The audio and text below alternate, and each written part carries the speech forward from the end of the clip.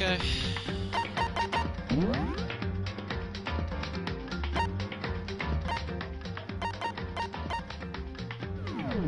That's better. Alright, we're back. More Danganronpa. I'm very excited. I just need to make sure that everything is in working order. Because that way I don't have to just live in fear and be like, is this working? Do-do-do-do. Do-do-do-do.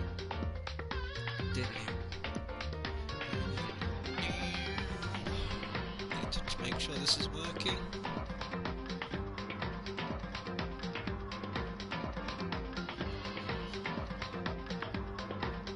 Alright, we're good. We are good. We are set. I have whoopsie daisy. That music is still incredibly loud.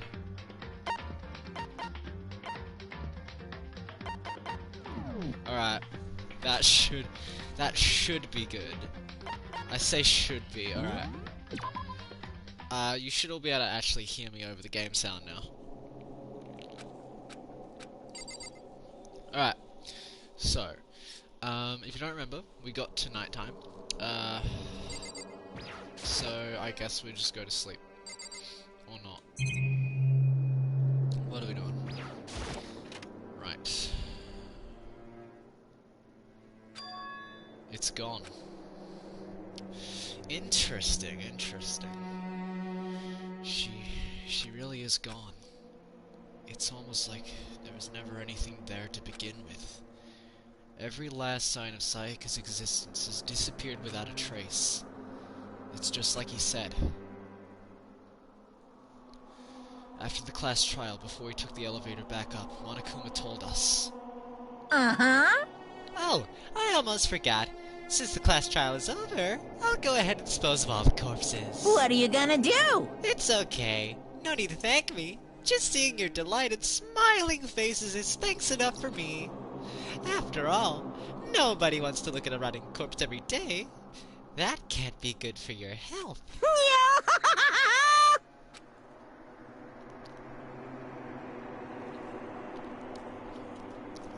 I didn't even have time to mourn Sayaka and Junko's death. Bro, I had more time than you, Makoto, jeez. I'm sure that's exactly why he did it. It's a bad joke. A sickening dream. But I have to accept the reality of it all. I headed back to the dining hall to meet up with the others. Sorry I'm late. So, Hey, are you okay, Makoto? Listen to me! You sure took your sweet time. I was just about to go get you and drag you back here. Sorry. So, what happened? Was your room fixed up like he said? I imagine it would be pretty hard to sleep with a rotting corpse in your bathroom. Hey, come on! Jesus, that's fucked up, man.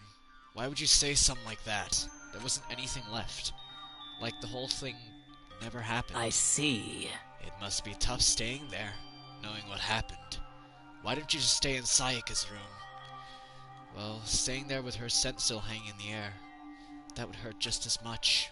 Plus, I've decided that I can't turn away from her death. Makoto. Hey, cheer up.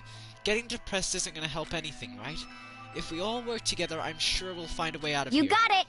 So everyone, just try and cheer up and get back on track. Is that honestly supposed to make us feel better? Huh? We were already working together, and yet someone was still murdered. Anyone could betray us at this point. Now that it's happened once, it's a question of when, not if, the next one takes place. Yeah, because Sayaka made the first move. Well... But if we work together against the mastermind, nobody will have any reason to do something like that. Stop talking. Keep telling yourself that. I'll be over here in the real world. Working together, fighting a common enemy, like it or not, it's not that simple. What do you mean? Are you okay with this? The mastermind seems to be much more powerful than we ever suspected. They took over Hope's Peak, which was supposed to be well defended, and modified it to fit their desire. They created Monokuma, which seems to be incredibly advanced, and are providing for our every need. cherry on top is the execution we witnessed. Honestly. Everything has been planned down to the last excruciating detail.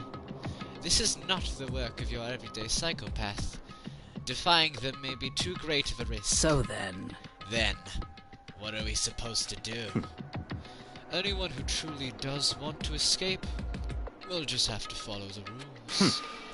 In which case, the only option is to deceive those around you and win the game. No. What? Know what? I can't take it. I don't want to live if it means killing someone else to do it. I don't want to kill anyone else. Huh? Anyone else? What do you It's mean? because... Leon died because we all voted for him, right? It's no different from us killing him ourselves. But So, if we hadn't voted him, then we all would have died instead, right? That isn't what you wanted, is it? So it would seem. She's right. If you heap that kind of blame on yourself, you turn into a full-fledged masochist. Chihiro, listen. You're not to blame. Not you, not Leon, and not Sayaka. The mastermind is responsible for everything that's happened. We had no choice but to vote. I can't even imagine what would have happened to us if we refused. And in the end, it was Monokuma who ultimately killed Leon. So don't waste your anger on yourself. Instead, direct it at the mastermind.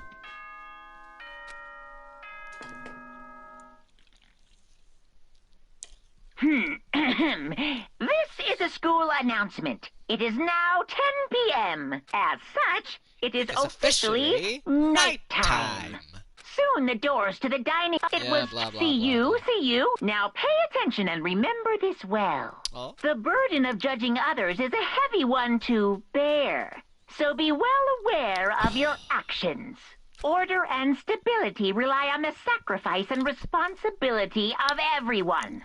Okay then. Sweet dreams, everyone. Good night. Sleep tight. Don't let the bed bugs bite. What was that just now? Was he saying it's our fault what happened? That's pretty cruel, man. Don't fuck with me. That piece of shit.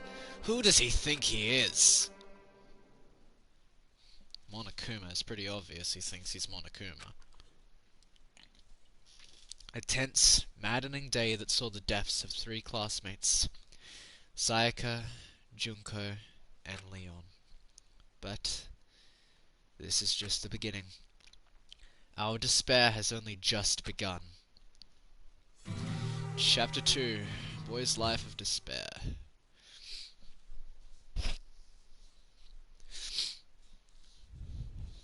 I woke up the next day to Monokuma's normal morning announcement. Then he called us all to the gym. What's he gonna do to us this time? We were practically frozen with fear, but Monokuma was determined to get us involved in his little game. And with that goal in mind, he began it. Okay, lift your arms up and down. I love how Ishimaru's actually doing it. Oh, everyone just standing there. Byakuya is just like, yeah, I'm gonna just stay away from everyone else. Mondo looks incredibly pissed, so what's the difference there? And then Aoi's like, what's going on? 1, 2, 3, 4. 1, 2, 3, 4. Now reach way up and bend way down. Tighten those muscles. Let's add a little strength, a little speed to those young bodies of yours.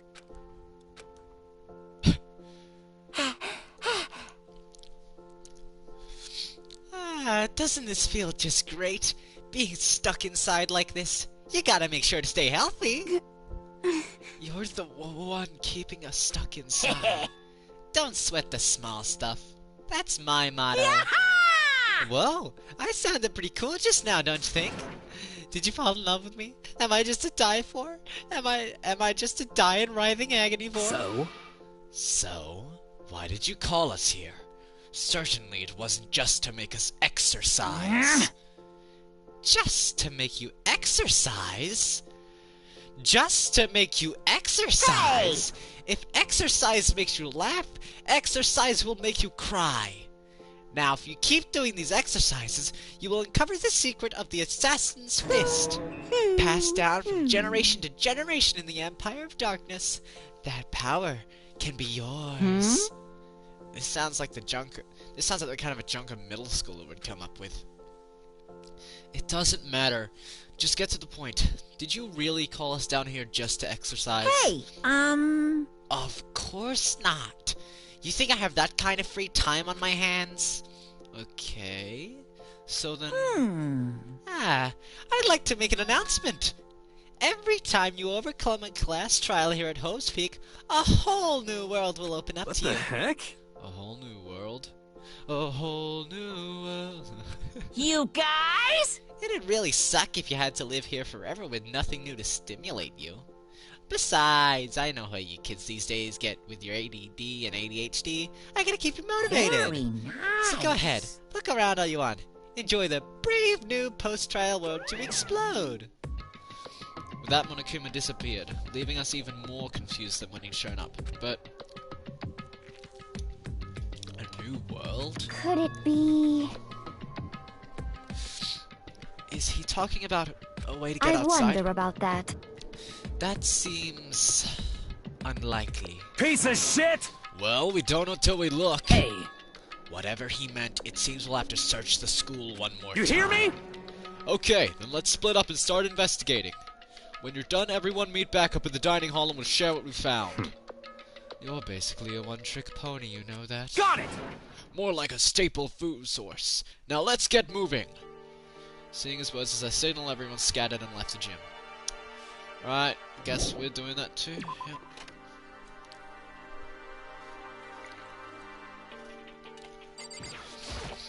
What the heck? Hey, Makoto, did you see what's inside the display case? Bad. This is super bad, man. What are you talking about? I didn't notice anything all that weird in there. Sure, to the untrained eye it's nothing. But this is awful. A bad, awful, terrible trap. Serious? That stuff you see lined up there? Any god could come by and use it to send a message. Huh? I've been struck with knowledge. It's an ill omen of total devastation and ruin. Let me out of here! Let me out. I have no idea what he's talking about, so... yeah, maybe I'll just leave him alone. Alright, see you, yes, hero. Oh, what's up? Got it! Makoto, look! The gate blocking the stairs is gone. It would seem a path to the second floor is You opened hear up. me? But it's also of utmost importance to double-check the areas we already know about Without just a in doubt. case. Aren't I so clever to think of that? I really impress You myself understand? sometimes. Well, I'll leave the school to you. I'm gonna go upstairs. If so, what's up there? This is the second floor of the school. Maybe there's some kind of clue here. Yeah, I'm sure of it. There's gotta be something here.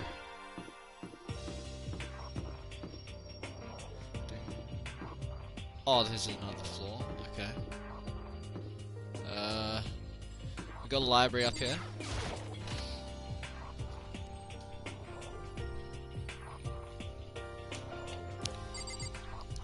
Oh yeah, here it is. Whew. It's remarkably dusty in here, and the lighting is less than ideal. For a library, it's not the kind of place I'd want to do much reading in. I'm absolutely shocked. How come? Damnation! They have all these books of here, and not one copy of any of my works.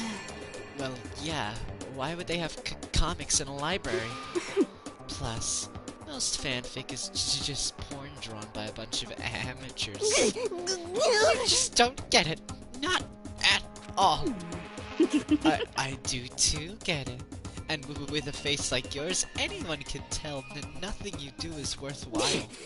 Say whatever you want about me, but never judge a book by its author. You know nothing! Now hear this! Appearances mean nothing at all. What you see before you is nothing more than the rhyme that contains the meaning of my Here we juice. go! My creations are what determine my meaning and value. You're so full of it. I'm used to being misunderstood. You think weak attacks like yours would drop my HP? Those two really worry me. Is he even, like, gonna talk to me?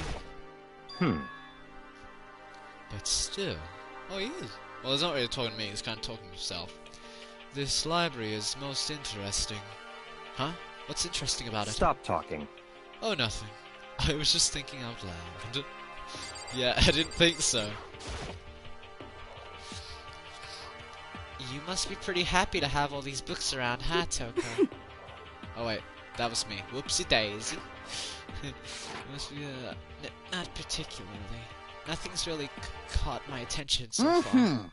Indeed, there's a plethora of books, it's true. But the content seems lacking. You know nothing! Where's the comic books? Where's the young adult section? Comic books? Young adult? That stuff's a waste of time.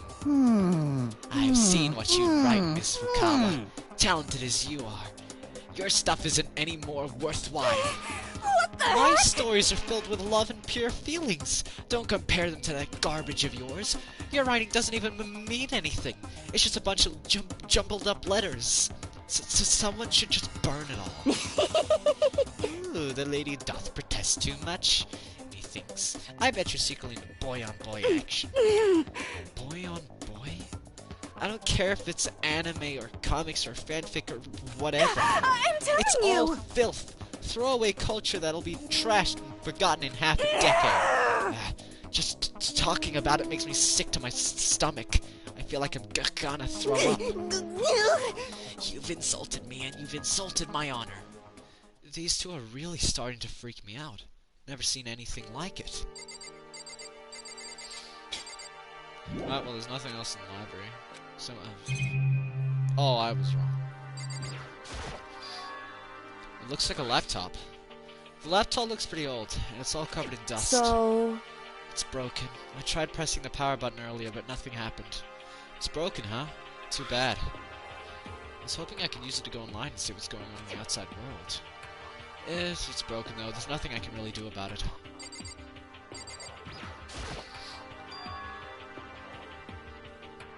The shelf is covered in dust, but on the shelf is a letter. What's this? Hope's Peak Academy? indeed. It was buried under a thick layer of dust. It must have been sitting there for quite a while. Well, shall we see what's inside? But we shouldn't read other people's mail without Is that permission. right? What we shouldn't do is leave this here without finding out what's inside. Oh, okay. I broke the seal in the dusty envelope and pulled out the single sheet of paper I found inside. I unfolded the paper and read what was written there. From the Hope's Peak Academy Executive Office. Throughout the years, we have been committed to shaping the youth who will one day shape the world. We have a long, proud history as an institution of higher learning with full governmental support. Our graduates enter society ready to take on active leadership roles in every major job field. However, Hope's Peak Academy must now lower the curtain on its glorious history for the time being. This decision was not an easy one to make, but serious issues beyond our control have made it necessary. But make no mistake, this is not the end for Hope's Peak Academy. We intend to reopen our doors as soon as the issues forcing our closure have been resolved. That being said, this is the end for now, and I would like to personally and sincerely thank everyone for your help and support over the years. For now, we are awaiting official governmental authorization to formally cease operations. Authorization, that's what it said. What does this mean? The contents of this letter are quite interesting indeed. It would seem Hope's Peak had stopped functioning as a school, and judging by the amount of dust the letter had collected, it doesn't seem to have happened recently. If I had to guess, I'd say this letter could be at least a year old. So, you're saying Hope's Peak closed down at least a year ago? Most likely, the mastermind took over the abandoned school in order to put on this little performance. But that would mean it was closed when I got here just a few days ago. But I didn't get that sense at all. Plus, if the school had shut down, don't you think it would have been in all the newspapers and stuff? I mean, you're saying it could have happened over a year ago, right? But before I got here, I looked stuff up online about the school and never saw anything about So, this. in other words, That must have all been part of the mastermind's plan.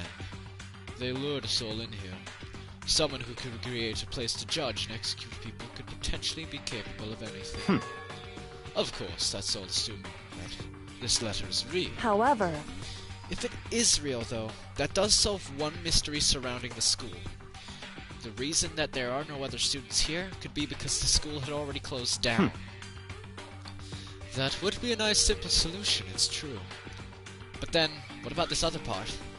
This decision was not an easy one to make, but serious issues beyond our control have made it necessary. But make no mistake, this is not the end for Hose Peak Academy. We intend to reopen our doors as soon as the issues forcing our closure have been resolved. What do they mean by serious issues? That's apparently why the school had to close. Is there any connection between that and what's happening to us now? now, If the two events are in fact connected, uncovering that connection would be a useful clue on top of figuring out the mastermind's motive. Although I can't really say any more until we find more details. So in other words, only the mastermind knows the truth right now. The mastermind's motive. If we can figure out why they would want to imprison us all here, will that be enough to get us out of here? Or... Right, what else we got? Desk.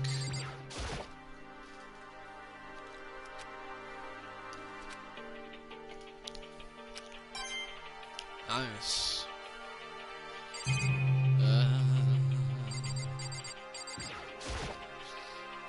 Shows pet type books, but looking at it, the whole thing is incredibly dusty and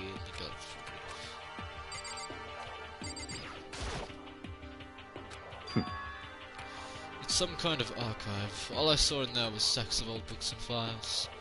I can't imagine what business you would have in there. That's true. I don't really have any reason to check it out. Okay, that's cool. We need to remember the library. We need to remember that there's an archive, because that could become important. Class 2B.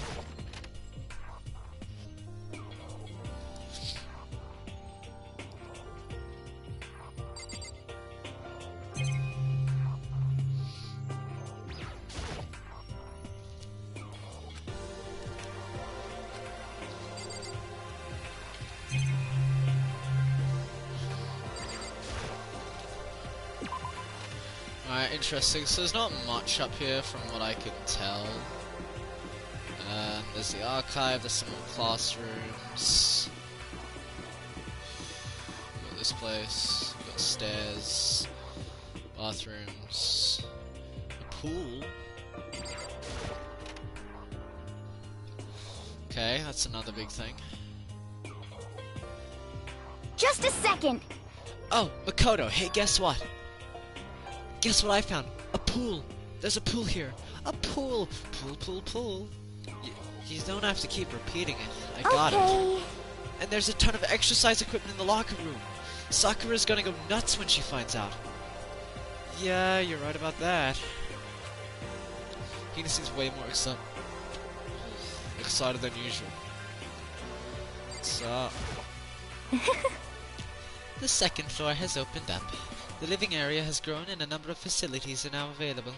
Whatever else is going on, I must admit things have been made much more comfortable for us. Do you understand? If things continue like this, the occasional class trial may not be so bad.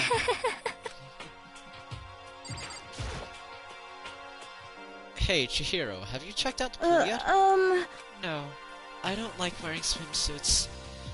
Yeah, you do seem like the person who might not be into that type of thing. But still, it sounds like the locker rooms here have all the exercise equipment you could ask for. Maybe I'll give it a try. I'd kind of like to get a little stronger. You want to get stronger? I have to say, that's kind of unexpected. Yeah. But I'm not even brave enough to step foot into the locker room. Huh? You don't even want to go in the locker room? It's not that I don't want to, it's just... I don't get it. Is she afraid of locker rooms or something? Pretty weird phobia, though.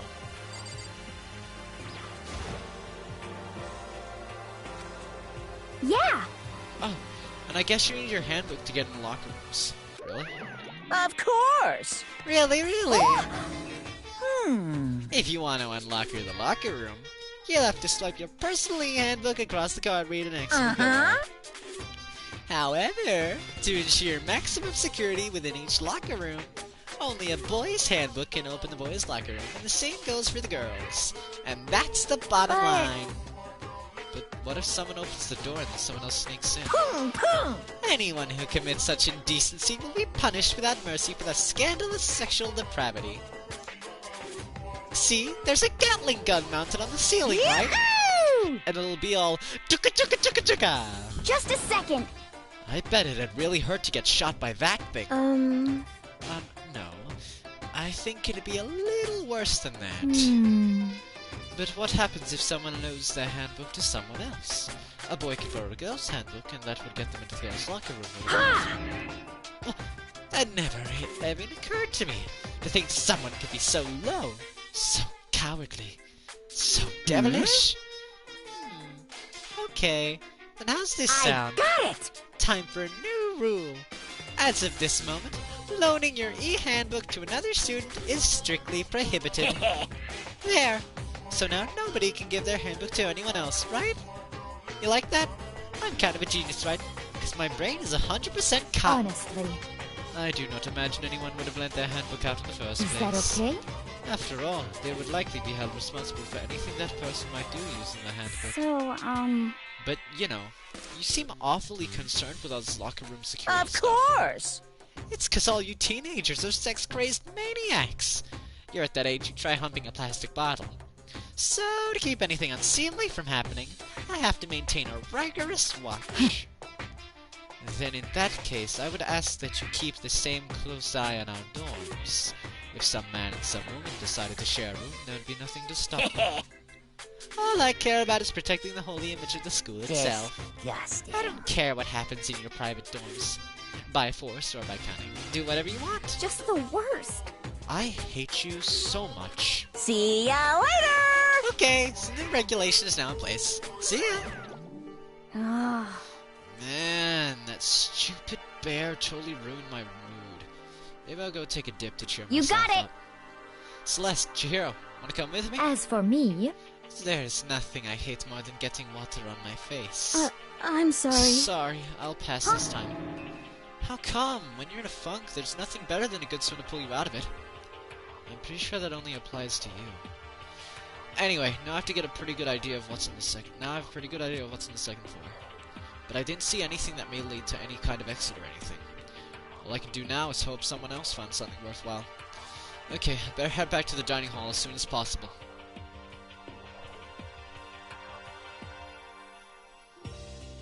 Listen to me! Okay, ladies and gentlemen, how'd it go? Did anyone discover any interesting... Any interesting? Knew anything? Yes, indeed. There's a library. Okay. And a pool. A frickin' pool. And locker rooms filled with exercise equipment. There was not, however, anything resembling an escape route. Yeah, she's right. I see! Well, hey, there's no reason to get all sulky. Wait till you hear about my amazing discovery. Quiet down and listen! The warehouse and bathhouse on the first floor of the dorms are now open. You hear me? And the warehouse is chock full of food, clothes, whatever you want. There's so much and it's insane. So go ahead and stuff yourself to the gills whenever you feel like. Are you okay with this? Keep in mind, of course, that going out at nighttime is still prohibited. Please do not forget. Yo. Okay, what about a fucking way out of here? You find anything like that? Oh, well, What? there wasn't anything in the warehouse we could use to get our asses out of here? Nothing? Unfortunately, no. Not that I Hey, saw. come on. You fucking people. What? Who gives a shit if we have a goddamn pool now? Or a warehouse? Or whatever the Stop fucking We're around. still trapped in this piece of shit school. We need to find a goddamn way out. Now, there's no point in taking your anger out on us. Adaptation is the key, yes? For now, we must each find a way to enjoy our current situation. You piece of... Whatever you say, you fucking loon. For now, let's just continue our investigation and let everyone know if you should discover something. So then, So, are we done for today? Yeah. Well, yeah, I guess so. The air seemed to suddenly grow heavy again. Was this the mastermind's plan? To give us hope just to turn around and betray that hope? Byakuya? What was up? What's up, BQ?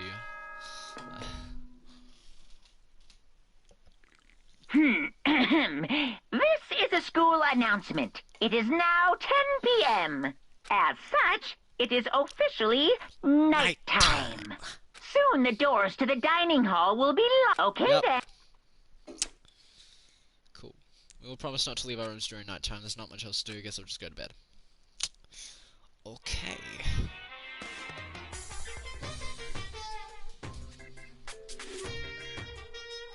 Mr. Monokuma, do you have a second? I don't really like myself. I don't have any kind of skill or hobby I can say I'm super good at. And my grades are totally average too. My reflexes are okay. Not great, not awful. I could get into a decent college where I'd make a few friends, maybe even find a normal girlfriend. Which is exactly why I don't like who I am. I understand that now. My life is just one giant copy-paste. I don't have any imagination. I'm a perfectly average girl. You see what I mean, right, Mr. Monokuma?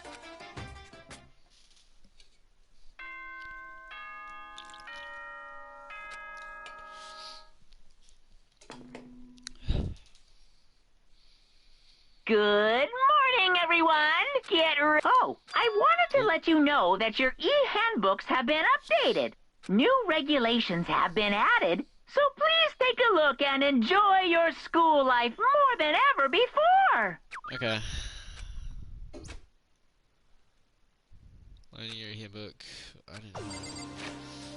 Yeah, I will, but like I kind of want to look at my regulations. Restriction, blah blah. Killed blank. Learn to get values not supposed to graduate.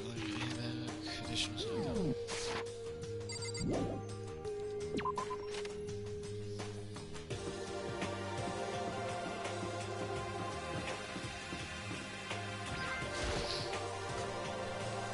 To the dining hall we go. Hey, Makoto. Morning, Makoto. Good morning. Is everyone here Yo, already? yo! Nope, still waiting on Byakuya and Taka. Byakuya is no surprise, but a strange Taka's not here. Knowing Taka, I imagine he's trying to get the King of Tardiness up and out of bed. I'm sure they will be here soon enough. Just be Let's patient. see. I don't mind waiting for them, but there is one problem. Which is, I am thirsty. Hey, come on! How the hell is that a problem? Fumi, would you make me some tea? Huh? Milk tea, if you please. Well, Why me? let's see. Your roundish figure reminds me of the owner of the coffee shop I used to frequent. That's your This reason? is fine. I can feel my throat drying out. Quickly, please. Okay. Apparently unable to refuse Celeste's order, Hifumi skulked his way into the kitchen. A few minutes later... Thank you for waiting. Hifumi reappeared with a tray in hand, the gentle aroma growing stronger as he approached. Finally. You could have made some for the rest of us, you know. There's no way to think I about this in a emphatically common decline. sense kind of You're way. not my type at all. It's all about the law of casuality. Basic instinct, act and react. Well then, if you don't mind. A small snarl played across her lips as she held a teacup delicately in her hand. Wait. She cocked her head to the side, and threw the cup as hard as she could at the wall. What? What the? Hey, what are you doing, my lord? I hate this kind of tea. Yes, indeed. Imagine we are at the coffee shop, just any normal everyday cafe. I sit down, and I order some tea. Then they ask me, would you like lemon or milk? Now, further imagine that I replied, yes, I would like milk tea, please. In this case, along with my tea, they may bring me a small container of milk, yes. But this is not for me. I am among those who prefer the milk to be part of the process from the outset. The fragrance is just so overwhelmingly sweet that way. Adding milk or lemon right before you drink is like dousing your fries in ketchup, mere condiments. Whenever looking for a cafe, I first review their menu to see if it offers the proper style of milk tea. And I cannot acknowledge any milk tea that does not add the milk during the brewing process. If I had to describe our shared reaction to what we just heard, I'd have to go with wide-eyed bewilderment. I went all that trouble to make you that tea, and you wanted me to go even farther? Yes, I realize it can be a bit of a hassle. Even in cafes that have a proper milk tea, it is always more expensive than simple tea with milk. It takes more time to prepare, surely, but why even bother creating a menu if you're not going to offer the highest level of quality? Well, we don't actually have a menu. You little bitch! That does not matter. Hurry up and bring me what I asked for, swine. Say what? Okay, you're limping. I do so love coercion. You were like a totally different person just now. Shit. Yeah, shit. You really went psycho there. I knew there was more to her when I first met her. I'd hate to have her as an enemy. Seriously, man, she's one scary chick. The dining hall doors flew open, and one of the late arrivals came storming in. But... bad news, everyone. If Byakuya's dead... Huh? Huh? What happened? Oh, he just refuses to leave his room. It would seem Byakuya refuses to leave his room. I stood there pressing his doorbell over and over, but he never showed himself. Oh, never mind. Maybe he just wasn't there. I think maybe... I'd like to think so, but I'm worried something might have happened to him. Better bloody not be. What he meant by that? He didn't have to say anything else. Everyone understood exactly what that might mean. It might be a good idea if we all split up and go... Listen to me! I was just about to suggest the same What's thing. your problem? Stop trying to one-up everyone. Okay, then I'll go check his room one more time. I'm just gonna keep on hammering that button till I get a response. Very well. The rest of us can go check the rest of the building. Yeah, before it's, too late. Anyway, we just have to do our best to find Byakuya. So where might he have gone? Maybe he went to go check out the second floor of the school again. He better. Bruh. I'm not even kidding. I messaged some of my friends. It's like, okay, as long as Byakuya, Leon, Junko, and Sayaka don't die, I'll be good. And now, 3 of them are dead.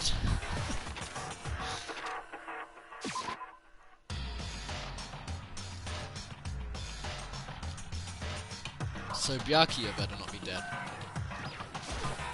Hey, So you thought to come here too, huh? so... If you think about what Byakuya... You probably guess where he is right now. He was interested in the library.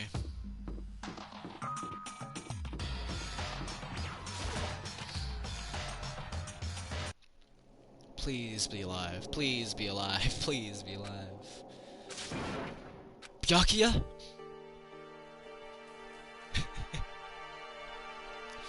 Oh, he's alive. We're good. Of all the things I'd imagine, this definitely Hey, wasn't one of them. what are you doing? I'm fishing. What does it look like I'm doing? I'm trying to read, so if you could be quiet. Oh, sorry. Wait, no! What are you doing here? Everyone's super worried. We've all been looking for you. Who asked you to do that? Because we're all supposed to meet up in the morning and eat together. We made a promise. A promise? Can't I get a second's peace and quiet around here? Byakuya snapped his book shut and slowly stood up, smooth and silent as a shadow. Meanwhile, the others must have heard me yell and started showing up one after another. You! Byakuya! So this is where you've been hiding. The heck are you doing here, man? We were very concerned. Well, you had no reason to be. I was just reading. I've never read such a coarse novel before, but it might just prove useful at some point. Well... What were you reading? A mystery novel. Well... Wait, so are you gonna use what you're learning in there to betray us? Don't be stupid. Yeah. It's just something to keep in mind. Yeah. What? Naturally. If I decide to fight, of course, I'll come up with something original. Otherwise, this game of ours will be totally boring, right? It's not often you get to take part in such a high-stakes, high-tension activity. So if you're going to do it, you have to make sure it's entertaining. His words sent a chill down my spine. There was undeniable smile on his face as he spoke. He looked like he was actually enjoying himself. Enjoying this deranged killing game. Damn you! What the fuck do you mean, game? That's fucked up. But it is a game. It's a game of life or death, which can have only one winner. That's all there is to it. He is right. It's a zero-sum game. Huh? Are you okay with this? It is a part of game theory, a mathematical model. In game theory, what we are going through now is called a zero-sum game. In this type of game, in order for one person to gain something, another must necessarily lose something. In other words, it is a situation in which participants must compete for position or resources. You mean like a kind of elimination match? Actually, Entrance exams, sports tournaments, job openings, most social interactions fall into this category.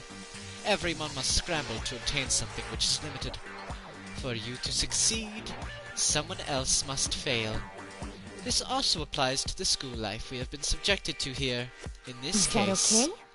our limited resource is that only one of us can successfully become the black. So, in other words, So this game was designed from the very beginning to force one of us to try and defeat all the others.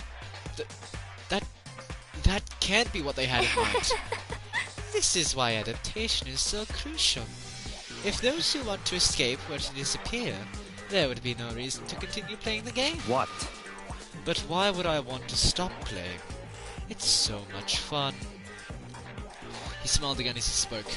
His smile was filled with evil intent. It twisted his face into something not human.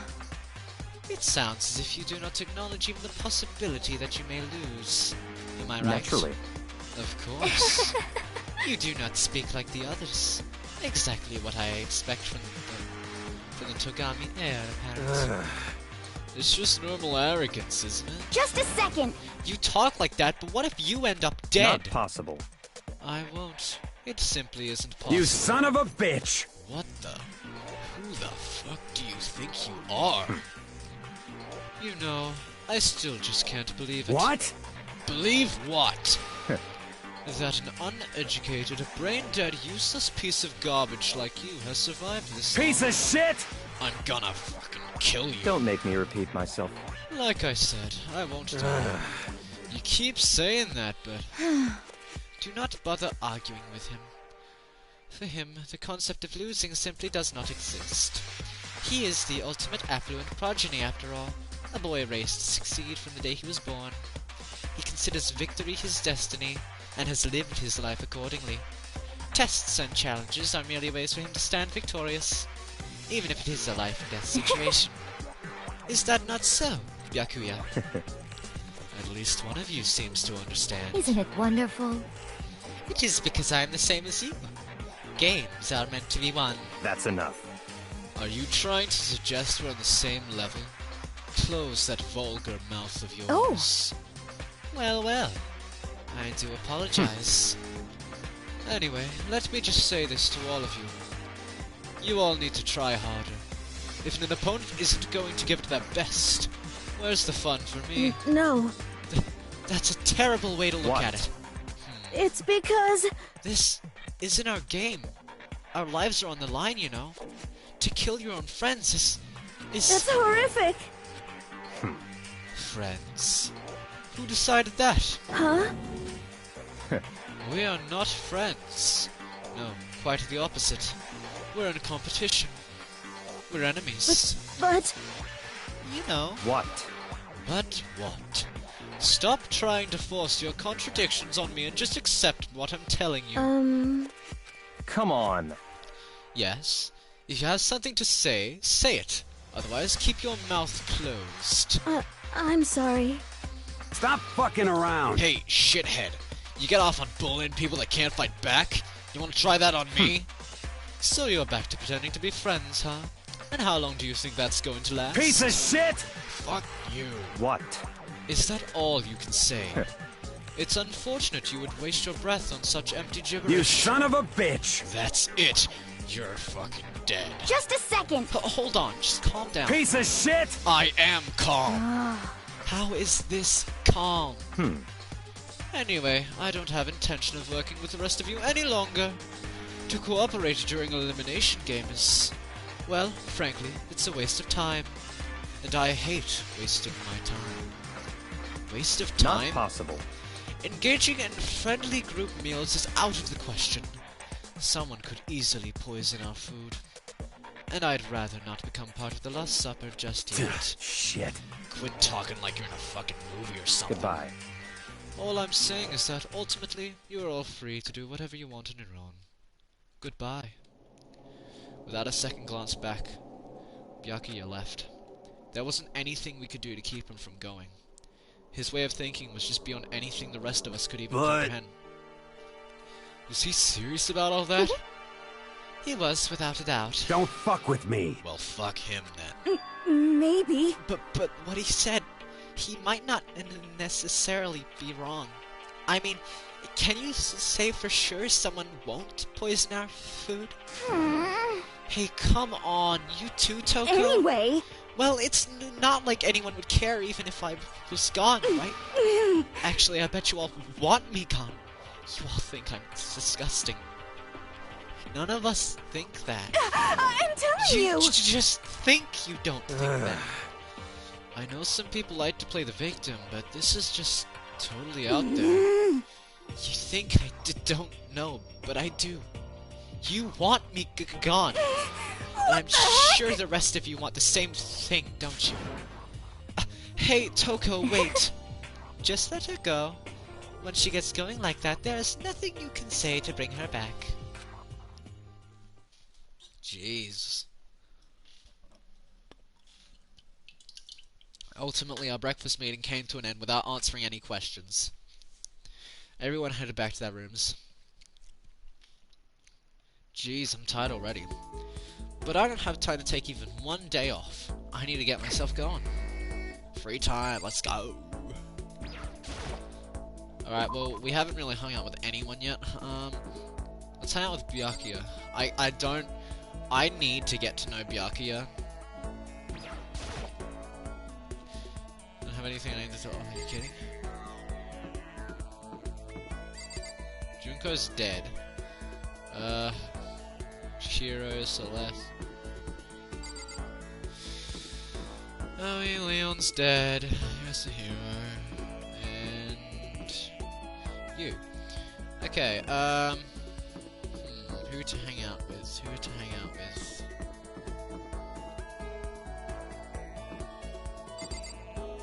Good.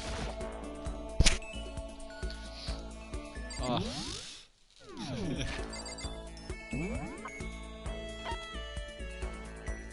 There's Celeste. Toko's in a room.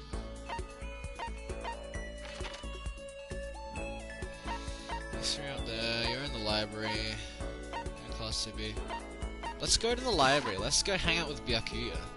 He's probably gonna be all like, "Don't go near me."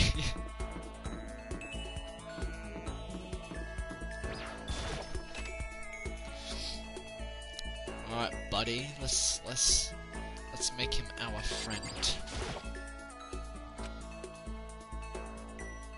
Now's not a good time to talk to him. Okay. Hey, you. Oh? I can't concentrate with you here. Kindly leave.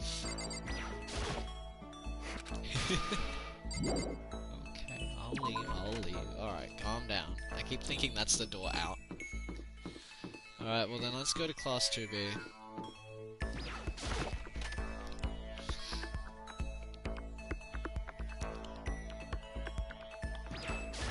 Whew. I have to put all my energy into watching out for myself. I don't have time to worry about anyone else. Should I talk to Kyoko for a while? Yes. Correct.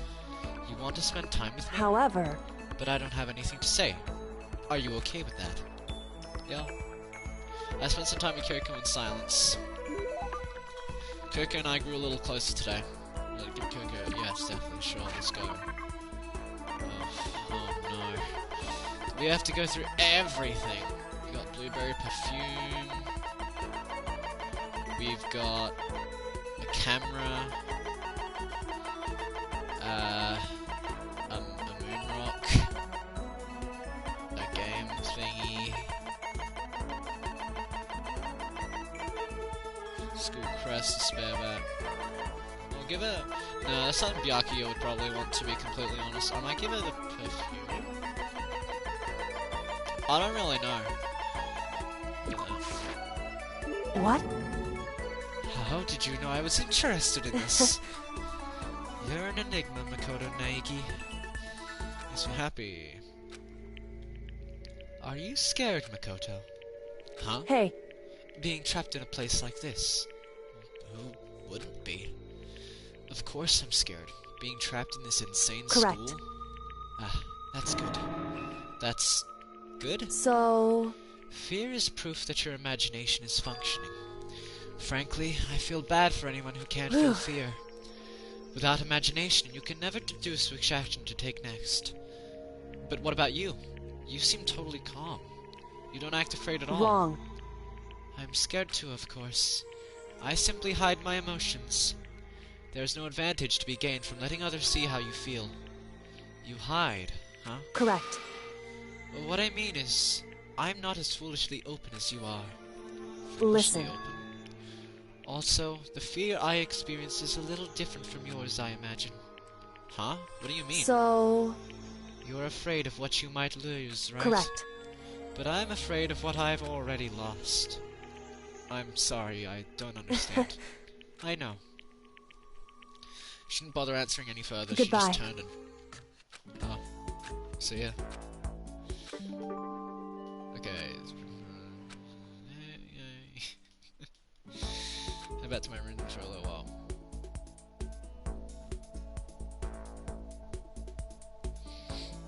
Still plenty of time left. Where's Kyoko? She's in her room. Alright, let's go to Kyoko's room. Kyoko's... there. Whew. What's the matter? Are you keeping an eye on me? Don't worry, I'm not going to kill anyone. It's true. I was just about to head up to the dining hall to get something to drink. Did you want to come with me? Went to the dining hall and drank some tea with Kyoko. And I grew a little closer. I don't really know. I don't have her anything that she'd really enjoy, I don't think. It is officially nighttime.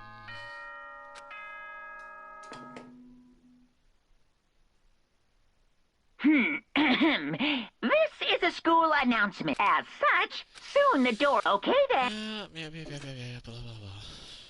Another day gone, even though it is over, this game definitely isn't. How long is this going to keep going? Alright. All the stress and anxiety kept me from falling asleep until late in the night.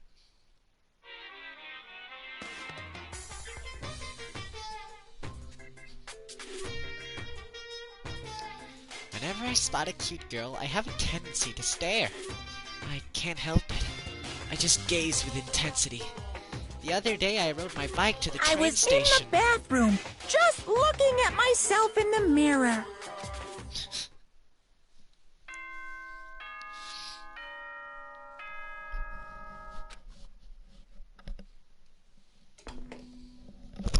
Oops. Good morning, everyone.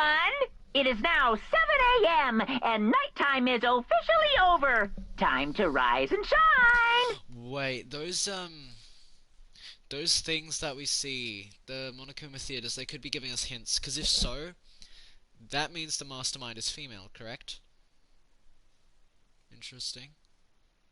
That's if Monokuma theater is actually giving us hints behind who the mastermind is, which would be very interesting. Okay, we're gonna go with that. Get ready to greet another beautiful day. I guess that would also explain the thing. It's like, hey, I'm so regular, I'm gonna like stop being regular, and then you just became insane, and she's all like, ha, funny. I guess I'd better head to the dining hall before anything else. Well, we know Byakuya's not gonna be there, because he goes to the library now. Which means I'm probably gonna check the library after to make sure he's still alive. breakfast meeting, same as always, but... Is this everyone? It feels a little small. Yaki and Toko had stormed off yesterday. I wasn't too surprised they hadn't left today. Even the table looks bigger somehow. I assume that is because 3 people are dead and 2 are abstaining. Yeah, with 5 people missing, I guess it would feel kind of empty. Still, I know Byaki is whatever, but should we go check on Toko? You're serious? I vote no. She's super annoying. How can you be so cold? You are like a piece of rock. You hear me? What? No, rock candy isn't cold. It's sweet. Shit. Anyway, Byaki is the real problem. We don't keep an eye on him, he might really kill someone. You can see it in his eyes. We got no choice. Get some rope, we're gonna have to keep him bound and gagged. I think that's going a little over. Count on it! He's right. In this situation, there's nothing scarier than when an ally turns loose cannon. It's just like when we were kids and someone would go crazy at sports day or whatever. Bakugo. What? What the fuck are you talking about?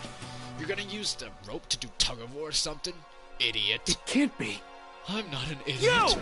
You're an idiot. Damn you! Who are you calling stupid? Huh? What's wrong, Chihiro? You don't Oh. look so great. Oh, I'm just going through a little self-loathing. Huh? Self-loathing? Well, after what Byakuya said to me yesterday, I just got so nervous. I locked up. I couldn't say anything. Mondo ended up having to help me out. And even he said I was someone who can't fight back. I hate how weak I am. Ah, I see. So Mondo made you depressed. What? What? How's it my fault? Hey, come on. I wasn't trying to be mean. Besides, girls are just naturally weak anyway, right? Are you crying? It's 'cause she was screaming like a lunatic. Hey, come on. Hey, come on, don't cry. It's my fault, okay? I won't yell at you anymore. Really? Not sure I can believe Huh? that. Just shut up. What? I got What? it. I'll make you a promise as a man. Promise as a Yeah, that's right. Maybe I mentioned this before, but ever since I was a kid, there was one thing my brother told me over and over again. He said that no matter what, real man always keeps his promises. That's what he left me. Yeah. Oh, yeah. My brother's dead. Oh, I see. That's true. Anyway, I don't want to talk about it. Don't want to make all you guys Yo. cry. Anyway, so you can trust me when I make that promise, dude. Don't gotta cry anymore. Okay. Thank you. Thank you, Mondo. Sure. But But I still don't like how I am right now. I have to get stronger. If I'm so weak anything can make me cry, that's not good. Still, don't stress out too much about having to get stronger. No. I want to get stronger. Maybe I should start working out. In that case, I would be happy to help you out anytime. But then Miss Fujisaki would get smashed into just a brain second. pieces. Shut up, you. You know? Ooh, finally cracked a smile, huh? I see. Yeah, Thank you. everyone. Thank you. Looks like Chihiro's gotten some life back. Yeah, man. If we keep helping each other out like this, we're bound to get out of this crappy place sooner or later. I mean, someday. I'm sure. Still, our biggest concern right now is the other two who never showed up to breakfast. What can I do to try and understand those two better? What should I do today? I'm going to go see if Byakuya is still alive, and Toko. Okay, Toko's alive, she's in her room. And if there's, yep, he's in the library, which means he's still alive, he's definitely still alive. And I'm going to go into the library to see if I can talk to him. I probably can't.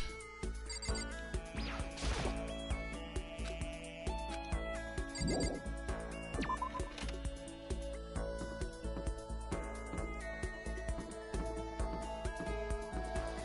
that case, we go talk to Kyoko.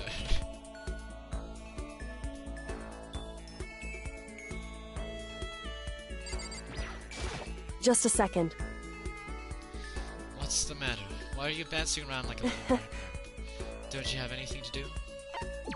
Certainly. There's no reason to decline, and I'm not the type to decline anyway. And I...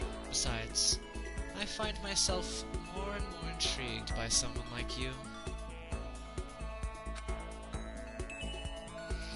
I spent some time with Kyoko. Kyoko and I grew a little closer today. I don't really have a present.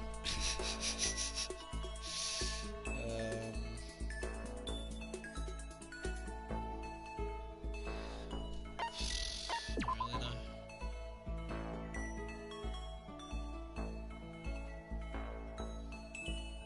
Still time left in the day. I don't feel like just sitting here. Maybe we'll go explore.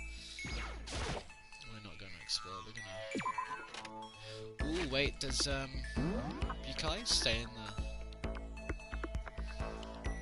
Does Bukai stay in the library, or does he go back to his room? He stays in the library.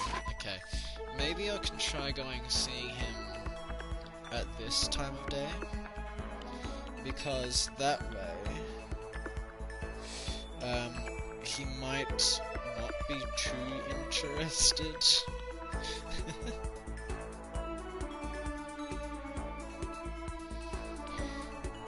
Okay,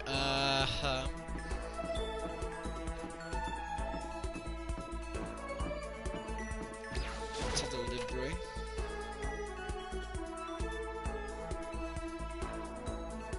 Can I talk to you? Oh.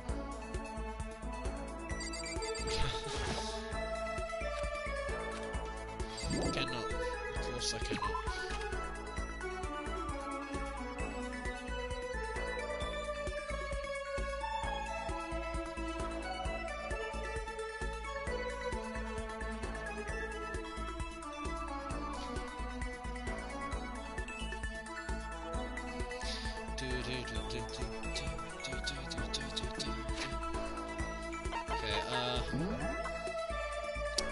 In that case, let's just go talk to Kyoko.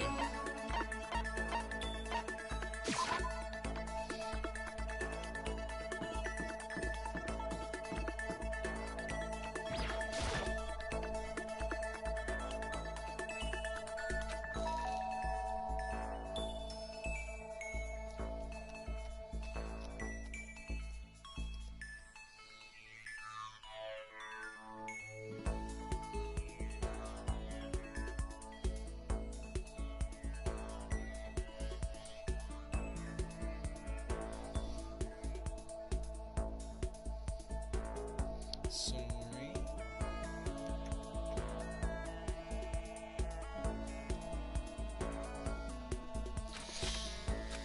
Did you need something for me? Yeah, let's go to the task. So... that's fine.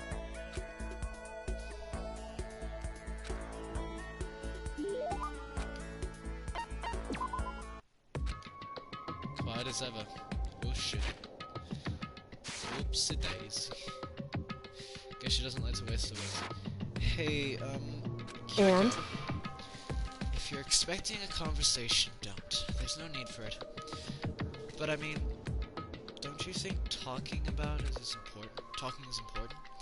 I feel like if we're gonna get out of here, we all need to be on the same page. And to do that, we need to get to know each other. You could certainly make the argument that forming friendships may help prevent killings. So... But are you asking for some kind of deep connection? Huh? because... You could just be deceiving us. Pretending to be everyone's friend so you can gather information. No, that's Why? not... Well then, let's do a quick test, shall we?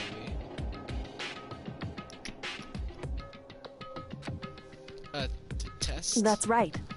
If you're as gung-ho in friendship relationship as you claim. This should be an easy question. Hey. Oh, okay. So I just have to answer your question, is that it? So then, Are you ready? You consider Hina one of your friends, yet... and? If that's true, what is her ultimate ability? That's an easy one. Training for the Olympics. Swimming. Hina's the ultimate swimming pro, of course. Correct. Well, asked and answered. It would seem... Then your pleas of camaraderie are true. Of course. Yes, of course. Such a foolishly open person as you could never lie. Everyone would know right away. Again with that foolishly open stuff. So then, Okay then, as promised, what would you like to know about me? Oh, let's see. What school did you used to go to before you came here? so... Before I came here? I guess I was living abroad. Abroad?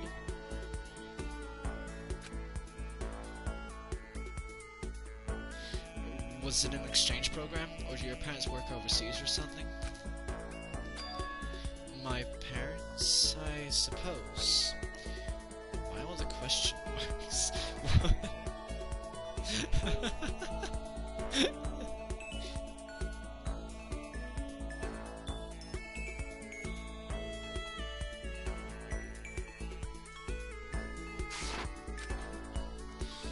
Anyway, okay, so she was living abroad because of her dad's job. So what kind of work does he do? Foreign government. Top secret clearance? More question marks. Okay, so he does top secret work for other governments. All I can think of is assassin. I kept up my end Goodbye. of the deal.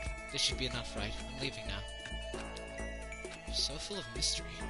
And hearing what you had to say just added even more mystery on top of everything. Okay, cool.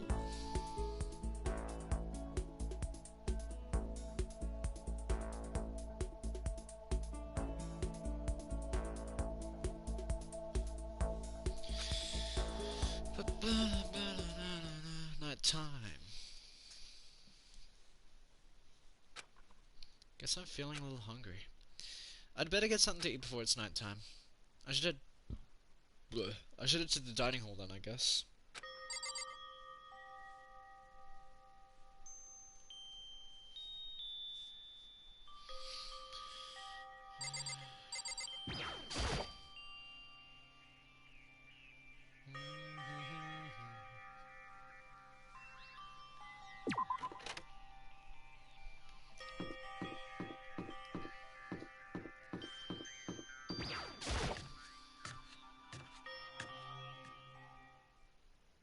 I just wanted to get something to eat, and now I'm about to get roped into something like this.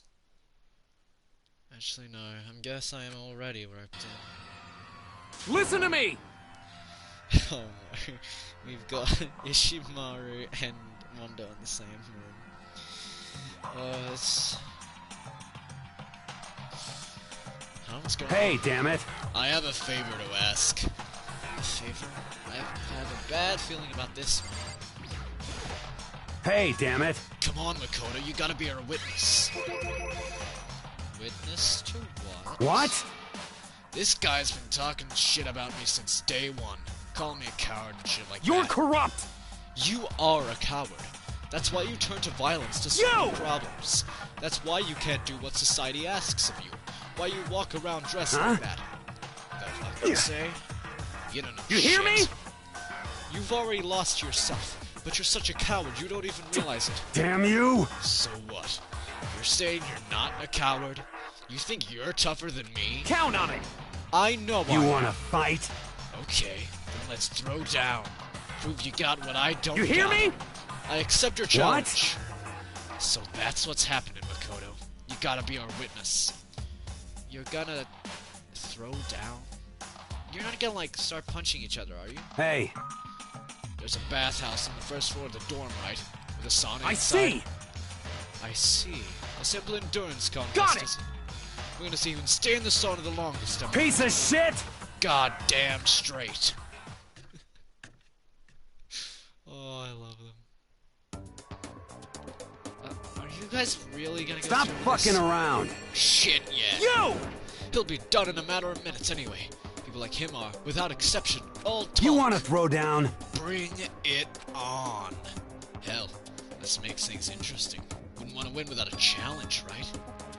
You son of a bitch! We're gonna battle with all our clues. Ridiculous! That's idiotic. Suicidal. You want to fight? What? You afraid?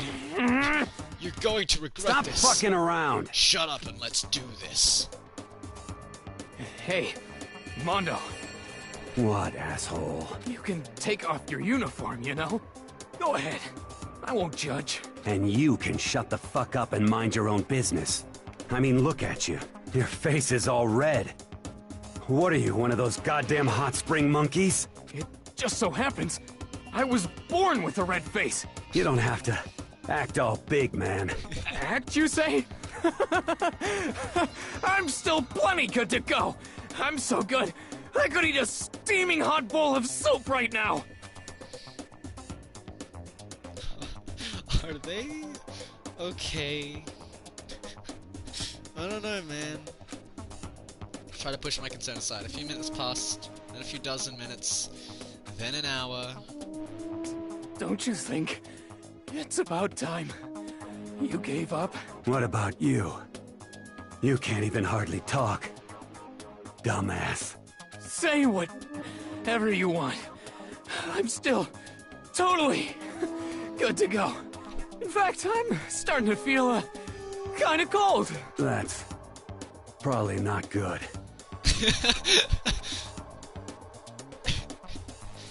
Hey, guys, I know you both want to prove how big of badasses you are, but don't you think you've done enough? Shut up! I just can't win.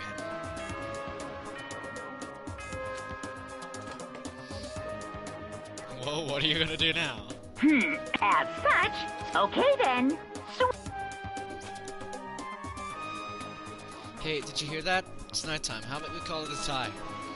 In a true competition, there's no such thing as a tie. You win, or you lose. That's the only thing that matters. Listen to you, you son of a bitch. Then bring it on. I'll push you right up to the gates of hell. The gates of hell? That's not a good place to push someone. This isn't good, guys. Yeah, you hear him? Better crawl on back to your room.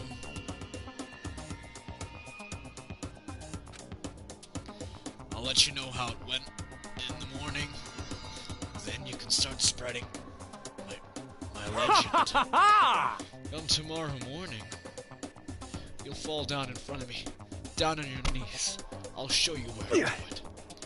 Big talk from someone whose face is about to explode. Right back at ya. Okay, well, good night then. I really hope those two don't overdo it.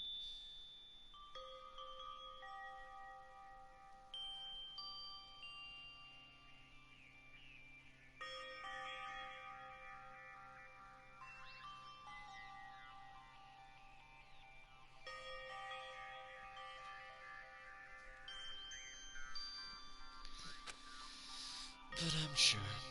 To the death? No, surely they wouldn't go that far. One of them's gonna be dead tomorrow. I have a sneaking suspicion. The sounds stay with me as I slowly come to sleep.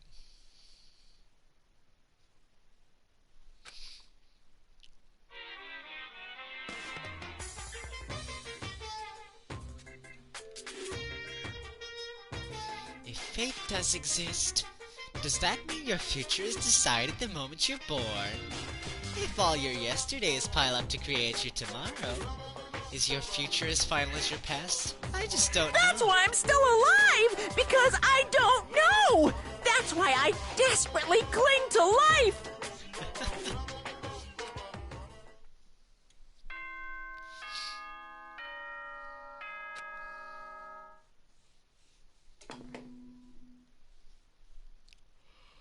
Good morning, everyone! Get ready to... Another beautiful day. Taka survive? Worried about the two of them, I hurried to the dining hall more quickly, and when I entered... What are you talking about, bro? What are you talking about, bro? What? Yo! Hey, Makoto! Thank you so much for acting as our witness yesterday. Huh? Are they friends now? They've been like this all morning. They're all buddy-buddy as soon as they walked in. Feels gross. What? Feels gross. Hell no! Feels great, more like. This almost feels like sexual harassment somehow. Forget her, bro. A girl like her just doesn't get our manly bond. You hear me? Friendship between men is stronger than blood. Oh, Ain't that right?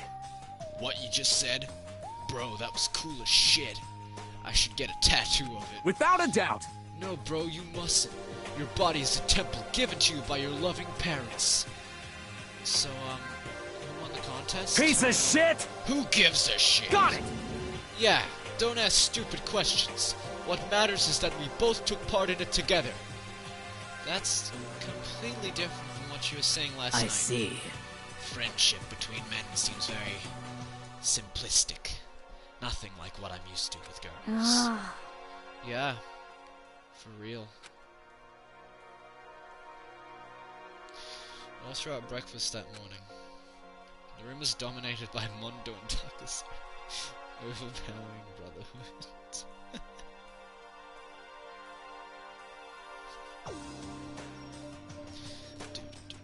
All in all, it was a pretty unfortunate experience.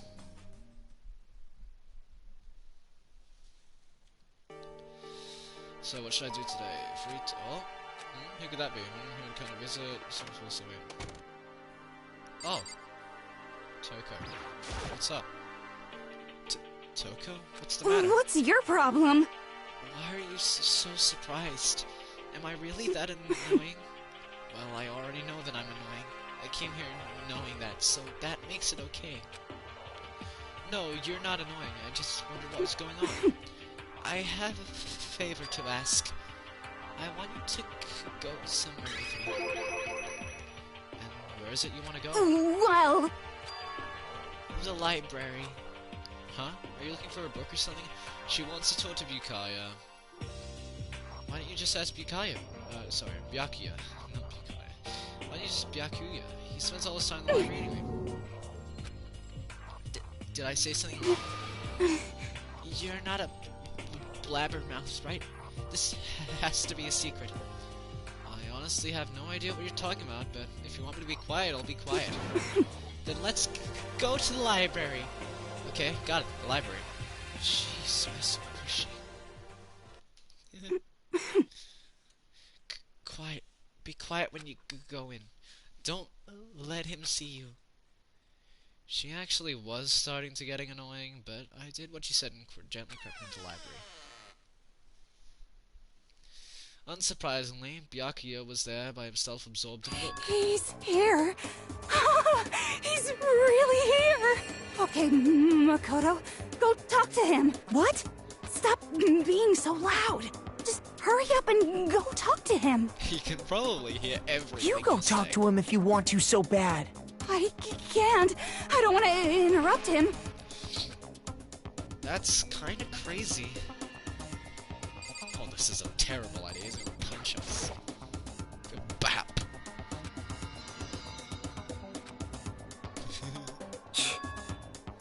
Hey you. What are you doing back here? I hate even having to look at you. Ah, so you noticed. Naturally. Me, huh? Of course. Now hurry up and leave. And take her with you. Hey, Byakuya. Remember how you said don't be a woman who dominates weak men? Be a woman dominated by a strong man? I never said that. Well, actually, I just thought it sounded like something you might say. Get out. And go take a bath. You smell. Don't make me repeat myself. Don't make me say it again. Go now, before your stench latches onto the entire room. Okay. really dug into us there. Maybe he's in a bad mood. She seems super depressed. Did he really upset her that much? Byakuya, to go that far. He must be really concerned about me. Huh? He told me to take a bath and everything. He must really care about my well-being. Hey, Makoto, what do you think? Think about what? Do you think Byakuya and I would be good together? Well now, I don't really know. Maybe. That's true. There's really no way to know. But the distance between us doesn't change our love. Because as soon as you realize your feelings, the love is born. That's how love works. Okay. There might come a day when you understand. Maybe. Someday. Well, bye.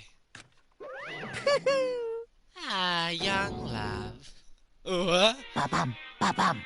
Who would have ever guessed she would go for someone like him? Shing!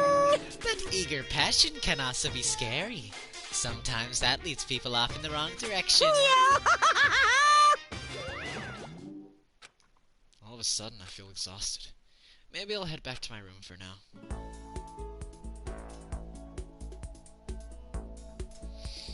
Still some time left to tell you what to do. Free time! Well. I probably... Oh. Kyo's not in 2B, that's new. So where is she? Kyo! Kyo! Where are you? Kyo! Well, she's not in the library, right? Well, not, sorry, not in the library. Yeah, she's not in class 2B, so... Kyo!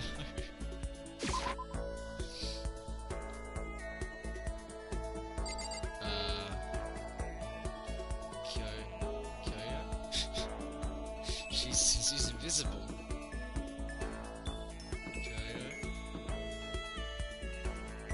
Oh. There you are. Why? Who set all this up? And why did they choose us? So many mysteries. Well,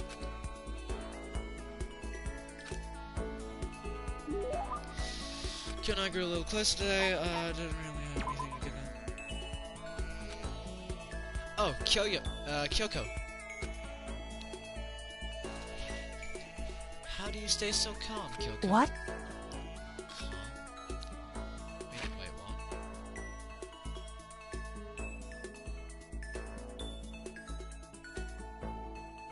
what? So Kyoko says that. What? I mean, you never lose your cool. You never show emotion. You say that like I'm some kind of inhuman beast. No, I didn't mean like that. Well, I am human. I do have emotions. I simply keep it to myself. I don't show it in my face or in my voice. You make that sound way easier than it is, especially in these kinds of circumstances. That's what we have to do. Well, you should consider trying. Your naive honesty makes you an easy target. She keeps saying things like that. It's kind of irritating. Isn't there anything I can say to get a reaction? In other words, protect against deception and never allow others to read your emotions. And whoever stands before you, don't let them push correct. you around. Remember that. And that's why you hide your own feelings. But that's such a waste. What? Your smile is just so cute. Hiding it behind that mask is such a waste. A bright smile is way better. That's... What are you talking What? about? Cute? It's much too soon to be bringing up things like that. Ah, looks like I got you to show a hint of emotion, didn't I? What? What? You... Makoto, It can't be. You deceived me? Why? Wait, I don't believe this. To use the word cute to deceive someone? That's just too cruel. Sorry, I just got carried away. But still, I did deceive you. But it's not like it was a lie. You see how easily you yourself are deceived? Huh? Hey. You would never just come out and call someone cute like that. simply out of character. You thought I wouldn't pick up on such an obvious ploy? What? You mean... I thought I tricked you, but I was the one getting tricked. Watch yourself, Makoto. You're honest to a fault. And she was gone. The most formidable opponent. Neural liberation. What? Excuse me?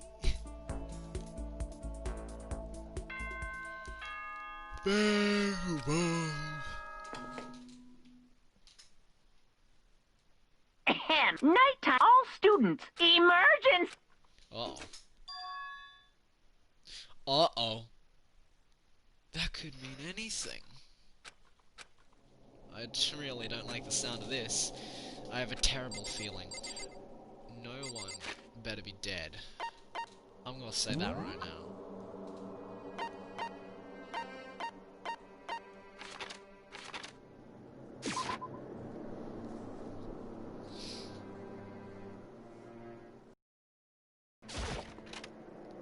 Oh boy.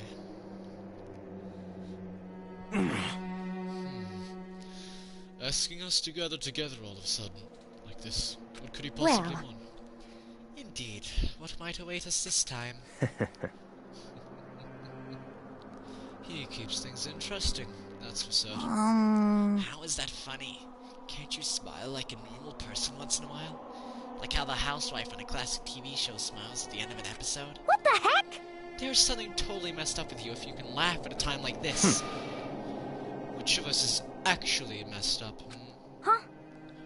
What's that supposed to mean? Nothing in particular. Just admiring, that's all. I don't want to kill anyone, but I also don't want to stay here, living in blind denial day after day. I was just admiring how you could live like that and still keep your sanity. What is this? I'm not in denial. That reminds me. Remember how you kept talking about how the police or whoever would come help us? How'd that turn out? It seems to me there's no sign whatsoever of possible rescue. Well... that's just... Huh?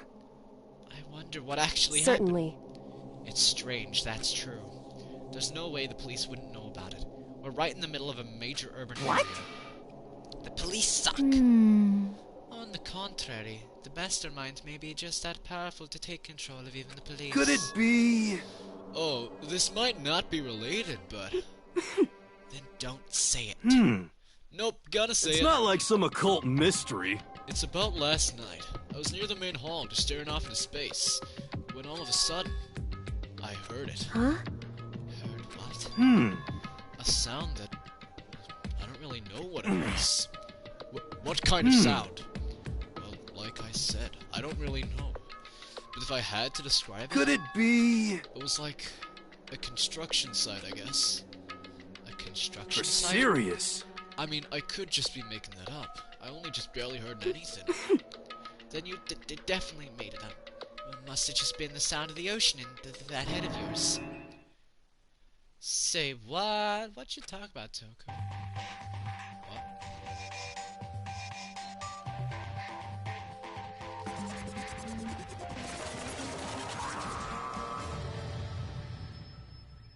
Hi.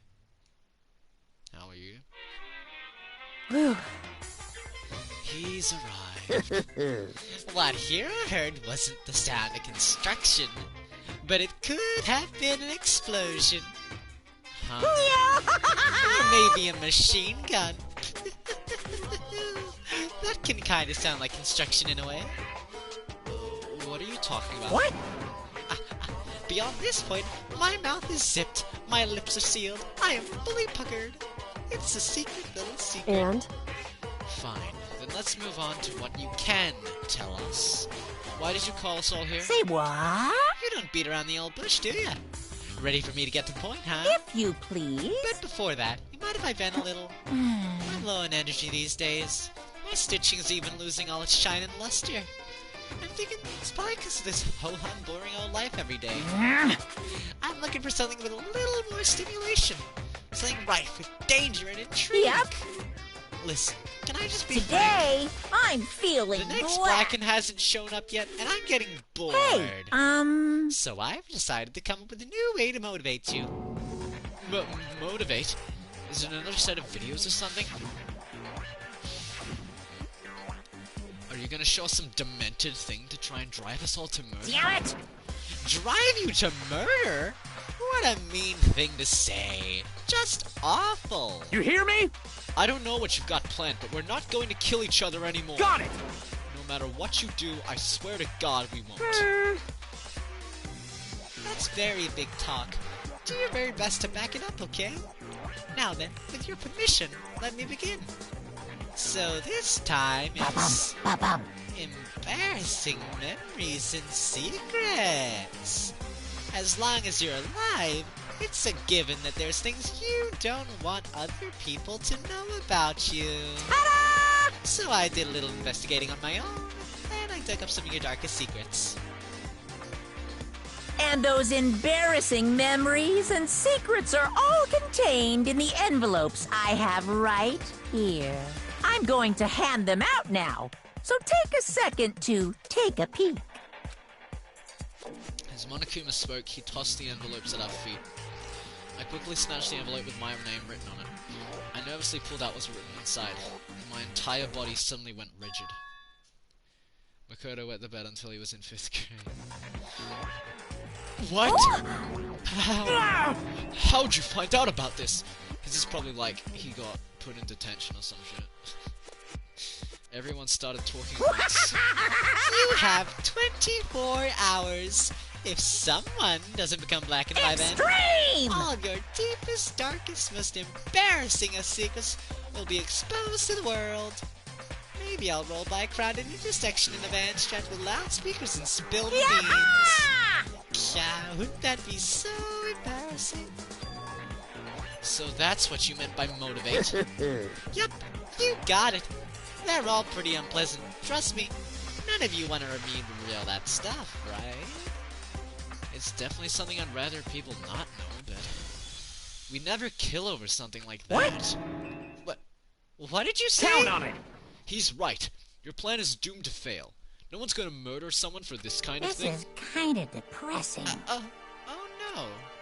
Is it because, for better or worse, your memory is still a way to connect to the outside world?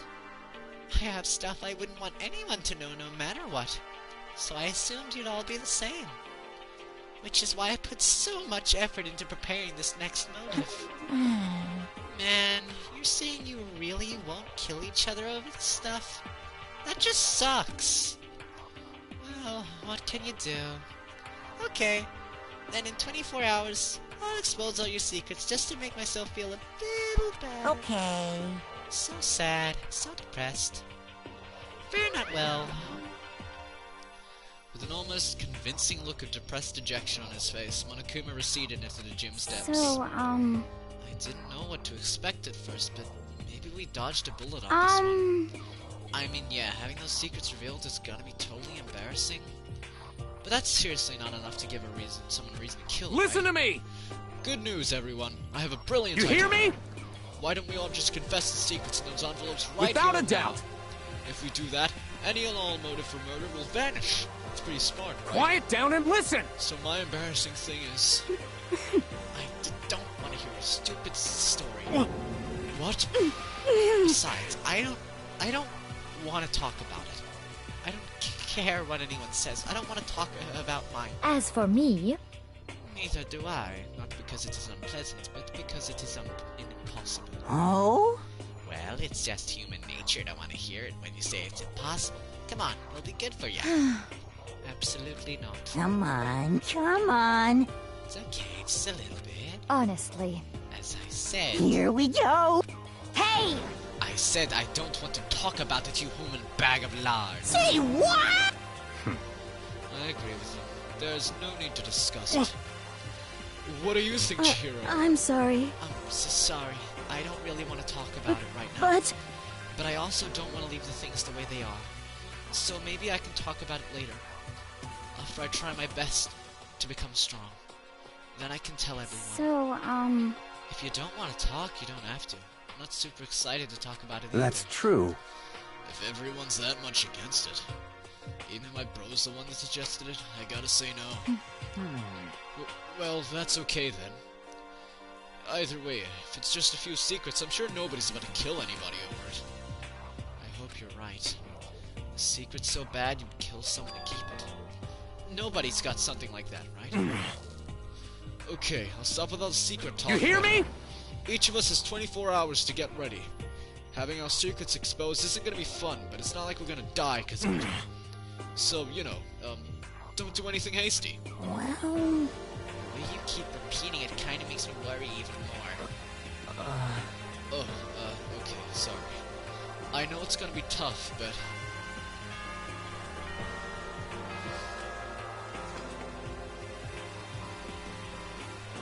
This as such, soon the doors to the... Okay then. Sweet. Nighttime already, huh? Okay, so I'll call it a day. Of course. Good idea. We need to prepare for tomorrow. I was left with an anxiety I just couldn't shake, but we left things as they were and left things as they lay. One by one, we headed back to our rooms. Secrets or memories you don't want anyone to know about. A way to connect to the outside world. Honestly, all that crap Monokuma was spouting didn't have any effect on me. There's no way anyone would kill over stuff like that. At least, that's what I thought. But maybe I was just being optimistic. Which is probably why, without too much of a struggle... Jeez, I'm more tired than usual. Super tired today. I fell asleep. Oh shit, who's gonna die? But what I didn't know is that even then, a tragedy was taking place. Who's dead? Who's dead? Hey, do you have a second? I want to confide in you. It's about the prevailing world attitude right now. The difference between passive and active, I mean. For example, it's like the difference between like, oops, I killed him, and yeah, that's right, I killed him. Amazingly, there are tons of people who don't understand the difference. Can you believe it? But there's a huge difference between oops and that's right. You know what I'm saying, right? Anyone can kill someone in the heat of the moment, but surprisingly few can do it with calculated intent.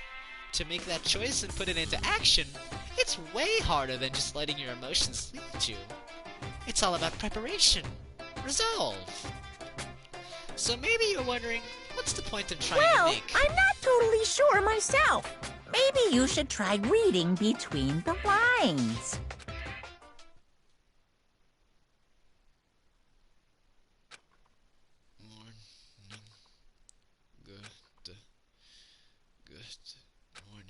Good morning. Good morning! Nice reaction! I'm glad to see you didn't disappoint. What are you doing here? Yep. I wanted to spice things up. So instead of a school announcement, I decided to wake you up in person.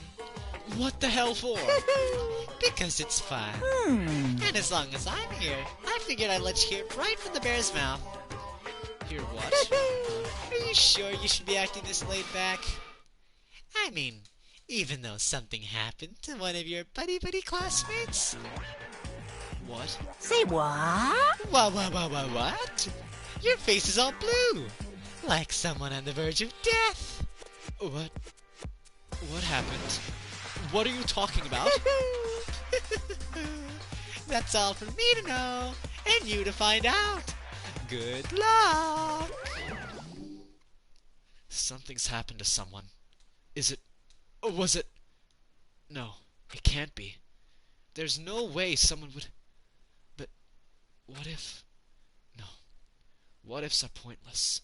Especially now when... The dining hall. I need to get to the dining hall. Oh... Makoto! Are you okay? Hey, Did Monokuma talk to you too? Hiro, Hina, Sakura, and... Byakuya. You're the only ones here? Where's everyone else? Either they're already off trying to verify what Monokuma said, they've fallen victim to the something that Monokuma mentioned. The something? Perhaps. It can't be. Has it happened again? Murder? After hearing what Monokuma had to say, the worst possibility forced its way into my mind. It took everything I had to drive that thought away. So if something really did happen, does that mean someone did it because of what happened yesterday? Huh? It can't be. That stuff is just a bunch of old memories. Just old memories. Don't be so sure about that. Clearly someone felt it was more important than that. Huh? To judge someone else's values based on your own outlook. Do you realize how dangerous that is? What the heck? Why didn't you say something yesterday? Naturally. Did you already forget? This isn't a co-op game. It's every man for himself. What good does it do me to go out of my way to help you? Just the worst. Stop saying that already. There's something wrong with him for serious. Did he get brainwashed or something? Wait. That's not important. What matters right now is that we found out what happened. That's fine. She's find out, not found. She's right. Let's all split up and begin looking. The game is afoot. Oh, I really like Byakuya, man. He's like evil guy. It's great. I'll be surprised if he doesn't actually turn out to be a murderer. Like, surely he's gonna be one at some point. Alright, we gotta go look around. So, it begins. Let's go to the bathhouse.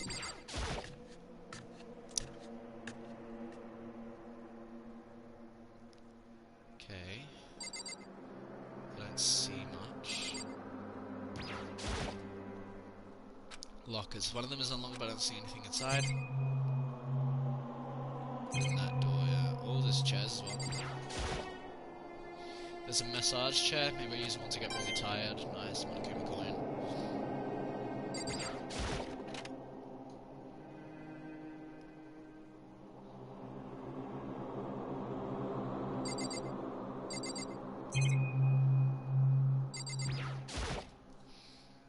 This bathtub is huge.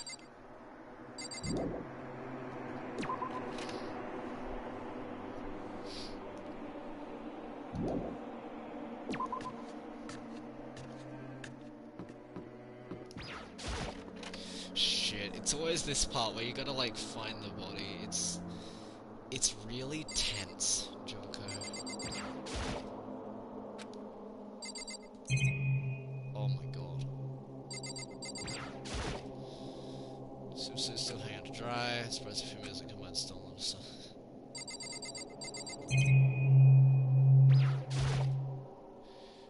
Washing machines here. Okay.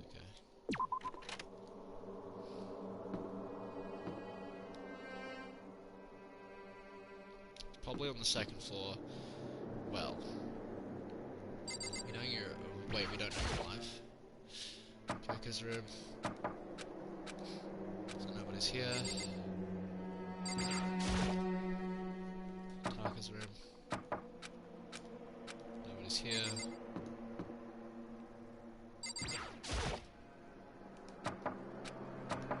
Okay, it's probably gonna be the same. All the rooms. Right. Let's look in here. Probably nothing because bath duty. Oh, Sakura's here. There doesn't appear to be anything here. What are you doing, Sakura? Did you find something? Oh, no. It's just that what you said the other day must have been lurking in the back of my mind. Huh? Perhaps. If something has happened, the killer might try to use this to destroy evidence again. I suppose that was floating around my subconscious and it led me here. Okay, Sakura's in the bath area.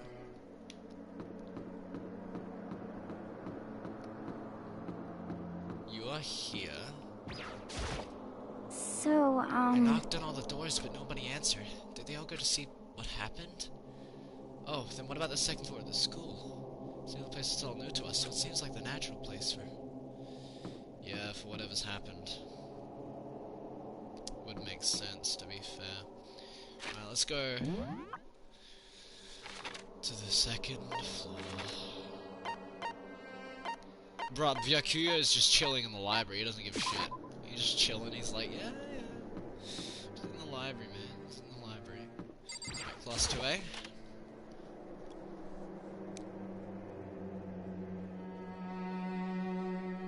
Nothing here.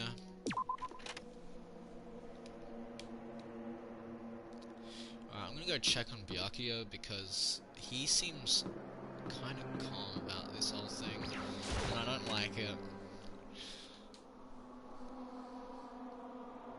Bro, what are you doing? There's nothing here of interest, don't you agree? You should go look somewhere else.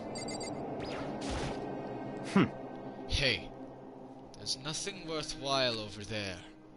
I've already checked, so there can be no mistake. You're gonna listen to him? Are you kidding? What if he's the... Then why is he just standing in the library? What would be the point? You know?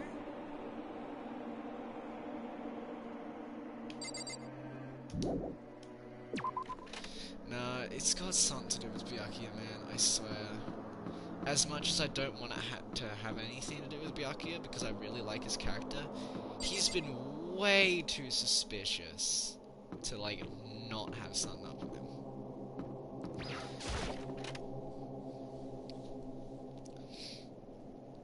Who's in here? As far as I can tell, the door's open. Uh-oh. For this investigation, I have unlocked the doors. Please look around to your heart's content. Interesting, interesting. Investigation. It's all clear now. Just as I thought. Byakuya. I see. Judging from what he just said, there can be no doubt a murder really has taken place. Come on. And the locker rooms. They're suspicious. Very suspicious indeed. Wouldn't you agree? Huh? Suspicious. It seems nobody searched the locker rooms. Let's start with the girls' locker room. He was muttering as if talking only to himself. Without waiting for a reply, he pressed his hand against the girl's door. The door swung open without a sound. In that moment, time seemed to freeze. Shit, who is it? Oh! No! Chihiro! Huh. What is this? What is this nonsense? No. That's...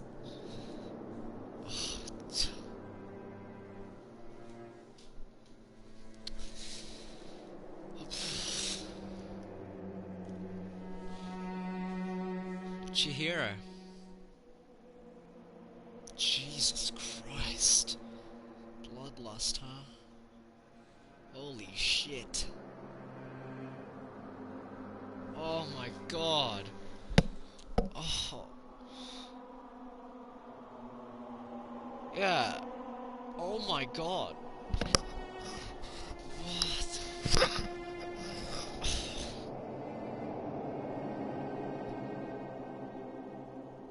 No, I need some more time. Oh my god.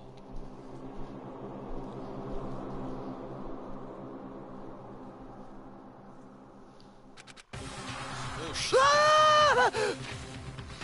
Okay, that scared the shit.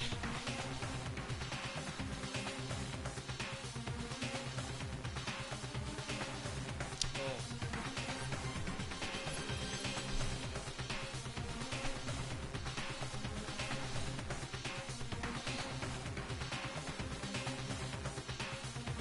Okay.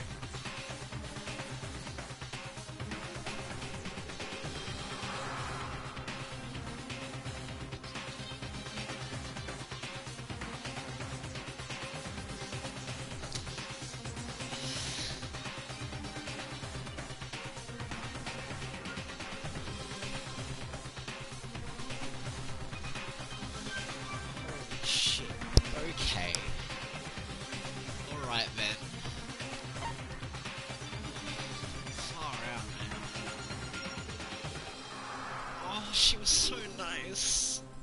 She was so nice. Oh,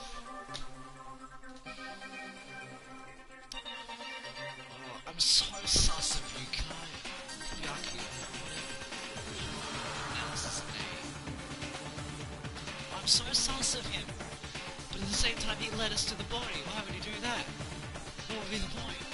But no, I'm so sus of Byakuya. Oh my god. Oh my god. That is awful. That is absolutely terrible. God, that is...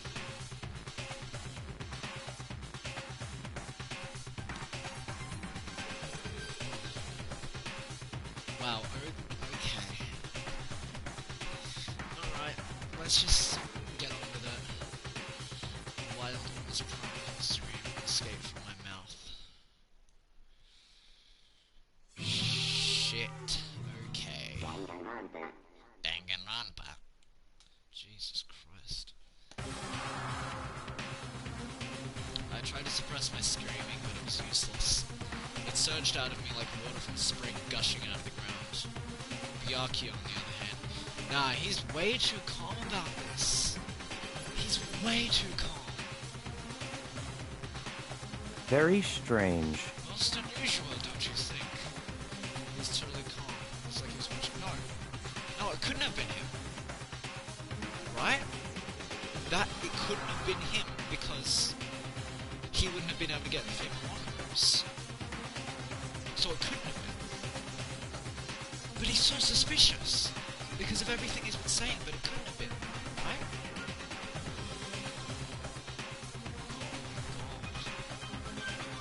Was it him? There's no way.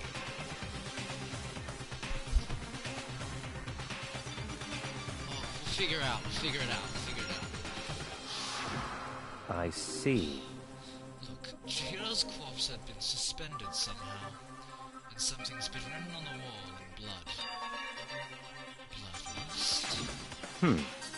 Such a brutal way to kill someone. This is beyond mortal. Would you agree? They killed her. How could it not be brutal? No, that's not my point. This murder is far too bizarre for any everyday amateur to have committed it.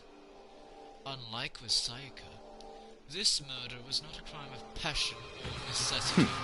Interesting. It's almost as if whoever did this did it for fun. You see what I mean, don't you? What? My head was swimming. I was still reeling too, confused to understand what he's trying to say. Before I could even begin to clear my head. What the heck? Hey, I heard someone screaming. Did something... Chihiro! No. You don't... What do you want, Monokuma? What do you A want? body has been discovered! Whoa, really? We didn't know that. Ha ha ha ha ha ha ha. After a certain amount of time, which you may use however you like, the class trial will begin. Jesus Christ. Oh my god, as this game goes on, I hate Monokuma even more. Oh, first Sayaka, and now Chihiro, and Leon, and... And Junko's dead.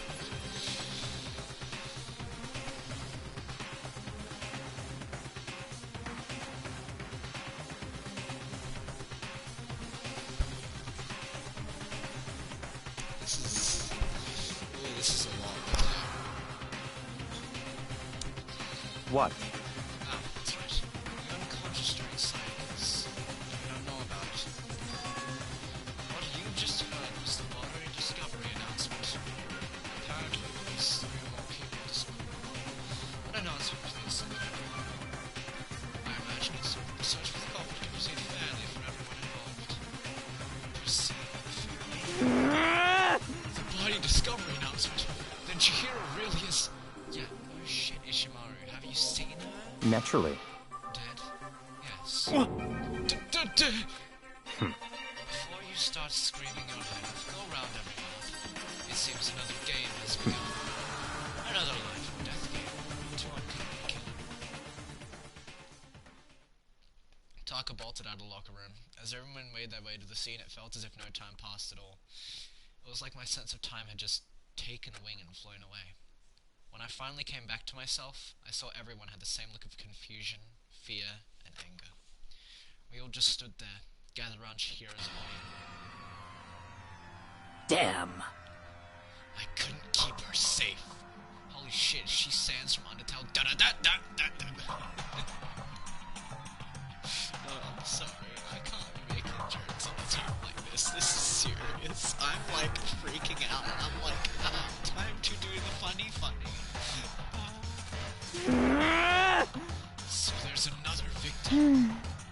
Which means we are now in the same position once again. Fuck, man. What the? What the fuck is this? What? It's a dream. It's a dream. It's not just a dream. I don't have any memory yet. I don't have any memory. Shut up.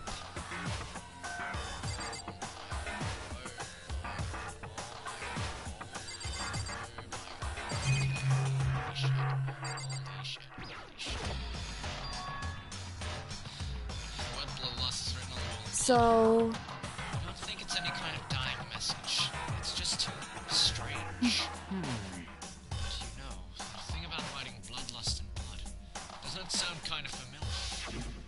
A murderous fiend who kills again and again using a bizarre and brutal method. And at the scene of each crime, the word bloodlust is written on the victim's own blood. Like a ghost attacking someone in slow hand.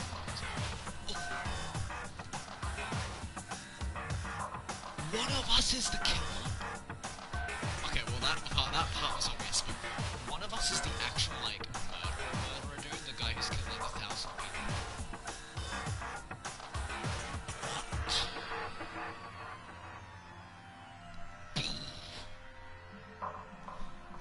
No. There's no way.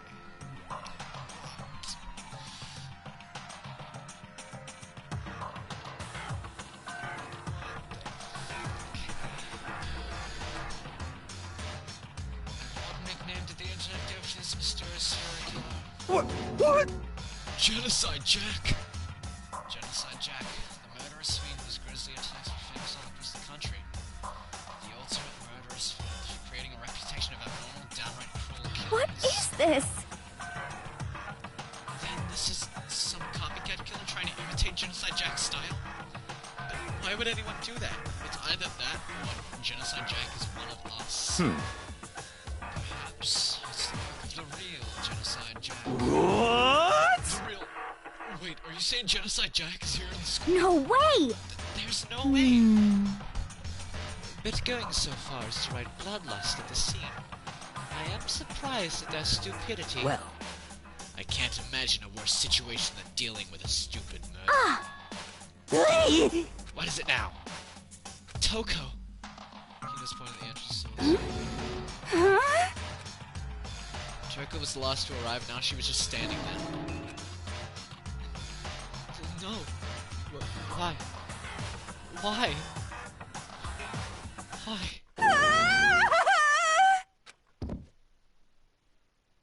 Ah. She fainted. That did not sound good. Toko! Okay. I think we can clear up Toko. I'm 99.9% sure. No, scratch it. I'm 100% sure Toko is not the murderer. She can't be because she faints at the sight of blood.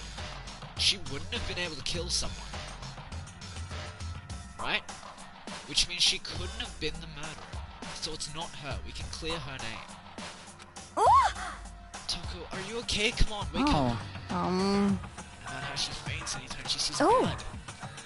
So she is homophobic. I imagine she does not watch too many horror films then.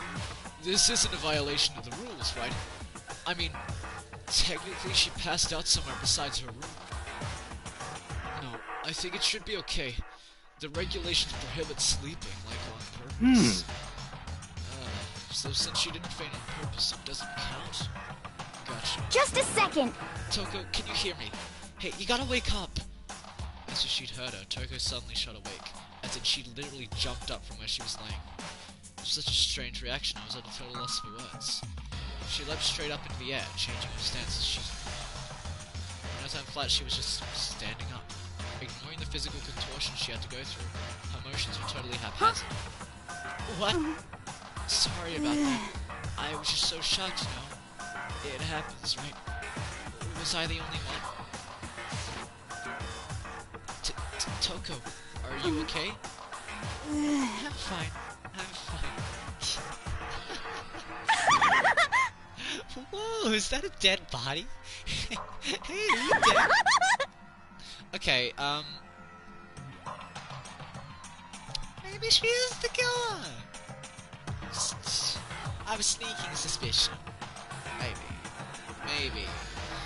I don't know. Doubtful, but maybe. What the heck? She must have hit her head real hard when she fainted. The world has a front and a back, a top ending and a bottom, a sea of truth and a web of Well. lies. This is quite concerning. I mean, she sounds completely different. No, everything's fine. At least the sun's so good. That's a good thing, right? I see! It's clear to me that everything is not fine. Your eyes seem strangely vacant. It might be best if we take her back to her room for the time being. So, I don't mind taking her, but could someone help me? If you need help, Taka, could you help me? What? She totally ignored me. Very well. You take care of the girl, and the rest of us can begin the investigation right away. Can I assume nobody has a problem leaving Sakura and Mondo on guard duty again? Hold on a second. Rushing to an investigation. The mastermind isn't behind that. After what happened last time, you'd surely realize that. Don't make me repeat myself. There is no question that Chihiro was murdered by someone among us. Among us? Is that right? Of course. Right as rain. But don't take it as a bad thing. It's just a fact of life.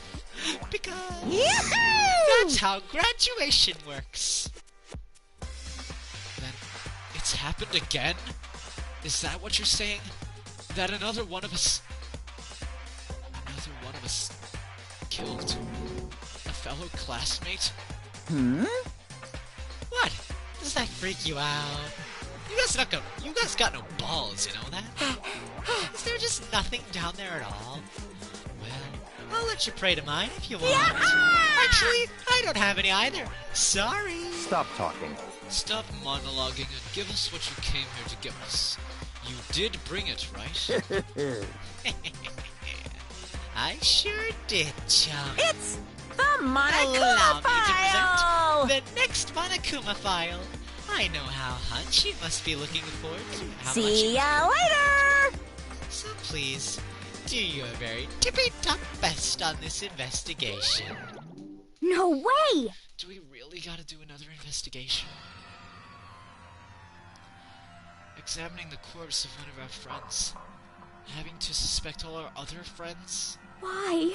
I hate this. I can't take it anymore. Oh no! I hate it too. Help me! I've had enough. I'm getting out of here. Hey. Where do you plan on going? There's nowhere to run. Such ignorance. Just accept it already. After all, blood is just a liquid. A dead body is a simple object. You are very enthusiastic about all of this, are you not? Naturally. How can I not be? If we don't have Master Cloak, we all die. That's true, but to jump into it too soon. What? What? Do you want to die? Such ignorance. Fine, then go off and die somewhere. Right now, go ahead. You're a waste of space. Damn you! A dead body is an object? Piece of shit! Chihiro wasn't an object. Show a little respect or I'll beat something into Calm you. down. Everyone stop bickering. Listen, there's some truth in what Byakuya said. Kyoko, Because... if we don't solve the mystery and find the killer, our own lives are forfeit. And if Byakuya is right that Genocide Jack is somehow the one who killed Chihiro, That's right. then unless we do something, more victims could start What? piling up. Forget more victims. If we mess this up, we're all dead meat. Hey! Hey! Hold on. If that's your worry, you don't gotta worry any longer. In any one killing game, the guilty party may only kill a maximum of 2 people. What? I don't remember any rule like that. Actually, I just came up with it. I mean, if one person went around and killed everyone, your lovely student life would be all over, right? So then... In that case, why not limit it to one person? hey, Well, in a good mystery, you don't want to miss out on at least the potential of a serial killer angle. Just one would totally murder that punishment possibility. is waiting for you. Farewell for now. I'll catch you guys at the class trial. I can't say I understand his thinking, but if we can kill up to 2 people, then one more person's life could still be in danger. Interesting. Which is definitely not good. We need to uncover the culprit before something else happens. You son of a bitch! You need to shut the fuck up. So, Well, for now, Taka and me are gonna go drop Toko off at her room. Nice, I'm gonna get you. there is nothing to be done. We have no time to stand around here.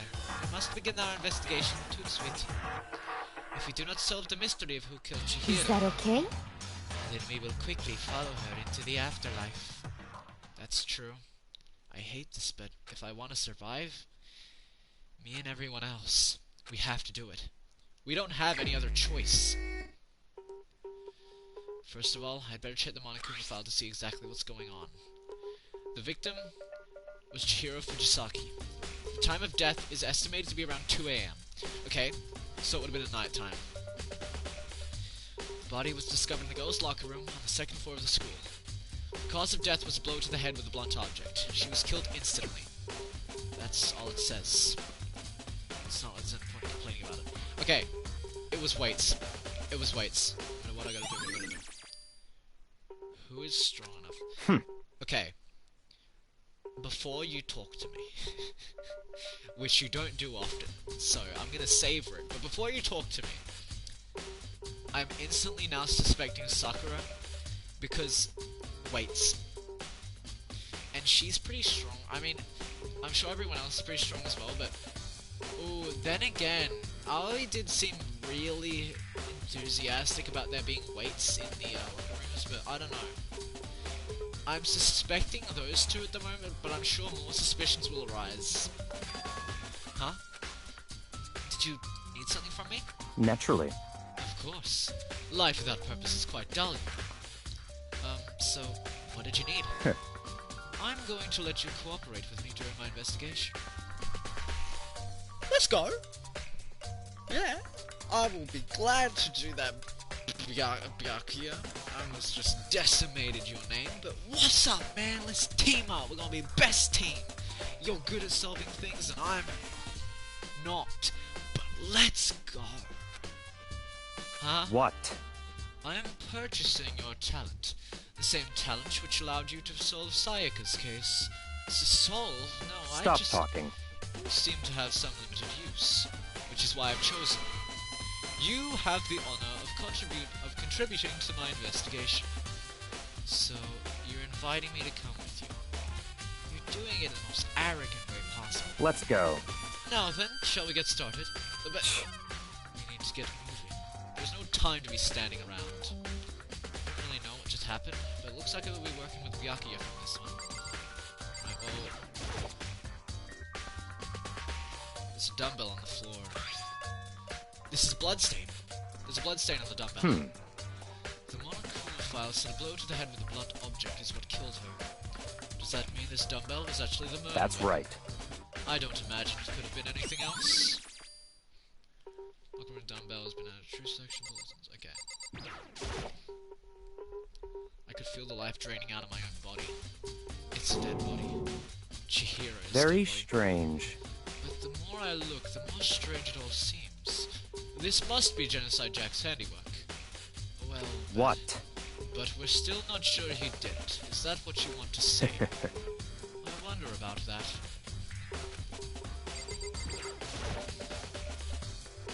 The the word bloodlust is written in blood. What's mean behind bloodlust? I use this locker room all the time. Now, it's become the site of Chihiro's death. Why was she killed in the locker room? Actually, if you think about it, she could have been killed somewhere else than carried here. She was very light, that is true.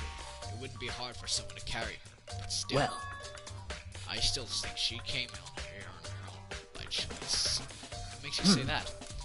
She'd been talking a lot lately about how she wanted to get stronger. So you're saying she came here to exercise? But according to the Monokuma file, apparently she was killed around 2 in the morning. Would she really have been exercising that much? perhaps. Hina or myself are usually in the locker room during the day, so she was probably avoiding it then. Avoiding it?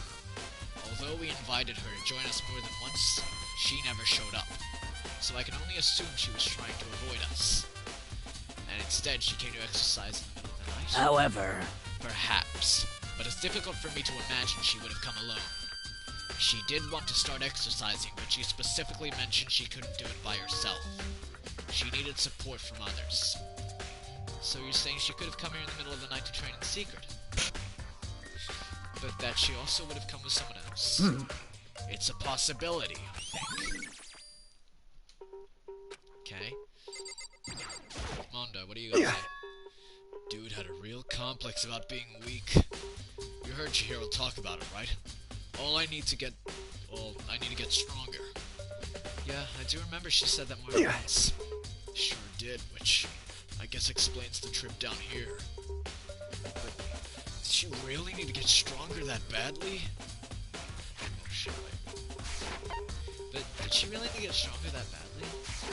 You already mentioned it, but she was the girl after all. Most girls aren't older. I don't know, man. Haven't really thought about that stuff. The cause of Chihiro's complex. Can't help wondering what it might be. Now I believe it's about time for us to move on. Huh? Already? What? New clues won't magically appear by standing around here. We need to check every aspect of this case. That's true. Let's go. If you're satisfied, let's hurry up and proceed. He's so pushy. I got caught up with the wrong person this time.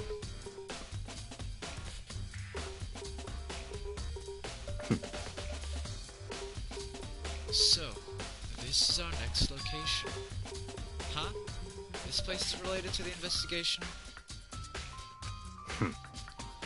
Figure it out for yourself. It's no fun if you don't, right?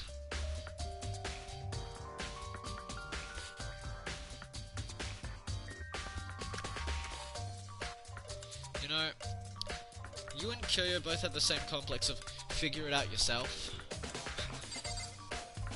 Like, bruh, I that's great and all, but like, could I get a hand, please? You are supposed to be helping me. Honestly, man, honestly.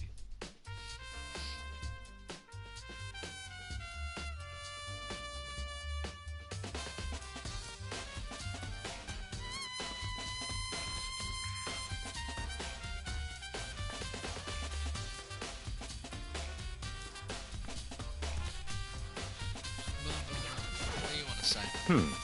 You could at least try and figure out where she could be checked without my help. Well, there are much different pool-related items on the shelf, which have nothing to do with the case. Okay. Well, we got a coin.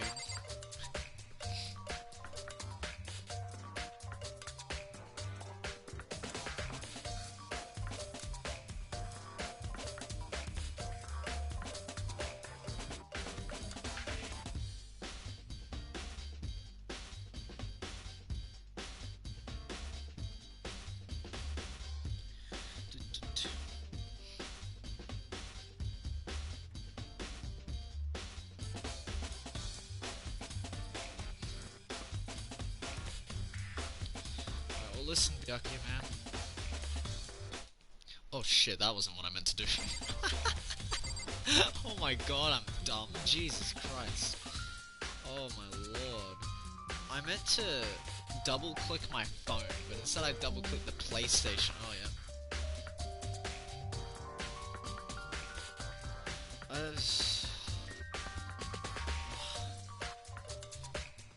am stupid. Alright, let's...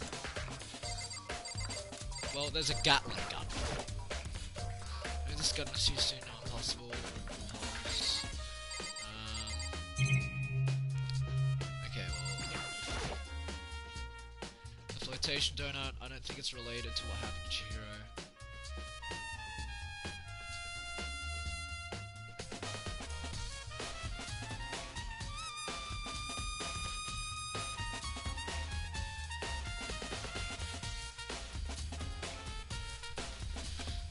Okay, we got a coin.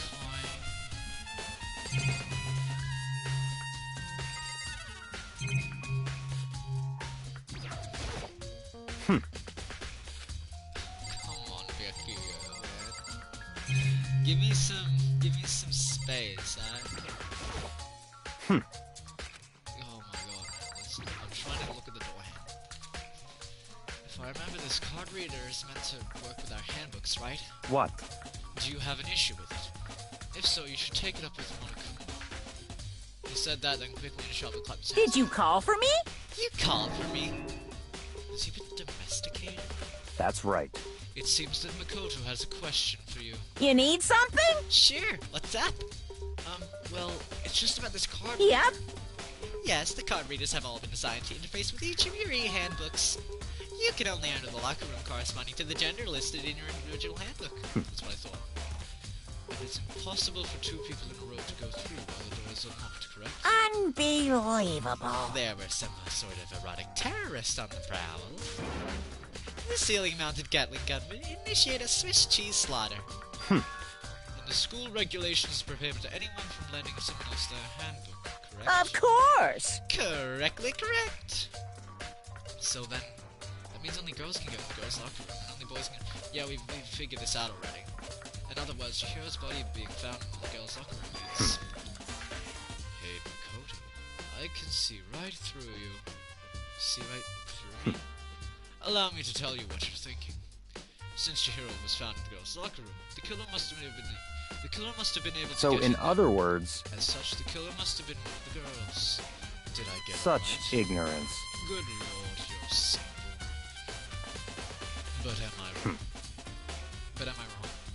You should pay closer attention to the regulations. The answer's been in front of you the entire time.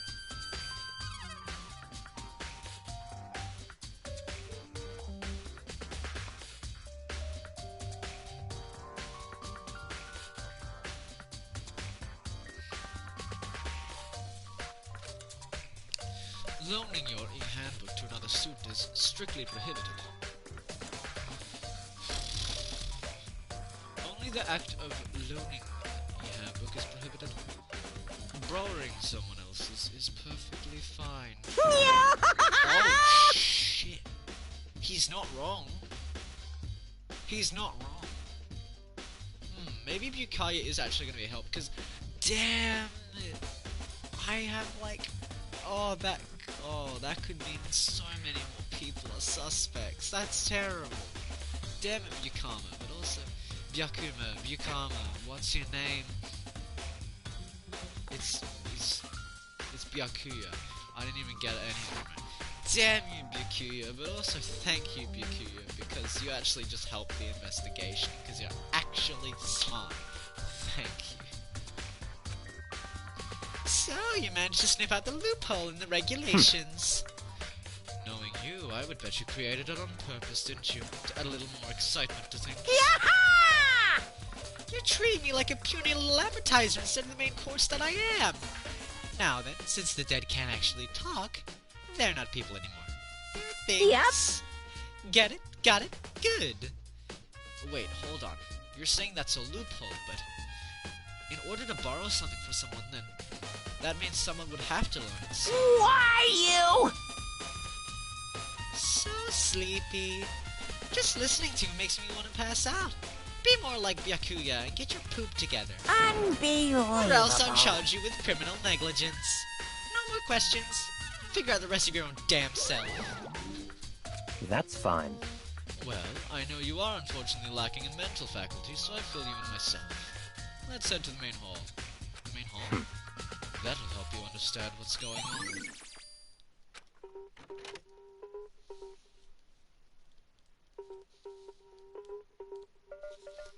Okay, main hall. So, what are we looking for here? Does that mean I have to figure out for myself? Oh my god, yeah, yes. What's that? A mailbox here. Could there be something inside? It's an e-handbook? No, there's 3 of them, but what are they doing here? So you finally found them. Finally! We walked into this room. I looked to the right, grabbed the mail. Boom, done. Finally. Finally. Okay. Huh? Did you know these were here before? I happened to find them by chance myself the other day. It seems there's a system in place where the handbooks of dead students get delivered to this mailbox. So then, these 3 handbooks belong to Junko, Leon, and Sayaka? You can go ahead and confirm it yourself. Immediately turn on one of the handbooks, and when I did... Sayaka Maizanaya. You're right! This is Sayaka's handbook! Now do you understand? This is the key to the loophole that I revealed earlier. Oh, okay, so someone could have borrowed, any of them, really. Well, except Leon. They could have borrowed either Sayaka's or Junko's and gone in there. Yeah, I feel like I'm starting to get it. You should pay closer attention to the regulations. The answer's been in front of you the entire time. Loaning your e-handbook to another student is strictly prohibited. Only the act of loaning a handbook is prohibited. Borrowing someone else's is perfectly fine. I see. Yeah, now I understand. What? Hold on a second. Very strange. That's strange. One of the handbooks won't turn on. Is it broken? Whose is it? The other handbook showed Junko's name when I started it up. Then that one would turn on. Must be Leon's, I right? see. It would make sense, yes. After all, he did get pummeled with dozens and dozens of baseballs. Pummeled with baseballs. The memory of it came flooding back. That cruel punishment which led to Leon's death. The execution that the mastermind concocted. A cruel, heartless death. You're right. It wouldn't be surprising for the handbook to break during that kind of assault. Damn it! Hey! Hey! Now What? That e-handbook is essential to student life here. Crucial, integral, instrumental. A super big deal. There's no way it would break that easily. But it did. That's impossible! If I say it wouldn't break, it would frickin' break. It can withstand up to 10 tons of pressure, and is waterproof up to 100 meters, okay? I don't care how many baseballs you hit it with, it wouldn't do crap! Oh, but, even my amazing handbook does have one single weak point. It does. I can't hear you! But it's a secret. I wouldn't want you to go breaking any more handbooks.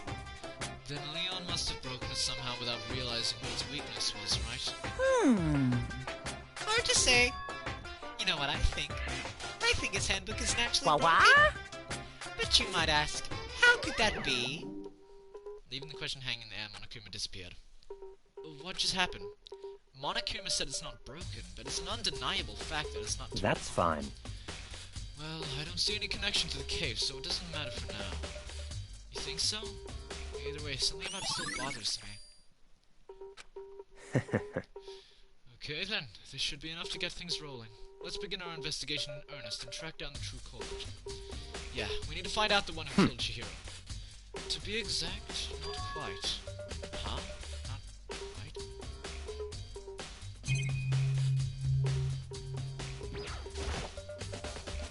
Lens camera, that's what I call this gun touch, so chilling. Same thing here. Lens camera, that's...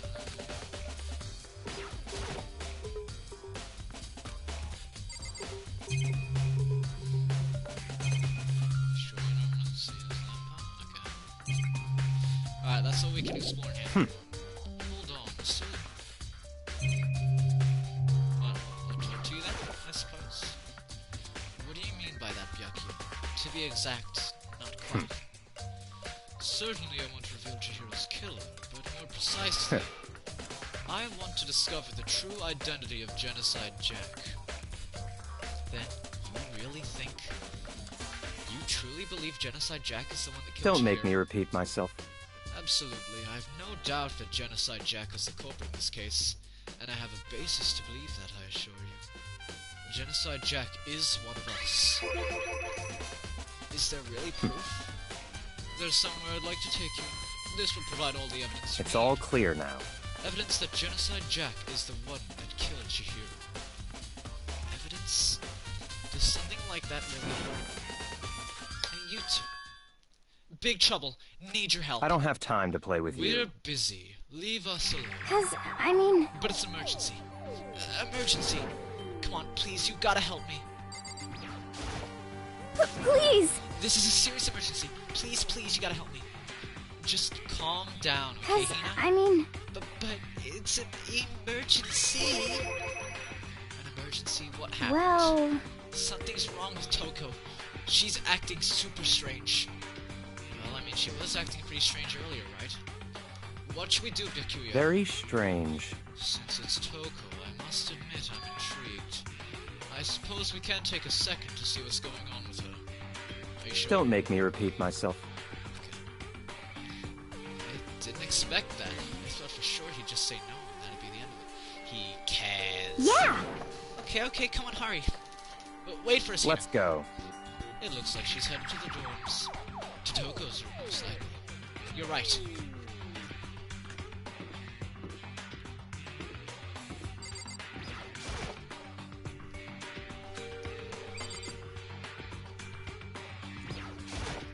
Such ignorance. You're talking to the wrong person, you waste of space.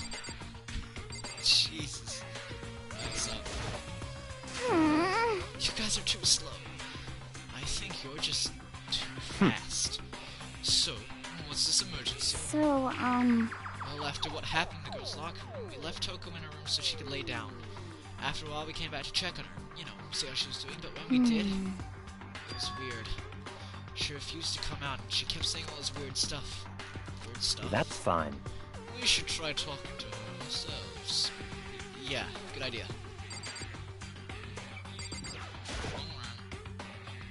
Now's not the time for this.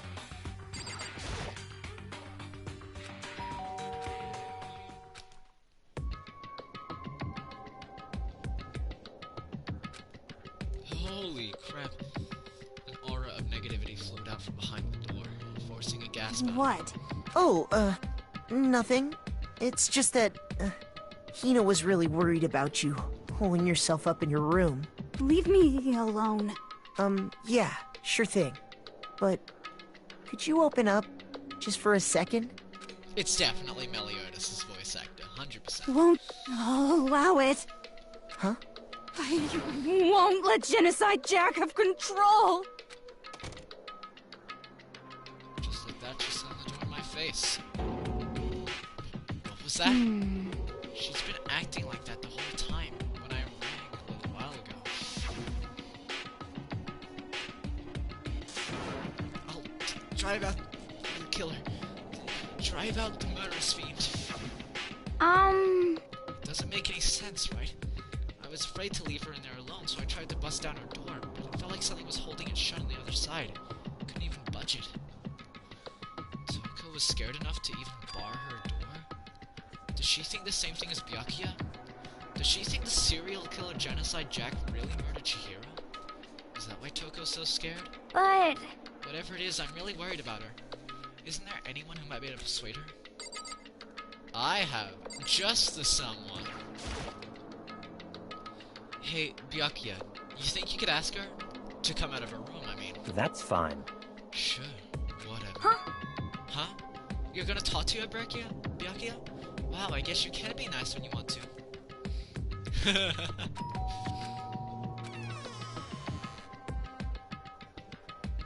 What do you want? Leave me alone. You're all So annoying. It's Bacula. Byakuya. I'm sorry. I couldn't keep our promise. Don't worry. Never again. I won't let Genocide Jack have control ever again. What promise, Byakuya? Byakuya couldn't laugh. There's nothing else we can do. Let's go back to the investigation. Hold on. Hey, Byakuya. What was Toko talking about just now? Something about a promise? What? Oh, I have no idea. Another one of her delusions, I'm sure. But Stop talking. if I say I don't know, that means I don't know. Just let Hina take care of her. Oh, yeah, okay. I'll stay here and keep an eye on her. Let's go. Well then, let's go. Byakuya!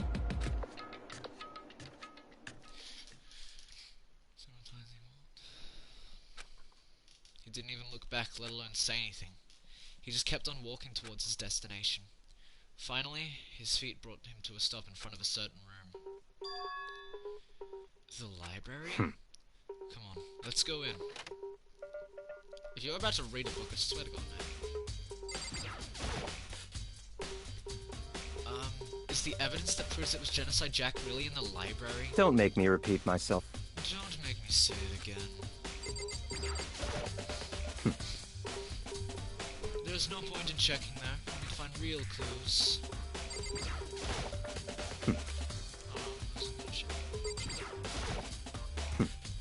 There are no clues there. We need to check elsewhere. It's the archive, right? Hurry up and go inside. Oh. Let's go. Here? It'll all make sense once you're inside.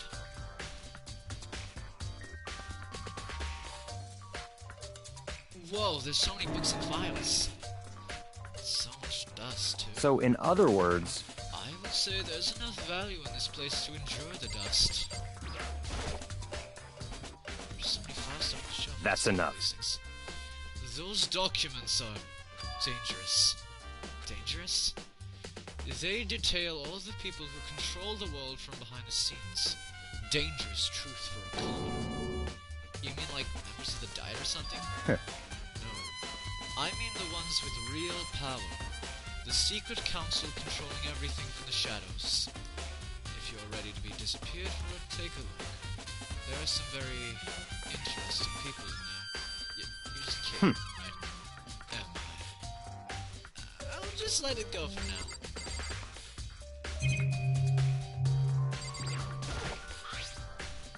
There's a wooden box. It's empty. Although, judging by the smudges in the dust, it looks like there was something inside. I wonder what it was. Jesus. I'm fat. There was an extension cord plugged in there. It proved very useful while I was in the library.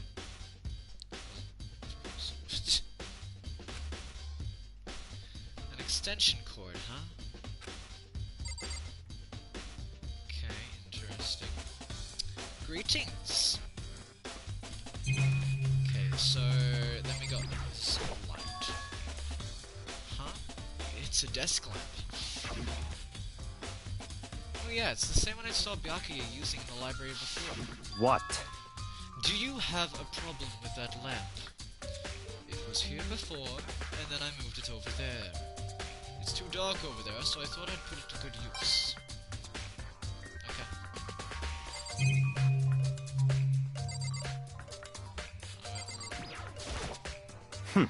If you pay attention to surroundings, just God, man.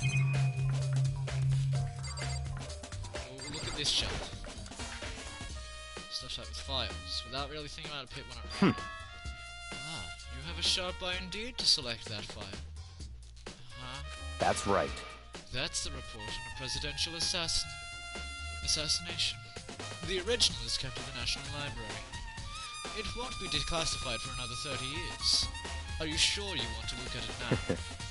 There's no telling whose crosshairs you might wind up in looking at it.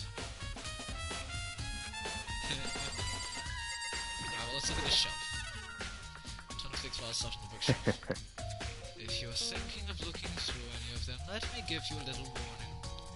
Those things are filled with graphic, disturbing photos from all kinds of crime scenes. It's the kind of thing any normal person would never want to look at. Be careful. Huh? What do you mean? All those files there are investigation reports related to different cold cases.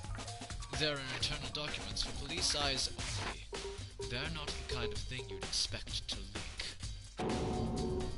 Oh? So, are you finally beginning to understand the true splendor of this library? The entire reason I was interested in the library is because of this room right here. Interesting. It's home to classified government documents, police records, things no ordinary person would ever see. Isn't it magnificent? This can't be for real, Such right? ignorance. That's your guy's problem. Anything that doesn't fit into your preconceived reality, you label it a lie. Well, it's not that, it's just... It's not like I totally refuse to believe it, but... I mean, there's just so much. How could anyone have put this all together? I suppose it goes to show just how much power Hope's Peak truly wields. Or perhaps... the mastermind may have wanted to provide us with enough entertainment to keep us from getting bored. It's no use. I can't keep up with all this. It's just too unreal. What's wrong? You still can't believe it? What about you? How can you believe it so easily? Things like that are usually impossible. What? What do you mean, usually? Usual, normal, ordinary, simple? Those things don't exist anywhere in the real world. If you don't understand what they actually represent, you don't understand the nature of anything. You don't pull your punches, do you? Besides, what you consider usual is based on your common sense, right? But what makes you think your own common sense applies to me at all? The documents gathered here are genuine. I have reviewed them multiple times, so there is no doubt. Hold on a second. You're saying you've read all these documents and more than once? But all this has to be like top secret confidential stuff, right? So why? My family has a reading room just like this at our home. Ours is bigger, of course, and not as dusty. Members of the Tagami family have access to any variety of government-related documents. That includes foreign powers as well as domestic. How is that possible? So, in other words... I already told you. There's a secret council that controls the world from the shadows. My family is a member of that council. And I have within me the bloodline that will allow me to one day bend the world to my will. But to become such a ruler, I must know all levels of this world, backwards and forwards. So whenever I have time, I like to review whatever documents and materials that interest me. Which is why I can proclaim without a doubt that the materials gathered here are the real thing. This is beyond believing or not believing. Byakuya is actually starting to scare me more than the actual mastermind.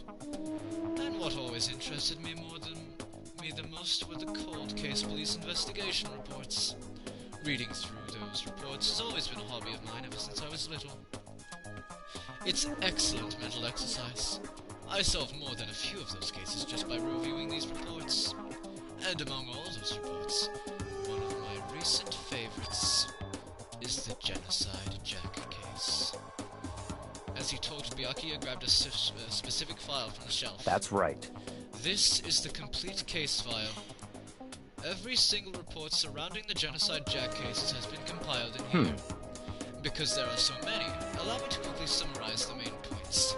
To begin, there are two notable characteristics in every Genocide Jack murder. The first characteristic is that at every crime scene, the word bloodlust is written in the victim's own blood. And the second is that when the victims are murdered, their bodies are suspended in a certain way. Bloodlust is written in blood and the victim's body is suspended.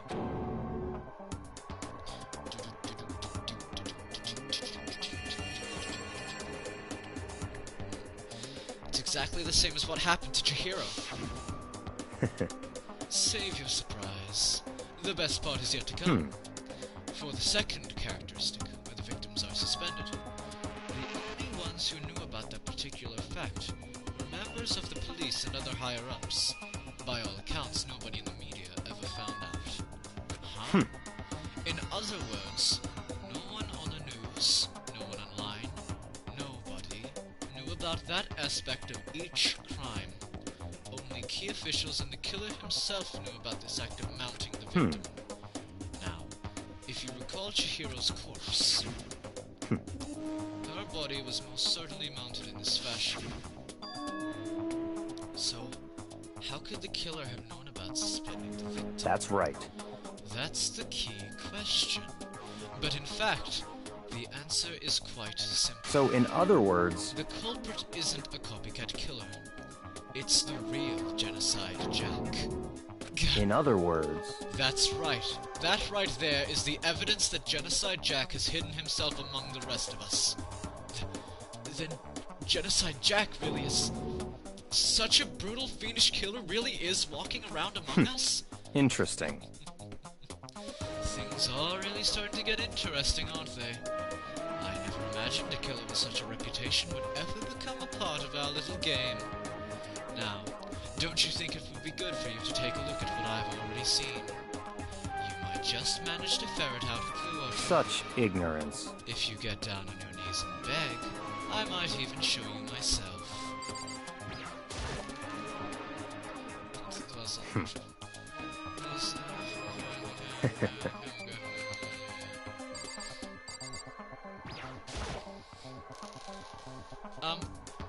Yukia, about that Genocide Jack case file, could you let me see it? That's fine.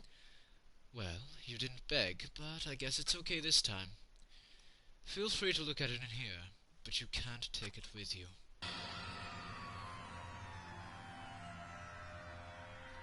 Byakuya handed me the file, and I flipped through it with tense, nervous fingers. Suddenly my hand stopped. I had reached the page where photos from the scene of each crime had all been collected.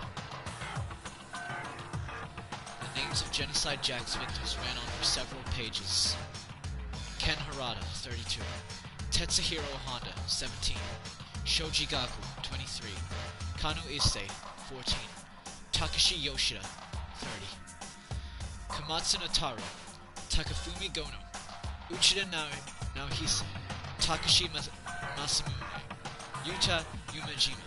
There was no end to it, but one thing became perfectly clear as I read it. All of the killer's countless victims were killed and suspended in exactly the same way. And at the scene of every murder, the word bloodlust was left in the victim's own blood. Now take a look at the next page. I have dinner, I'll be back.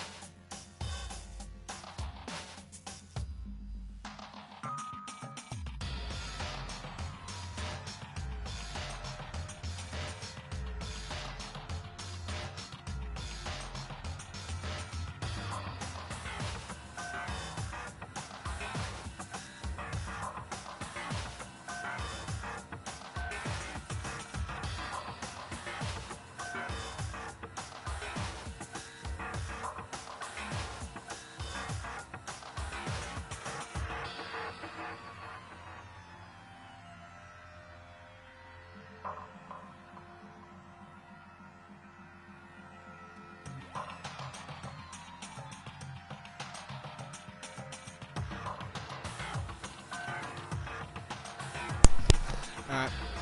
Oh, God. Ugh.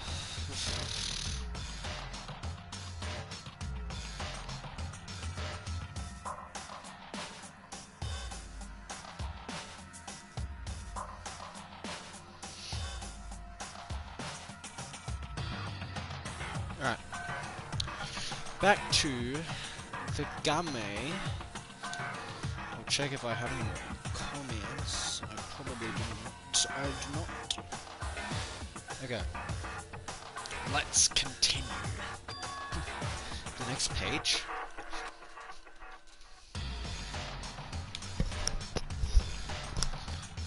Filing results. All the crimes took place either on weekdays at night or during holidays, either day or night. The most common time for the killings to take place was on holidays in the afternoon. Based on these facts, it could be suggested that the suspect may be a student. Evidence suggests the suspect lingered at the scene, but when they did leave, they were in a panic. Because an eyewitness has never come forward, it's unlikely there was any external reason for this. This confused behavior suggests the suspect may potentially suffer from dissociative identity disorder. So, in other words... Oh my god, it's Toko. I kind of figured that. It's Toko. It has to be Toko. The key point here is that the culprit may well have a split personality. Split personality? The kind of thing you see on TV. So I'm part of another totally unbelievable story. But this one is way more unbelievable than anything else up until now. Or maybe it isn't. I don't know. I feel like my mind has gone numb. Alright. Let's go. Alright, we should get going soon. Huh? Where are we going? Anywhere but here. We finished our business here, haven't we? Ah, wait, Byakuya! As usual, Byakuya turned and left without another word. I hurried out of the library to catch up. Well, this is where we part ways. I have some things I need to take care of before the class. I don't have time to play with you. Shit. Huh? Just all of a sudden like that? Come on. Enough of your annoying misapprehensions. Did you really think we'd be together the whole time? Take responsibility for yourself and do something useful. Move the investigation forward on your Goodbye. own. Well, goodbye.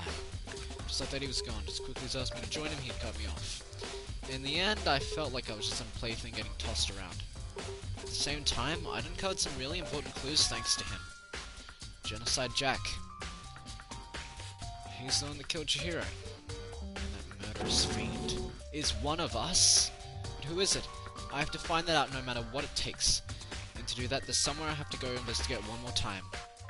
To go back to the crime scene. The girls' locker room. I should check the boys' locker room too. And the others might have come up with some info I might find useful while I'm at it. I need to find out everything I can. Alright.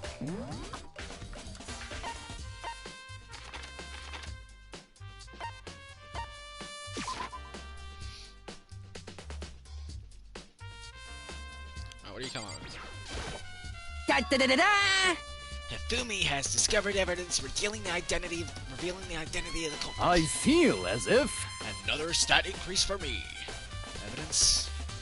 What did you find? I cannot reveal that just That's yet. it. I'm but sure I of guarantee it. that what I found will steal the killer's breath from his lungs. Are you sure about that? Oh yeah, Miss Ludenberg said she witnessed something worthwhile too. Really? What'd you say? Well, it refused would to tell me. seem... It's like when a girl bullies the boy she likes, right? Right? Okay, so where's Celeste now? The warehouse by the doors. Could you shut up, please?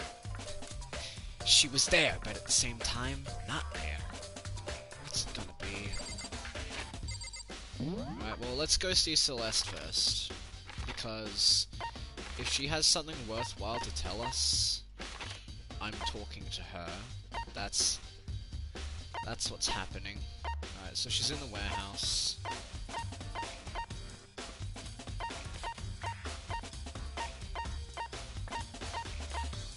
Hello, can I please fast travel?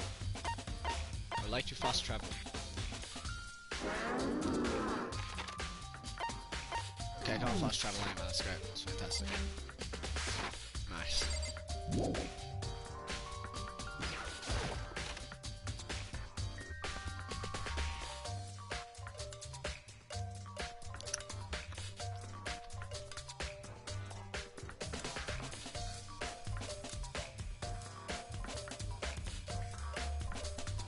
Okay.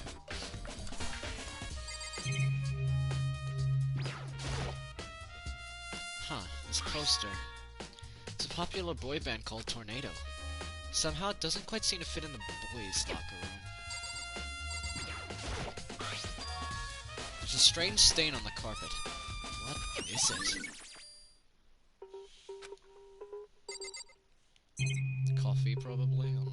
It's definitely not normal.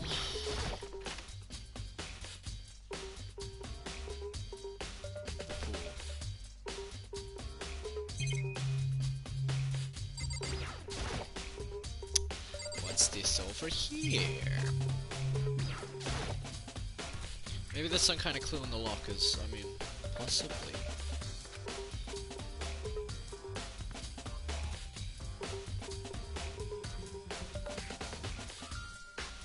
Guess not. Oh, there was no clue. There was a coin.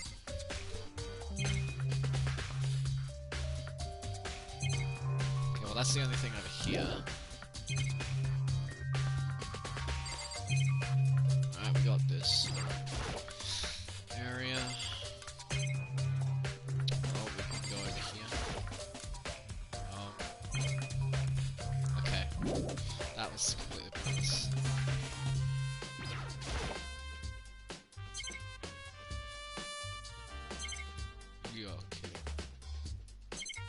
Okay, there's nothing in here. Absolutely nothing whatsoever.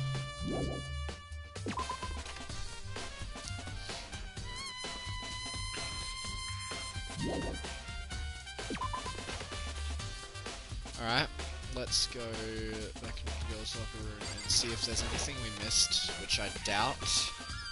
Doubtful. But we can talk to people who are in here, right? Alright. Damn. Chihiro's presence here was especially weak. Her body and her No soul. forgiveness! To target such a helpless being, it's unforgivable. What a wretched beast to do such a thing. I cannot forgive this. Hey, Kyoko, have you made any progress on your investigation? Indeed. Generally speaking. However... But I have to get going. I have something unrelated to take care of. Something besides the investigation? What is it? Well... Nothing you need to worry about. Just concentrate on the murder. But... So then... Before I go, let me give you one piece of advice. You should examine Chihiro's body one more time thoroughly. Also, her handbook is missing. You might want to determine its whereabouts. Goodbye. That's it. I'll be praying for your success. Okay, so a handbook's missing. That is worth worrying about, yeah. Kyoko said I should examine the body one more time. I know she said thoroughly, but I do have my limits. I'm gonna give it a shot anyway, let's see. Chihiro's hands are bound with what looks like some kind of rope. Rope is used to prop her up in a kind of crucifix position. Huh? This rope has... It's an extension cord, okay. An extension cord. The library. Interesting. Interesting. The more I think about it, the more that's not the only thing that concerns me. Chihiro's fatal injury was the blow to the head, which means someone struck her in the head in order to kill her. That's right. There's the issue of her being suspended in the fatal blow. At first, I didn't see any reason to think too much about either of them. But seeing them again after looking through the Genocide Jack file, something's not quite right. What does this all mean? Status of the dead body, okay. Well, the one thing most likely to tie all these mysteries together is the true nature of the rope that was used to suspend Chihiro. And to figure that out, there's a certain place I need to revisit and look over again. Okay, let's go to the library. No, I wanna... I can leave, right? Still more I need to check. There's blood on this poster. It's a bloodstained poster, the blood is most notably apart, but big-breasted swimsuit model is girls' locker room doesn't seem like the kind of place you find something like this. That reminds me, the poster in the other locker room is... That's right, there's definitely something strange about this. the boys' locker room, there's a poster of a popular boys' band. The girls' locker room, there's a poster of a big Russell swimsuit model. Could the posters have been switched? But if they were, why? What reason would anyone have? Maybe we should talk to someone who knows a little more about locker rooms. So Aoi, probably. Yeah, Aoi would come here most often, so it's probably her. Does that just go to the pool? Oh yeah. Okay. Interesting. Let's go to the library. Or not. What is there still that I need to find?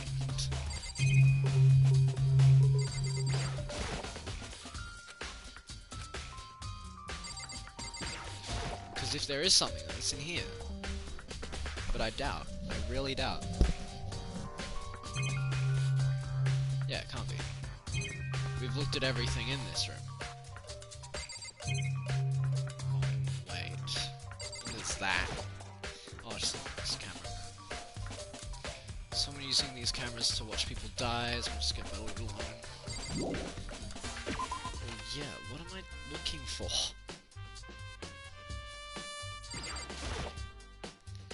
Real gun was something that was dangerous, blah blah blah. Da da da da da! Okay, so you just tell me the same thing. Thanks. Real helpful. What's that room?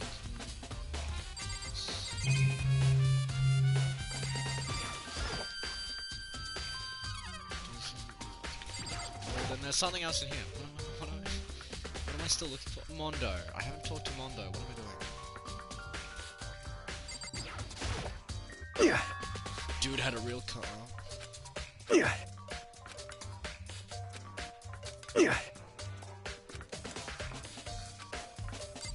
mind.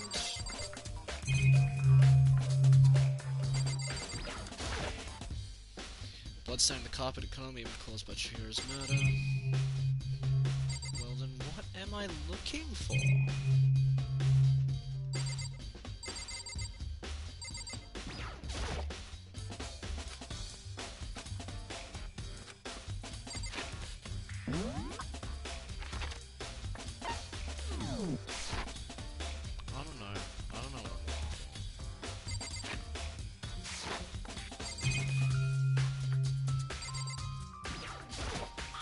There's a dumbbell, but I've already found it.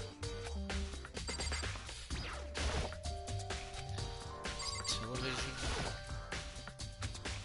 It's the pool. There's nothing in here. What am I looking for? I just need to interact with everything on this. Alright, well I've interacted with everything here. I'm like 99% sure. I'll interact with this again just to make sure that yeah, it doesn't hold any clues to the case, so... Huh? What am I missing? Yeah, sure, this is the second carpet. Already seen that. It's that. Yeah. Talk to Sakura again? I don't know. I'm so lost. Well, Sakura would know about rooms, yeah. You spent yeah, that's it. You spent a lot of time exercising the locker room, right, Sakura? Of course. I've used it nearly every day since it opened up. Sometimes Hina and I use it together. Okay, then let me ask you something. Do you think the posters in the boys and girls locker room could have been switched? I'm sorry. Sorry, I can't really say. I never really paid any attention to the posters. I see. However... But there is something that's been bothering me about the locker room. You see, I like to drink a little protein coffee every time I finish exercising. We have protein coffee? In the warehouse. It's not the highest quality, but I don't have a lot of other options. I mix protein powder with coffee and down a glass of it after exercising. Anyway, the other day I spilled some on the carpet in the girls' locker room and I left a stain. A stain. But I don't see any stain on the carpet now. Of course. Exactly. I noticed it earlier. The stain has disappeared. I can only assume someone came along and cleaned it up. But still, isn't it unusually clean? As if there was never a stain there to begin with?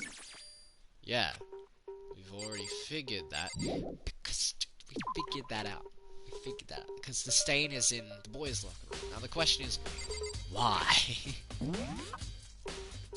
Why is the question. Oh, we can move places now. Alright, well there's the library. Let's go to the library. We really need to figure this out. We need to get a move on. Alright.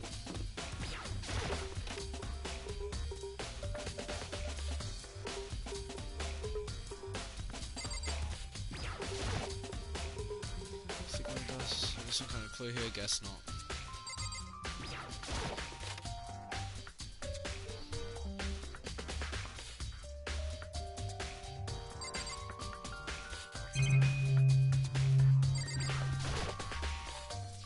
One box is empty. The extension cord was in there before.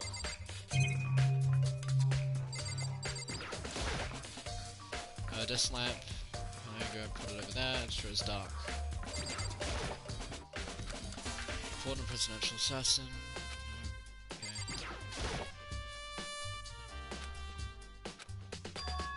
It's gone. Did someone take it out of the archive? But the only one who would do something like that. I can't think of anyone but Bakuya. Yeah, alright. So we need to go question him about that. Because that's intriguing. The lamp will turn on.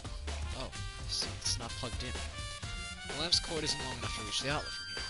The extension cord's gone, yeah. But last time I saw it, it was definitely on and it was definitely right here. Oh, that's right.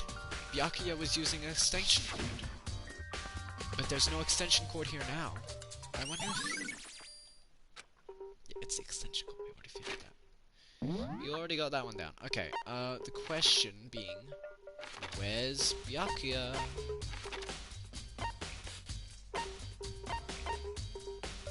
Okay, well she's in the warehouse, so let's go to the warehouse. Could be worth giving a try.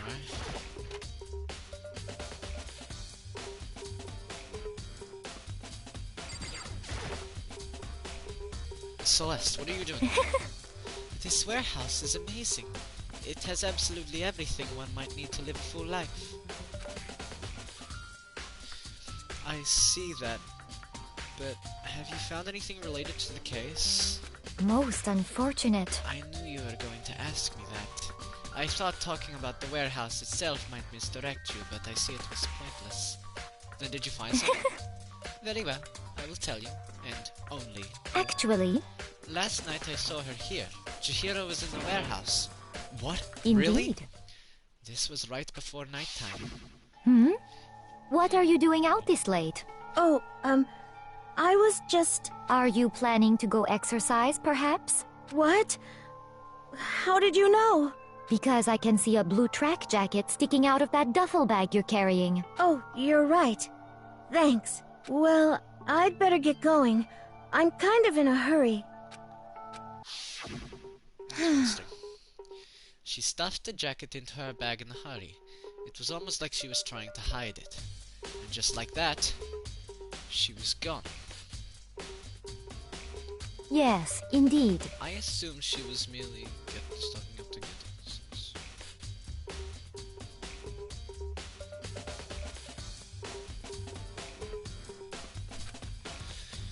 It would appear she ignored the nighttime rule and headed directly to the girls' locker room. If she hadn't broken our rule, none of this would ever have happened. Oh, now I'm very worried. Oh, that's scary. You get what you deserve, I suppose.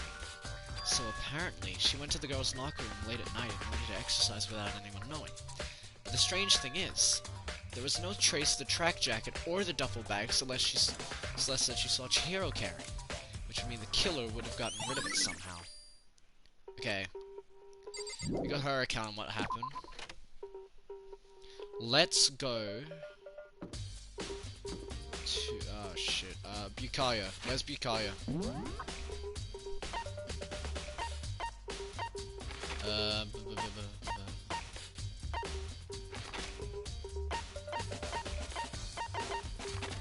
Where could he have gone? He's gone missing. Yukaya is legit just disappeared.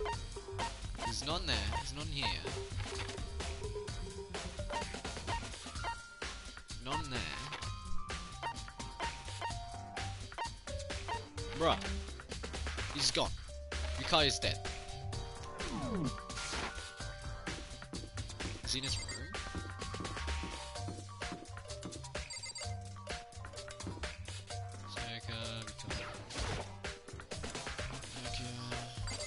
Damn it, Byakuya.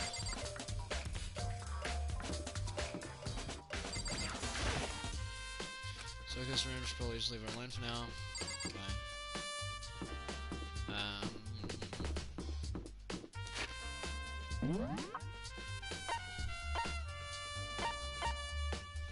Let's go to the dining room, talk to Aoi.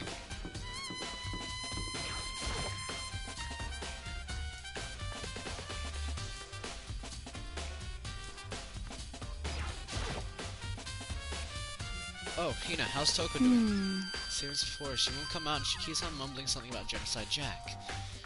I have the strongest feeling that I was completely wrong. Toko is Genocide Jack, and she just has split personality disorder.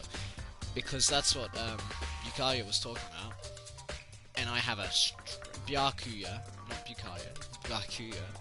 I have a strange feeling that's exactly what's going on. And Toko's the killer. Because, to me, right now, with the evidence I have, that makes the most sense. She could have gone into the library to scout it out. She made a promise to Byakuya, and I don't know what that promise is yet, but I know that it exists. And she keeps saying, I won't let the murderer in, which is interesting. Because although that could be like, hey, I don't want him to really come in my room, that could also be, hey, I don't really want him in my head. So, my feeling is, she's Genocide Jack. Simple as that. But I could be very wrong. So I just left her there. You left her? My head was all swimming and I was getting pretty hungry. Oh, but don't worry, I'm gonna head back as soon as I'm done eating. Toko's not exactly pleasant, but I'm still worried about her. Speaking of which, what are you eating? A donut, of course. Of course. There's two things I'm sure God created. Outer space and donuts. Really? I bet Chihiro would have liked to eat more donuts. Maybe that was her one big regret. I should have tried to spend more time with her. Come to think of it, who did she spend time with? Yeah, she was a little bit strange. Didn't really hang out with the other girls much. It was like she was trying to keep her distance from us. Actually, Sakura said something similar. She said that even though you and her invited Chihiro to exercise with you, she always refused. Yeah, totally. Yep, it's true. It wasn't true. Yeah, it's true. And it wasn't just us either. It was like she stayed away from all the girls. Was she just shy? I don't know. She talks to the boys all the time. Isn't it kind of weird to be shy around your own sex? But totally fine with the opposite sex? Oh, wait, maybe she was used to guys spoiling her. The law says you can't judge a book by its cover, right? You think so? I never really saw her as that kind of girl. Okay. Uh-oh.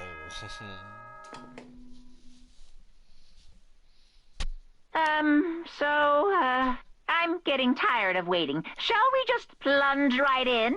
It's the moment you've all been waiting for!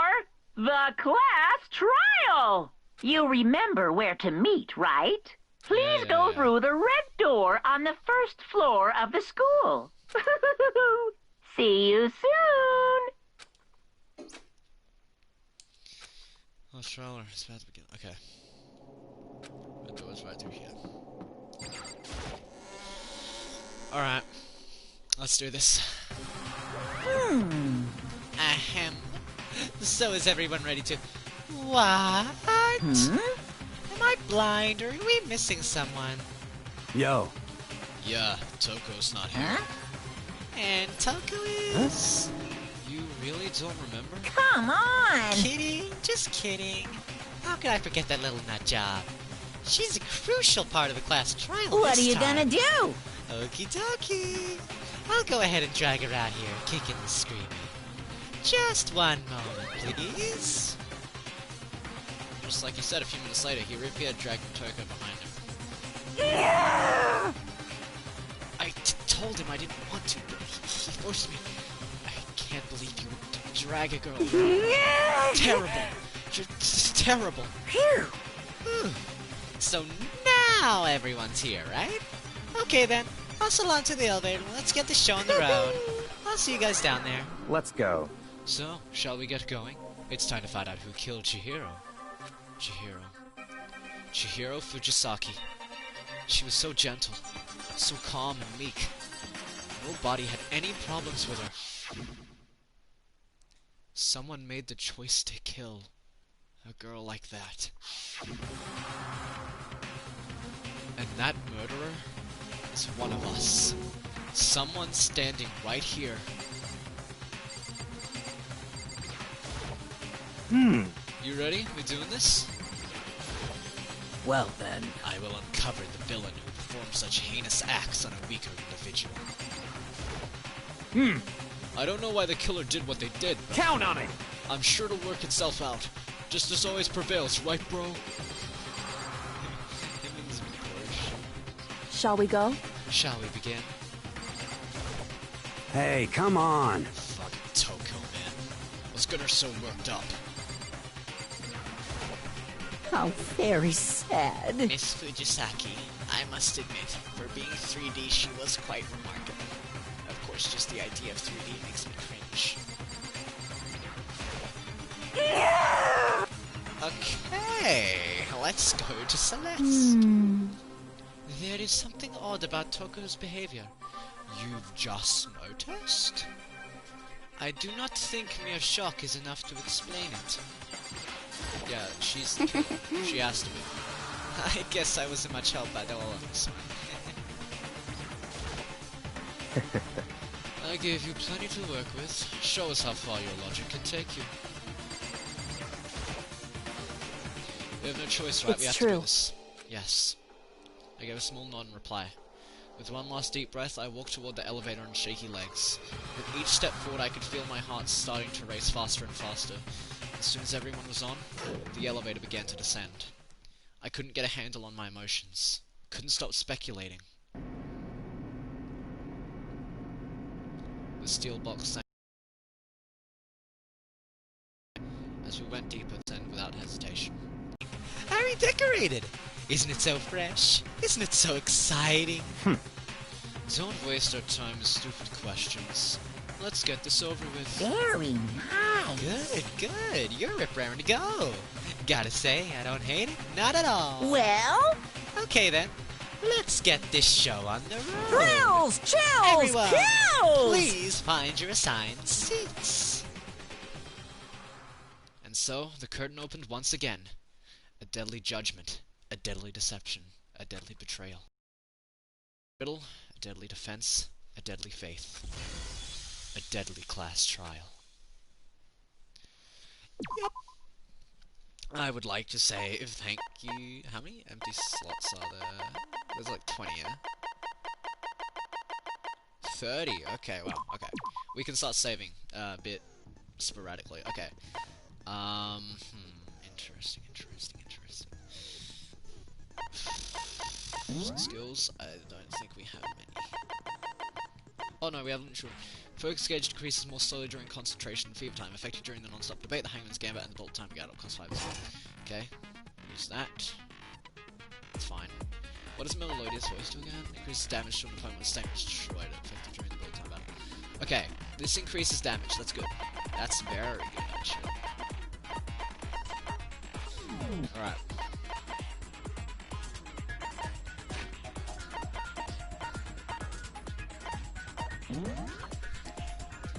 Okay.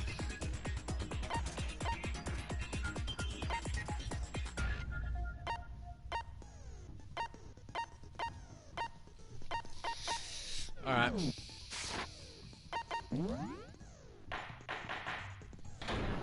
Last trial. Let's begin with a basic explanation of the class trial. So, your votes will determine the results. Yeah, if you can figure out who then I'll... okay, then. So, first off, let's talk about the murder weapon! First, we have to make clear what was used to deliver the fatal blow.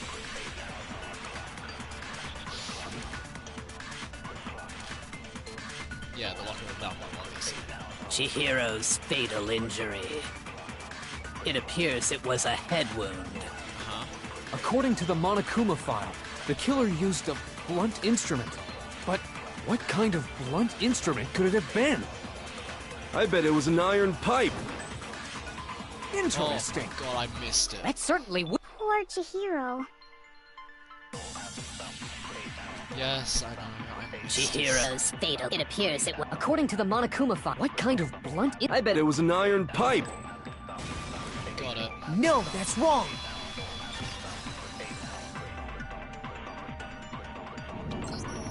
Can we agree that the object that dealt the fatal blow was the dumbbell, found at the scene of the crime?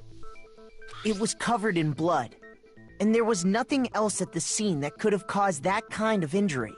And the wound on the victim's head is consistent with the shape of the dumbbell. As far as I'm concerned, there's no mistake and no room for doubt on this one. You looked at her head wound? Yay! That's so creepy! If you don't mind, I will proceed from here. Let's move on to discussion of the culprit. Although, I believe the criminal behind this heinous act is already quite clear. Yeah. What? For real? Chihiro's killer is the fiendish serial killer, Genocide Jack. Genocide Jack, the fiendish serial killer. Did he really kill Chihiro? A new element has been... oh my god, a new one. Lines of white noise will appear to disrupt your reactions. Your truth bullets will... Thing that was obvious. What is this? Way to keep this white noise from getting in your way. Press the X button to attach the silencer, which you can use to shoot down the white. Oh my god! Shoot an actual mark with your silencer to the white noise. The time limit will decrease. Take care of flame when you're... Jesus. Reaction difficult to send. Gentle. Good luck, mate. What is this? Genocide Jack case file. The culprit is Genocide Jack. I'm sure of it. Case closed, as far as I'm concerned. But that's impossible. Why? What makes it impossible? Well, I mean, come on. There's just no proof for it. Oh my god. Hey, so I don't know who that is. Yeah, I know. The culprit is Genocide Jack. I'm sure of it. Case closed, as far as I'm concerned. But that's impossible. Why? What makes it impossible? Well, I mean, come on. There's just no proof for it. No, that's wrong. Alright. I might know one reason he could be involved. What?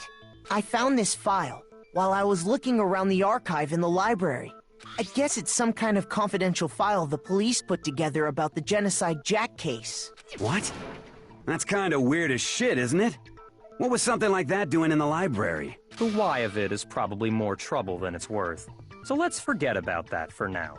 More importantly, it outlines all the specifics of every Genocide Jack case in exceeding detail. According to the file, there appear to be two defining characteristics in every Genocide Jack case. The first is that a bloody message is found written at the scene of every murder. Oh, that's right. Boob lust. Oh my god. You are dumb. You are actually dumb. No. It's actually bloodlust. But more important is the other characteristic, and it's something that has never been made public. Never made public? What the hell is it? Why don't you tell them, Makoto? The other characteristic of vision, yeah. Whether the victim is exposition. I got it! Apparently, in every Genocide Jack case, the killer suspends the body in a certain way. You know, Hifumi's that one character where I'm like, I don't like you. Like, he can be funny sometimes, but I don't like him. He's the one character out of everyone where I'm like, Other than the killer, the only people who know about this are the higher-ups in the police department. However, Chihiro was most definitely suspended in the same way. So, how did the culprit know about this when only high-level police officials were aware of it? There's only one logical answer I can think of. It's because the culprit in this case is the real Genocide Jack. No fucking way! You're saying Genocide Jack is one of us? Yes. In fact, it's Toko. Thank you. Thank you for agreeing with me, Byakuya. What? Genocide Jack's true identity is Toko Fukawa. You lie! What? Thought so. Thought so. I bloody thought so. Hey, okay, wait, hold on a sec. Toko has, like, bloodophobia or whatever, remember? What kind of serial killer is afraid of blood? Actually, it's called also split personality disorder. Is Toko Genocide Jack? The answer is yes and no. Another riddle? Man, why is this gotta be so complicated? It's real for sure, but I feel like I understand. Also, to not be Toko, the answer is wrong. Yes. Oh boy. Oh, what is this? What? Oh god,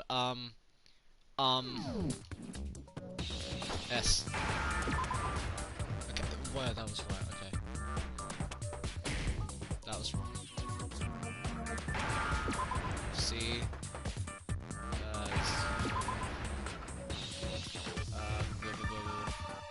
Schizo. Now I understand!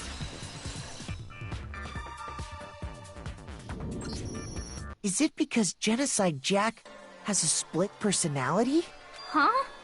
I think I read that somewhere in the file, too. They thought that the suspect might have... what did they call it? Dissociative identity disorder. Oh, okay. But still, to go and say that about Miss Fukawa is... Perfectly acceptable. Toko's strange behavior after seeing the body is proof enough that she has a split personality. The one thing that shows Toko could have split personality, her behavior changed. I got it! You're talking about how she started acting totally different than usual, right? That's right. Think back. She fainted when she saw Chihiro's corpse, and then, when she woke up...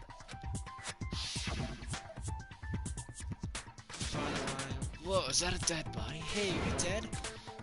She must have hit her head real hard when she fainted. Lies, quite concerning, blah blah blah. She was acting funny, that's for sure. That melancholy tone of hers completely disappeared. Don't go assigning adjectives to my tone without permission. Not to mention, once she regained consciousness and saw Chihiro's body again, she was utterly calm. In other words, within her is one personality that can't handle blood, and one that obviously can. So when Toko trapped herself in her room, it's because she was scared of Genocide Jack?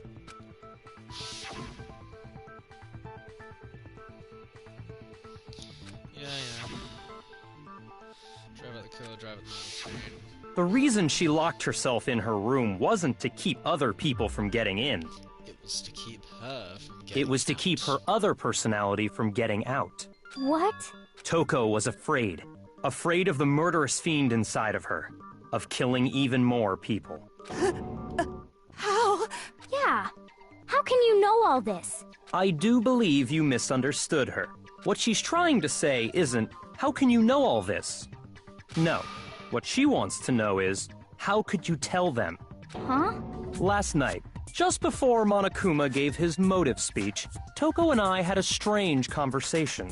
She told me a most interesting story. She said a murderous fiend lived within her, and she was afraid it could appear and attack at any time. And that trepidation is what's caused her to have such a bleak attitude. Isn't that right, Toko? This is all a lie.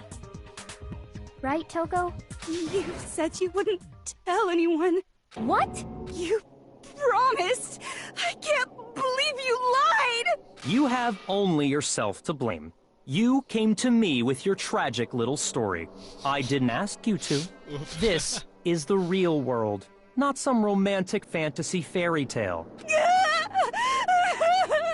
Besides, you broke your promise first. You said that as long as you were here, no matter what, you wouldn't let Genocide Jack kill anyone. But in spite of that promise,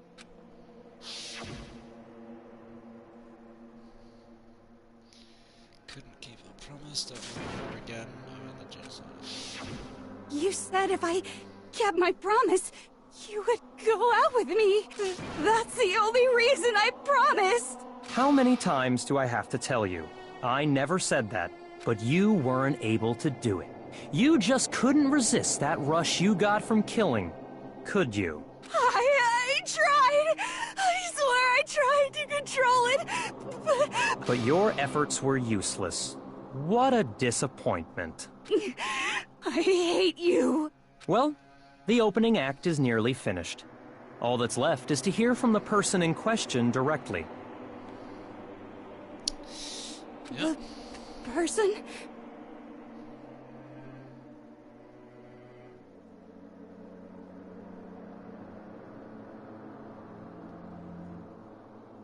The person.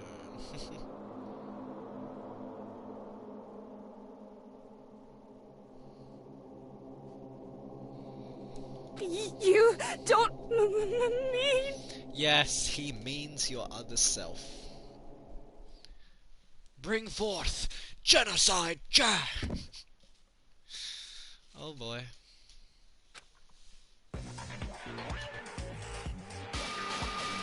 Well, hello there! Is it me you were hoping to see? Yes! What the heck? So you figured it out, huh? Well, whatever. What are you gonna do? I'm the ultimate murderous fiend, Genocide Jack! Or better yet, let's go with Genocide Jill! What the fuck is this? Toko, what happened to you? Not Toko, that's a loser name, and what happened is a textbook split personality. So what if one of them happens to be a serial killer? You should turn a blind eye to one's faults. She's so intense. Like they say, sound in murderous mind, sound in murderous body. This one is so different from the one we've come to know. Yes, well, the world is composed of a front and a back, you know. Just like how every inning has a top and a bottom, or how in the depths of every truth lives a little lie. Behind every dark and gloomy soul lives another that shines as bright as the sun! This is the murderous fiend Genocide Jack. This is beyond insane. Miss Jack, Jill, can I ask you a question? What's up? Some of us think you might be the mastermind behind our entire situation. What are your thoughts on that? Well, I'll tell you. I am the mastermind of all masterminds! Just kidding! Then it's not true? Of course it's not true! How dare you try to link me to that creepazoid? And another thing, the police and government and society in the outside world are totally powerless! I mean, they just let this idiotic bloodthirsty maniac go buck wild all over town! Sure, I'm a bloodthirsty maniac, but life is pain, right? To live is to hurt other people. It's a necessary evil if you want to survive. The act of living itself causes pain for everyone. Just kidding again! This should be enough to convince you. This murderous fiend is responsible for Chihiro's death. There's clearly a motive, so there should be no doubt. A motive? Remember what Monokuma told us? If someone didn't murder and graduate within 24 hours, an embarrassing memory or secret would be revealed. Well, Let's assume that Toko's secret was about Genocide Jack. If a secret like that came to light, Toko's life would have undoubtedly been forever ruined. So she had a very clear motive to never have that side of herself exposed. Interesting. Very, very, very interesting. But sorry, as much as I hate to admit it, I'm not the culprit. Huh? But I cannot imagine anyone other than you could murder someone in such a bizarre fashion. Maybe so, but nevertheless, it's the truth. What? Do you really expect any of us to believe you? Yeah. I could never believe a word you say, you monster. Maybe. She's totally right about that bit. Something's still bothering me. What she said. I need to get some more details about all of this. Interesting. Status of the dead body.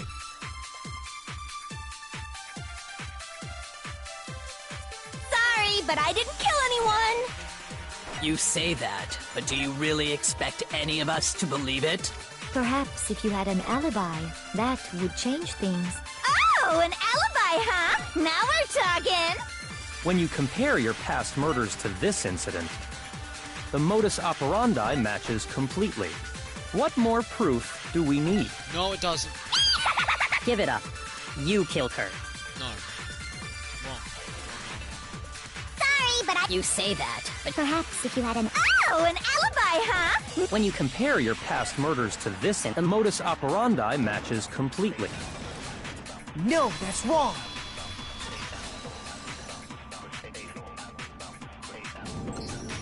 Are the methods of murder really exactly the same? I'm not so sure about that. I think there's a slight difference between the Genocide Jack cases and this one. It's Byakuya, isn't it?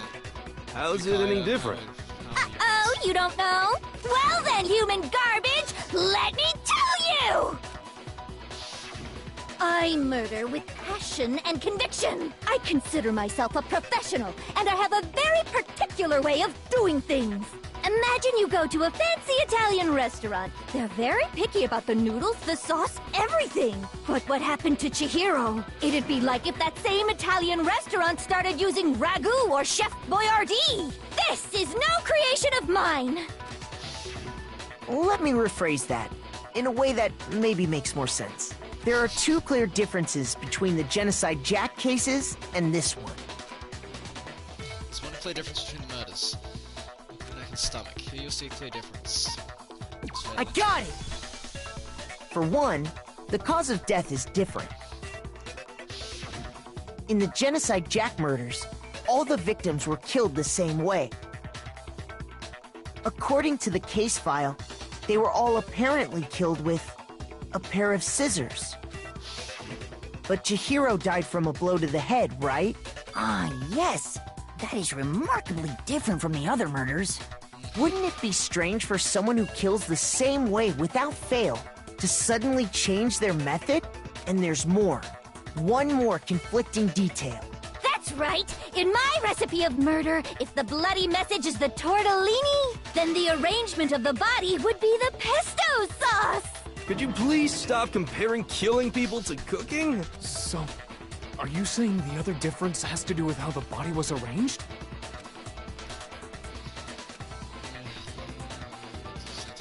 So you see a clear difference. What was your I got it! Do you remember what the killer used to suspend her? They used some kind of rope to hang her up by her wrists. Yep. What is your point? Well, in all the previous Genocide Jack cases, something else was used to suspend them. Specifically, pairs of razor-sharp scissors. And guess what? I use my own specially designed scissors for the murders and the arrangement. Like I said, I'm a professional, so naturally I'm very picky about the tools I use. And you know what else? Big Mac said there's two differences, but he's wrong. Big Mac? Are you referring to me? Listen up, Big Mac. There's actually one more difference. Huh? My word, you really didn't notice? Take a look at who the victims were in each Genocide Jack They case. were all males. There's a pattern there, just waiting to be discovered. A pattern? Figure that out, and it'll be plain as death why I couldn't have possibly killed that little lolly girl.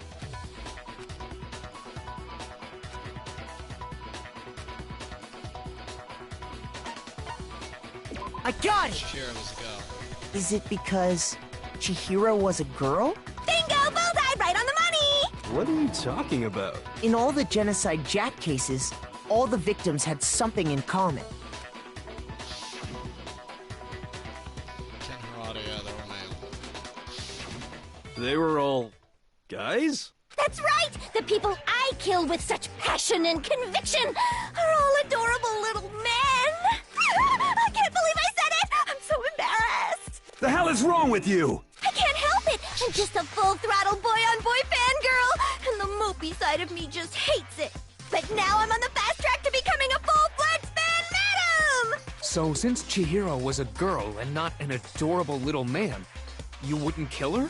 Would an Italian chef suddenly start making ramen just because they're both noodles? Don't be stupid. I have too much passion and conviction to cross that line. That's the absolute reality of the one and only. We get it. You've clearly explained your hobby and your philosophy. But that's not all there is to it. It's a different matter entirely. When you're forced to kill in order to survive. Quiet, lowly cur! Lowly? Cur?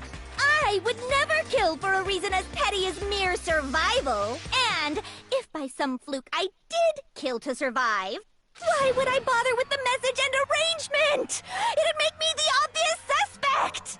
That does make some amount of sense. Plus, whatever reason I have for killing, I would never leave out my prized scissors. Who would go out of their way to use a big, stupid, heavy dumbbell?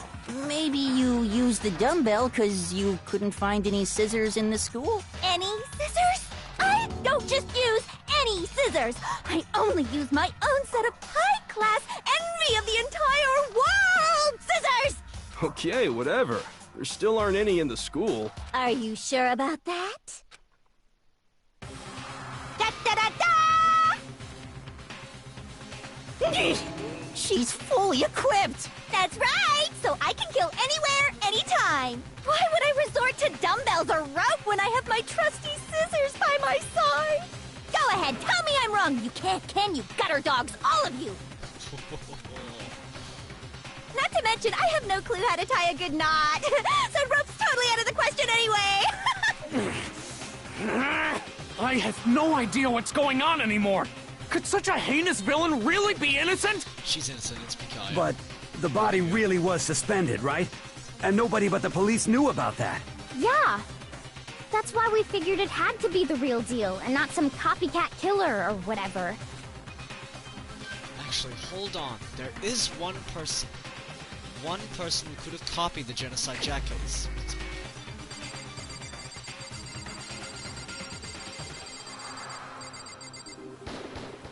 Here's my answer. Byakuya, it's possible you could have found out, isn't it? Yup. You'd have no problem gaining access to classified government documents or internal police records.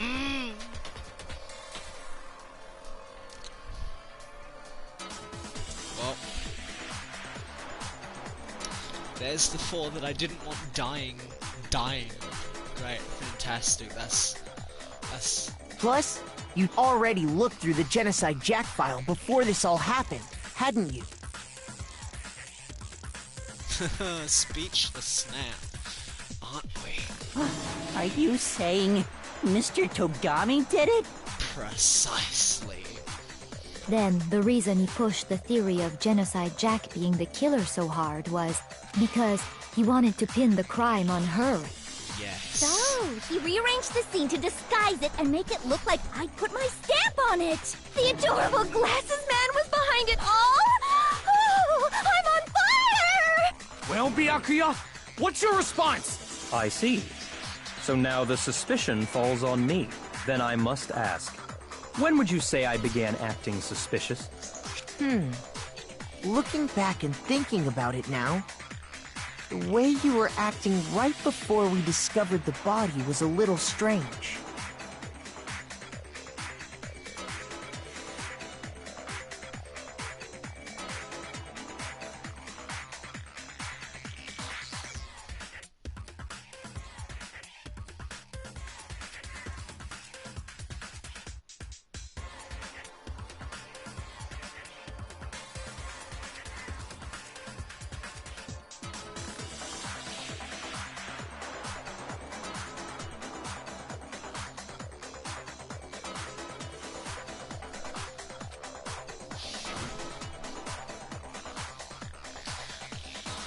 to agree.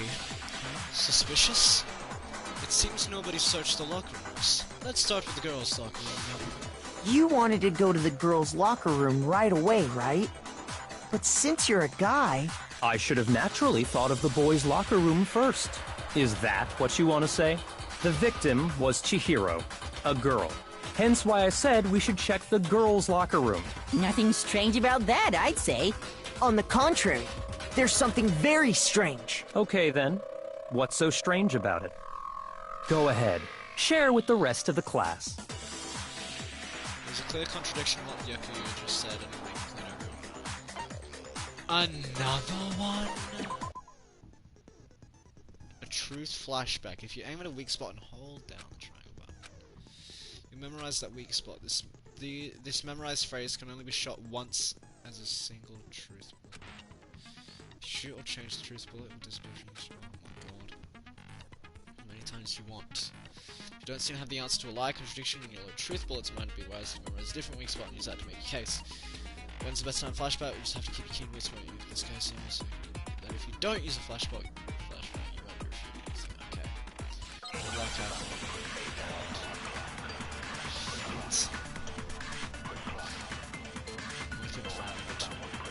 So, you said Byakuya was acting kind of weird before we found the body. But he was acting weird... how? If you're presented with the opportunity to check out the girls' locker room, you absolutely take it! That's a natural reaction for any guy! The victim was Chihiro, who was a girl. So of course I would suggest we check the girls' locker room first. There was no time for pointless distractions. What's so strange about that? I wish you'd taken me with God you. damn it. So, you said Byakuya was acting kind of weird before we found the body. But he was acting weird... If you're presented with the opportunity to check out the girl... That's a natural reaction! The victim was Chihiro. So of course I would say there was no time. What's so strange? I wish you'd taken me with you. Wait, can we choose anything? I don't get it. Doesn't make sense how he could have known before we did. Oh my god. So, you said Byakuya was acting kind of... But he was acting... If you're presented with the opportunity... That's a natural reaction! The victim was Chihiro. No, that's wrong.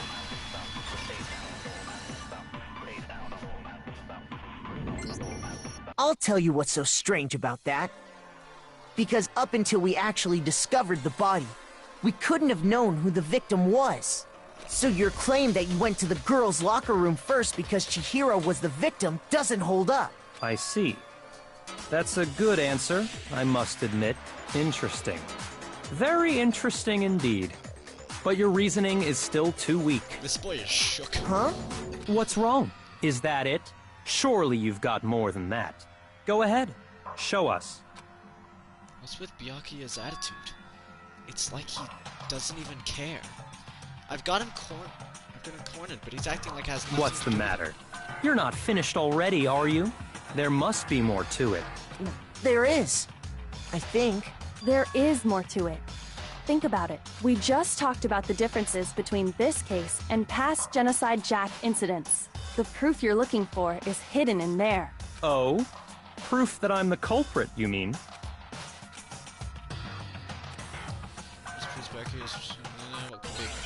It's the rope.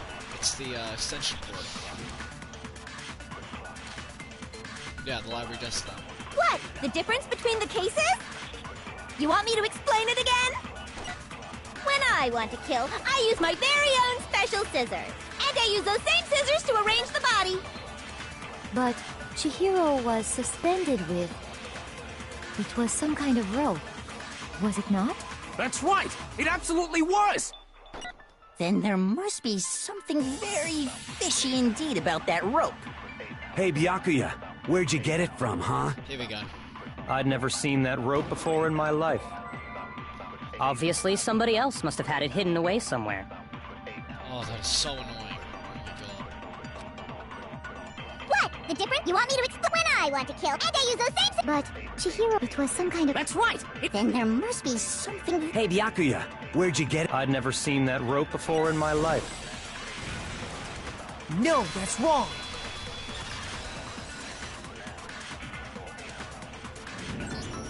Actually, I'm pretty sure you have seen it before. Because, you see, that rope, or should I say, that extension cord? What? An extension cord? Yep. Byakuya, you've used the extension cord in the library more than once, haven't you? And the same extension cord that was in the library all this time went missing after the murder. And there's no way someone who uses that extension cord as much as you do wouldn't discover that fact. Then Byakuya must be the one who took the extension cord. I can't imagine any other possibility. That's really what you think? Then your conclusion is something like this? I killed Chihiro in the girls' locker room, then hung her up and wrote that bloody message. I intentionally made it look like Genocide Jack was behind it. Is that about right? He's doing it again. He's totally calm, totally unconcerned, as if he's not even involved. Wait, not even What's involved? wrong? I asked you if you think that's what happened. Hell yes, that's what happened. So that's it, right? Byakuya's the killer. I don't disagree with not disagreeing. He kept calling this a game, right? So he'd be totally willing to do something like this to win. Sorry, but could we hold on just a second? I think we need to talk about this a little more. Huh? Do we really need to? We've already decided who did it. I know, but still, there's something that's still bothering me. Is that right? And what, pray tell, is still bothering you? I killed her in the girls' locker room, then disguised my crime. Specifically, I dressed it up to make it look like it was the work of a homicidal psychopath. What about all that bothers you? Wait. What was that just now? Something's not right. Chihiro's body was definitely found in the girls' locker room, but does that mean... Can I really just accept what Byakuya said as the truth? No, I don't think so. There's definitely something off about what he said. I got it! You say you killed Chihiro in the girls' locker room, right? But are you sure about that? Isn't it possible that the murder took place somewhere else? How disappointing. What kind of question is that? Even in the world of disappointments, this is a true letdown. She was found dead in the girls' locker room. There is absolutely no question about that. How could the scene of the crime have been anywhere else? Well, I think it's entirely possible that she was killed somewhere else, then carried there later, along with the rest of the murder scene. The rest of the murder scene? That was awfully specific. Please tell me you have a reason for saying all of that. I believe I do. Hey, Byakuya, did I just take you off guard? When the story suddenly moved to the crime scene, Byakuya, who'd been so confident up till now, maybe Byakuya never even realized the actual scene of the crime could have been somewhere else. Don't just move on without permission! What do you mean she was killed somewhere else? Come on, Makoto. If there's any chance the murder took place somewhere else, let's see the proof. There's something that switched between the boys and girls' locker room. I got it! Posters. The proof that she was killed somewhere else is... the poster that's hanging in each locker room. Your proof is some posters? The poster in the girls' locker room was a picture of a big-boobed supermodel. But don't you think that's kind of strange? Why would the girls' locker room have a poster like that? I bet those massive jugs of hers were totally fake! Meanwhile, the boys' locker room had a poster of the super popular boy band Tornado. Again, that doesn't really seem to belong in a boys' locker room. So you're saying that maybe the posters were switched? And there's one other thing I noticed about the locker rooms. You know what I'm talking about, right, Sakura? You're referring to my protein coffee, aren't you? Protein coffee? While I was in the girls' locker room earlier, I spilled some protein coffee on the carpet. But I noticed that after the murder, the stain had been totally scrubbed away. No, it's not that the stain was scrubbed away. It was moved.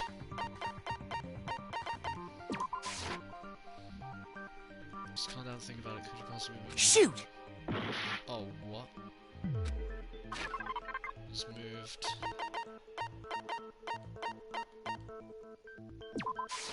I got it! The stain on the girls' locker room carpet wasn't scrubbed away. In fact, I found it on the boys' locker room carpet. That's definitely the stain from my protein coffee. Then, does that mean that the carpets were switched too? But why would anyone do that? To move the murder scene from one locker room to the other. It's certainly plausible, don't you think? What? In other words, in order to completely swap the scene of the crime, the blood-stained poster and carpet were moved along with the dead body. By doing this, the killer was able to change the entire room where the murder took place. I can certainly follow your reasoning, but why would the culprit bother doing that? Huh? Why would they go to all that trouble of switching the scene of the crime? Actually, an even bigger question. If the murder did take place in the boys' locker room, then how did Chihiro get in the boys' locker room in the first place? To get into the locker rooms, you have to swipe your e-handbook across the card reader device. But Chihiro's handbook should have only allowed her access to the girls' locker room. She had no way to get into the boys' locker room to begin with. No, she did have a way, and I can tell you what it was. I highly doubt that. Shut up! I'm telling you, I know how she could have done it. Is he right? Could Chihiro really have gotten into the boys' locker room somehow?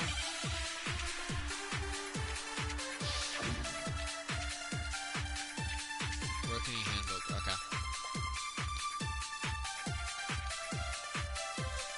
okay. Is it really possible? Could Chihiro really have gotten into the boys' locker room somehow? Ah! I got it! She must have hacked her e-handbook! She was the ultimate programmer. I'm sure that would have been no... No, I don't think that's... She used the thing that was in the main hall. Huh? What thing? I'm talking about Leon's handbook, of course. No, that's wrong! Good thing I didn't hit that other one. No, I don't think Chihiro used Leon's handbook. Why not? Because Leon's handbook was broken. Oh. Well, then, yeah, I guess that'd be pretty impossible, huh? I am struck silent by how quickly you gave up. Plus, isn't there a regulation against using someone else's handbook? Actually, the rule states that loaning your handbook is prohibited. In other words, you could borrow a dead person's handbook all you want, and you'd be safe. Yup, yup, yup! Hit the nail square on the noggin! Of course, if it were broken, that wouldn't make any sense anyway. So then, she must have hacked hers, like I said. She used her ultimate programmer skills and... Psst! You can't fix an e-handbook! The instant you open one up, a security buzzer starts blaring! So, if she didn't use Leon's handbook, and she didn't modify her own handbook... Maybe Mr. Naegi's initial assumption is just... wrong? It seems like there's no way she could have got into the boys' locker room. So I guess so. Okay then, I vote for Byakuya! Is that it then? Chihiro was killed in the girls' locker room and Byakuya is the one who did it? Really? But still, I don't know what else I can Hold do. on a second. I agree with you, though. I think you're on the right track. What the... You finally decide to open your mouth and that's what you've got to say? There's no way she could get in the boys' locker room, right? So... Why are you so sure she couldn't get in? There's still one other way she could have gained access. What? What are you talking about? What other way is there? Well, to explain that, why don't we take a little break from the trial? I'd like you all to come see something. Wait! Just what do you think you're doing? Don't worry. This'll make the whole trial more exciting. I'm sure that thought must please you. Huh? It'll make things more exciting? Well, alright then. I declare an official class trial recess! Huh? For real? Now then, what is it you want to show us? It better not be boring or I'll be very unhappy! Oh, I have no doubt it'll meet your lofty expectations. So, shall we go? So before I even knew what was happening, the class trial had been put on hold. We headed off with Kyoko in the lead. Kyoyo. Yeah? I shall be back.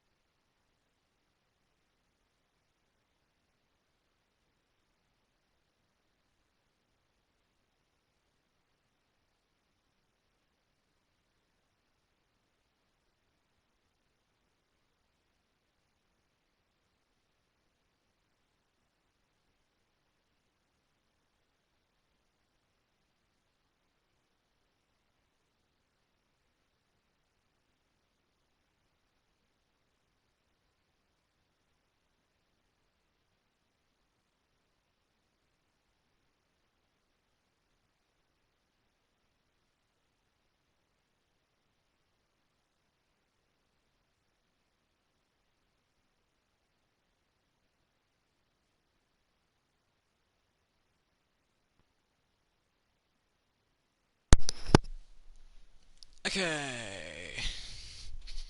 It's happy? Well, that's good. Ugh.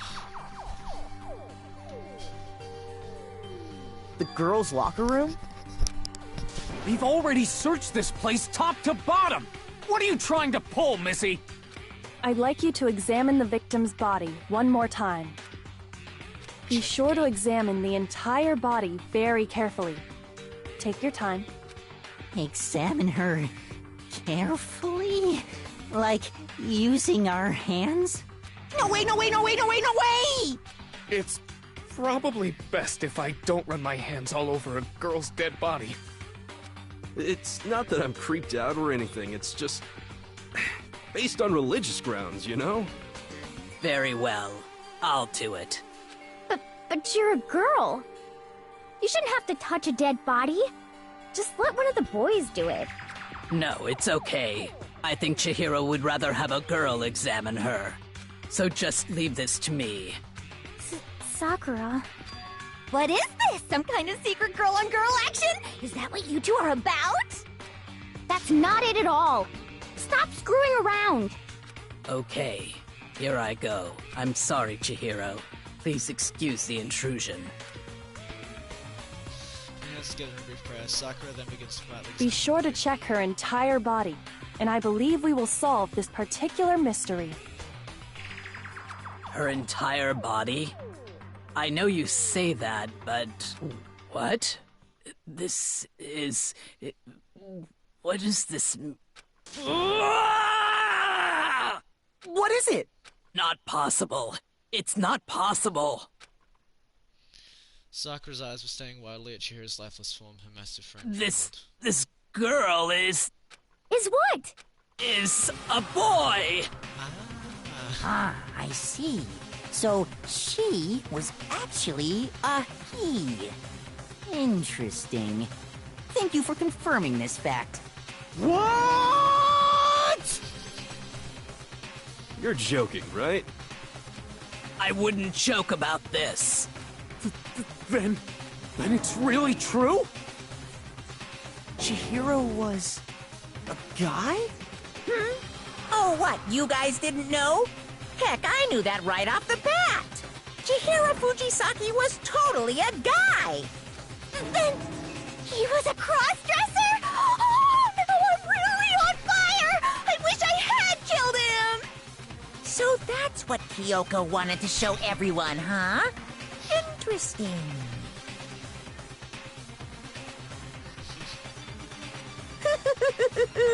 Yes, that certainly does make things much more exciting.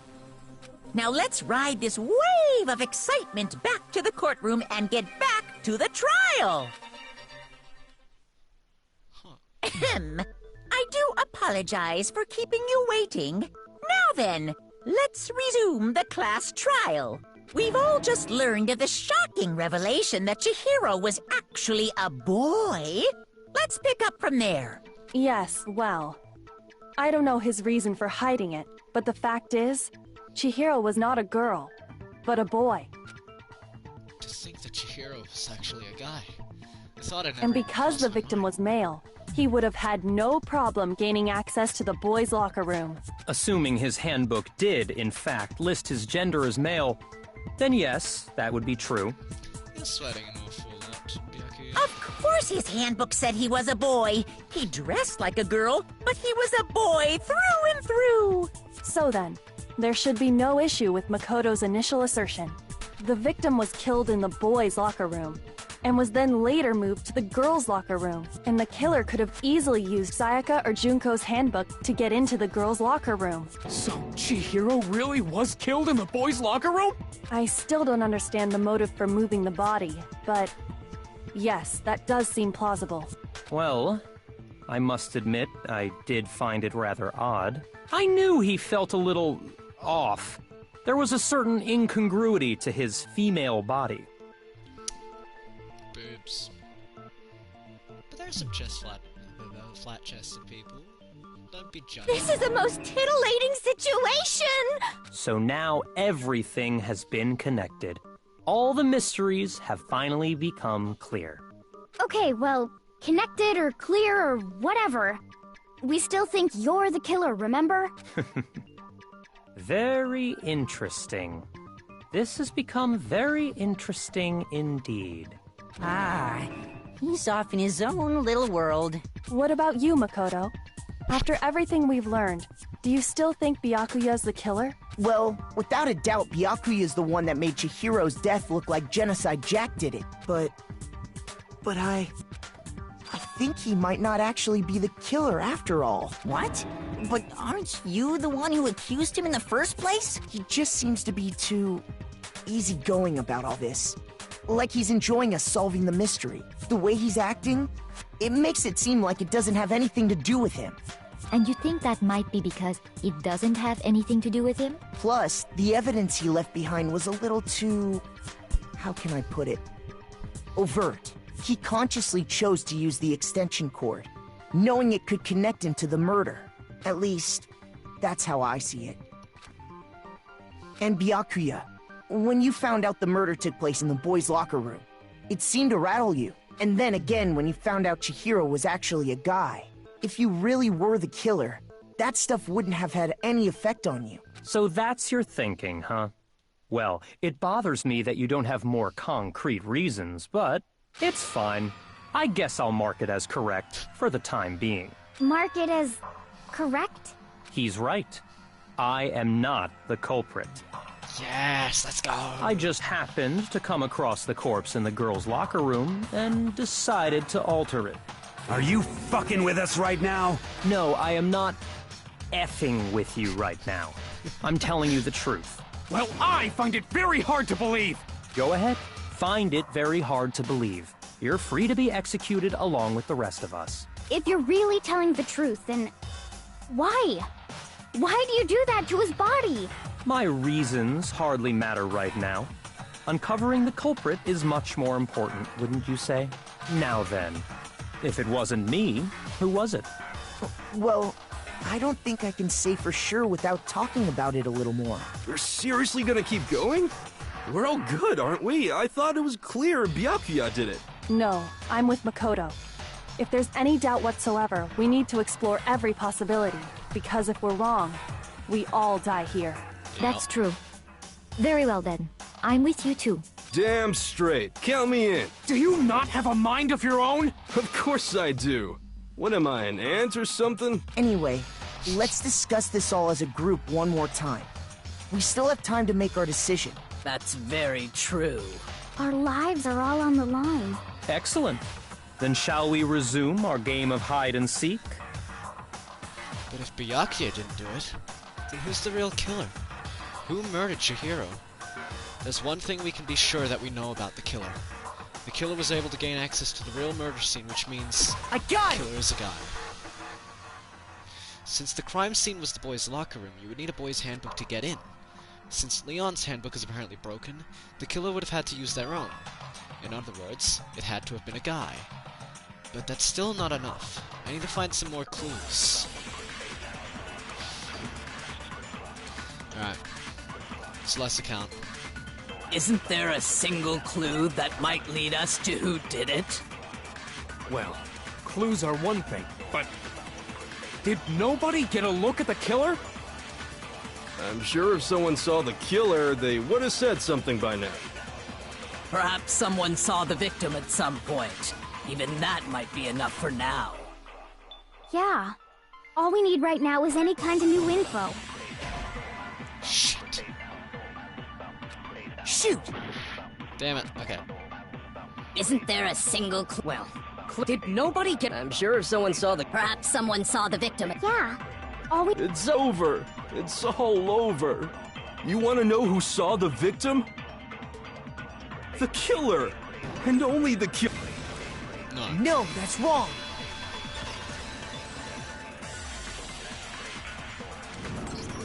I believe someone else did see the victim before he was murdered. What do you think, Celeste?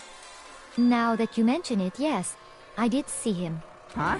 Really? Oh, but I suppose only Makoto knows about this. The rest of you had no idea, did you? That is why you're all making such ugly noises. Whatever! Just hurry up and tell us! It was last night, right before nighttime. I saw Chihiro in the dormitory warehouse. I saw him stuffing a track jacket into a duffel bag, and then, I assume, he headed off to exercise. A track jacket and a duffel bag? But we didn't find anything like that at the murder scene. It seems likely that the culprit destroyed them to get rid of any evidence. And that is when he said something that struck me as rather odd. I'm in a hurry. Chihiro told me he was in a hurry, but why would he be in a hurry? Only if someone were waiting for him, I should think. So, Mr. Fujisaki was on his way to meet with someone, and then they were going to work out together? But Hina and I had invited him to exercise with us plenty of times, and he always declined. Probably because he was afraid you'd find out the secret he was hiding, right? Which means that conversely, he must have trusted whoever he was meeting with very much. Enough so that he was willing to risk his secret being revealed. What a marvelous friendship! The point is, whoever he met up with is the culprit, right? So we just gotta figure out who it was. But knowing what we know, I can't even guess. No. You already have what you need to make the connection. Huh? You know who the killer is. Seriously? Who is it? Who's the killer? Think back to the track jacket and duffel bag the killer disposed of. Focus on the details of these items, and it should become obvious who was waiting for him. Are you sure about that? You really think we can figure out who did it based on two pieces of evidence that we don't have? What? You want to track down some fingerprints or something? Even if we had the equipment for that, we wouldn't know how to use it. As was noted, the evidence is already gone. There's nothing to get fingerprints from. Maybe, but we can make certain inferences if we just take the time to talk it out. Easy for you to say, but fine. Celeste, did you notice anything special about the bag or jacket? The bag was just a normal duffel bag from the warehouse. All the bags in there are the same, so I can't imagine what would make that one special. Well, if I remember right, there was a decent variety of tracksuits to choose from. Do you think there might be some connection between the culprit and Chihiro's jacket? Perhaps. Let's explore that and talk a bit more about the jacket he took.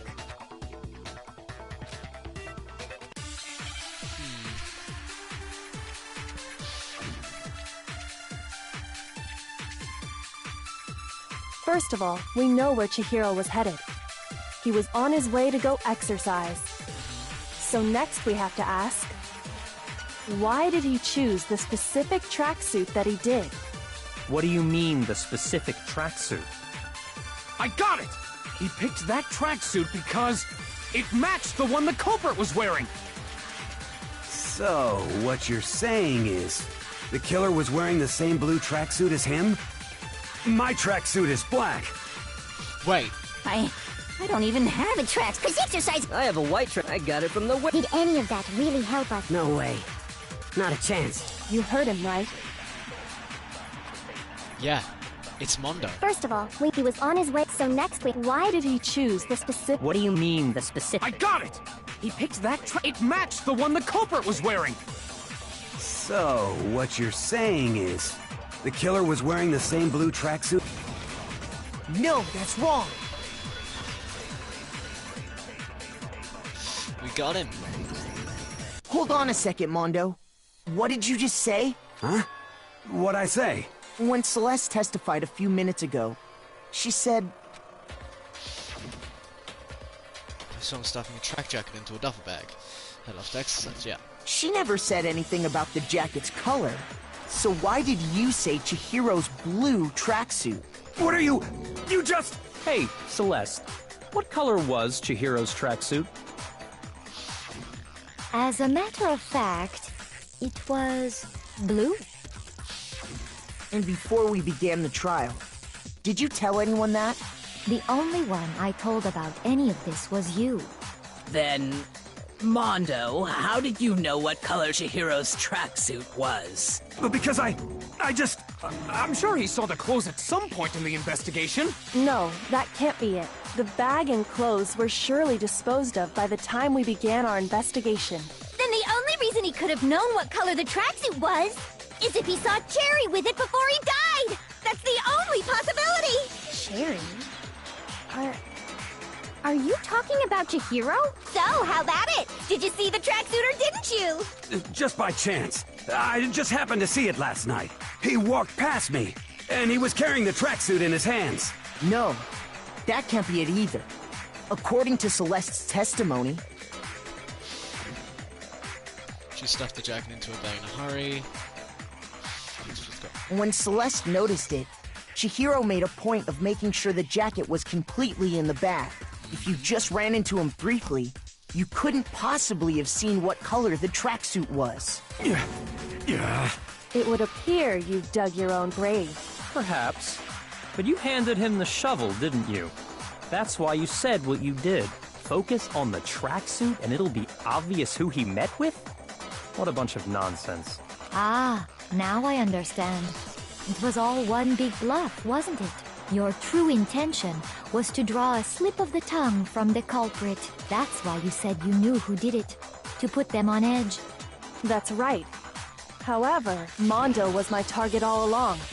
I had my suspicions about him from the very beginning. But why? What made you so suspicious? That's a good question.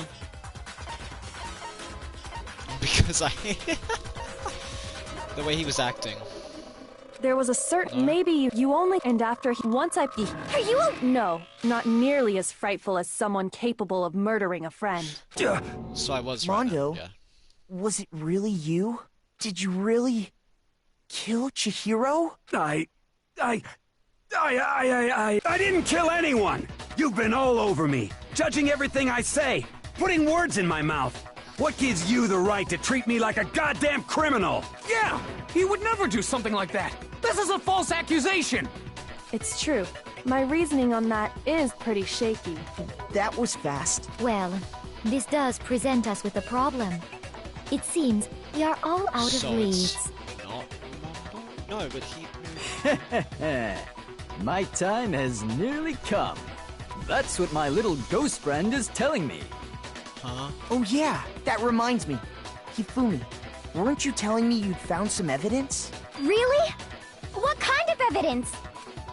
Actually, now that I'm thinking about it here calmly, it might not be all that relevant. Jeez, does your confidence just get up and walk away? It's fine, man. Just tell us. If you really insist, then, here it is. What do you have there? It happens to be an e-handbook. I found it laying on the ground, so I scooped it up.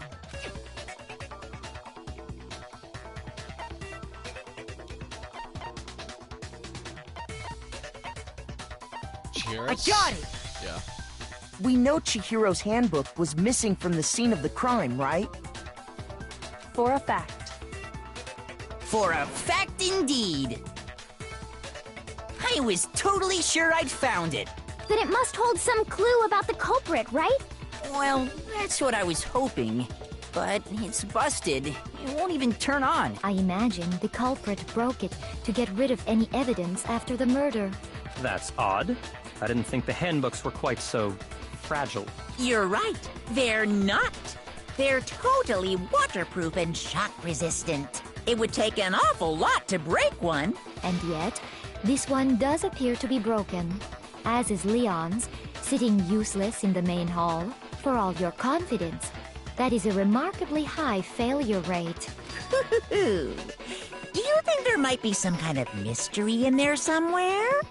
How, precisely, did the handbooks get broken? Handbook break, there's only one possible explanation. By hitting its I weak got point. it! You already told us before that the handbook has one weak point, didn't you? Yeah! You remember that? Sure, maybe I let that slip. But I never told anyone what the weak point actually was. But if the handbook is supposed to never break, and two of them broke in quick succession, then we can only assume that someone's figured out its weakness. You know what the weakness is, right, Monokuma? So, what is it? Huh?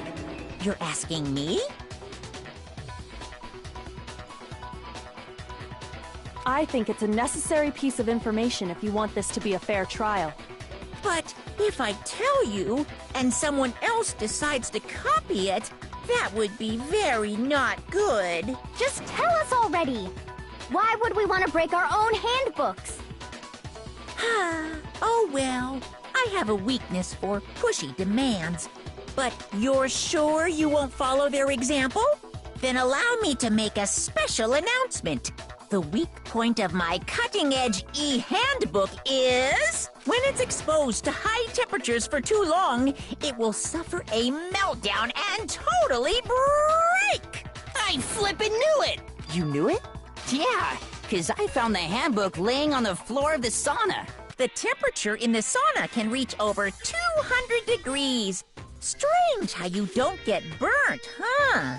It's because as your sweat evaporates, it creates a cooling layer of air around your skin. If the hot air of the sauna were somehow pushed directly onto your skin, you'd definitely get fried.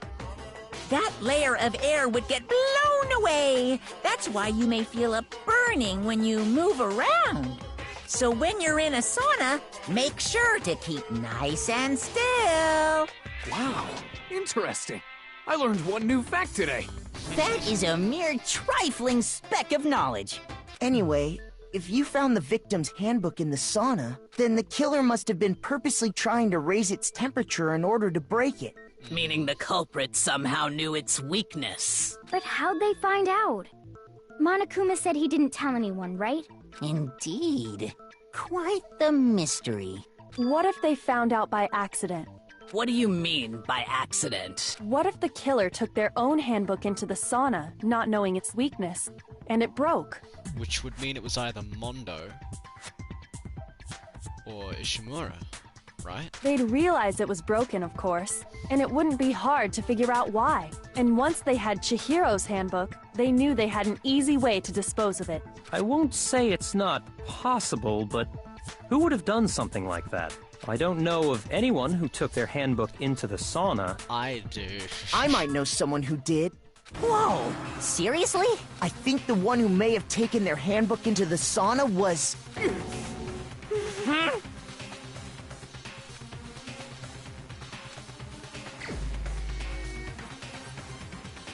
No, because... yeah, he didn't wear his clothes in the sauna, so it must have been Mondo. Yeah. it's Mondo Iwata. Here's my answer. Mondo, your handbook got broken in the sauna, didn't it? What? Why? Why do you keep accusing him? Mondo and Taka had an endurance contest in the sauna not too long ago, remember? And for the contest, Mondo just so happened to keep his school uniform on. But little did he realize, he'd also left his handbook in one of his uniform pockets. And when it was all over, Mondo discovered that taking your handbook into the sauna could easily destroy it. No, wait, hold on. You've got it all wrong. He would never kill. I don't accept this. Show me the proof. The actual solid proof. I mean, I don't want to believe it either, but I found something that proves it beyond a shadow of a doubt.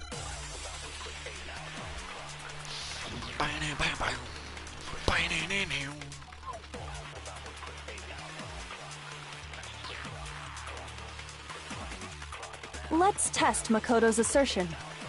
If what he says is correct, then Mondo, you broke your own hand. You can pause.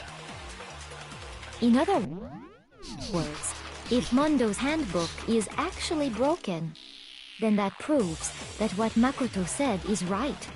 Well, my goddamn handbook works just fine. Damn See? it. Makoto was wrong. Mondo wouldn't hurt a fly. I saw her. Let's test if what he said you broke your own. In other words, if then that proves that... Well, my goddamn handbook works just... No, it doesn't. That's wrong. No, it doesn't. It's broken. Mondo, the handbook you have right now, is it really yours? The fuck is that supposed to mean?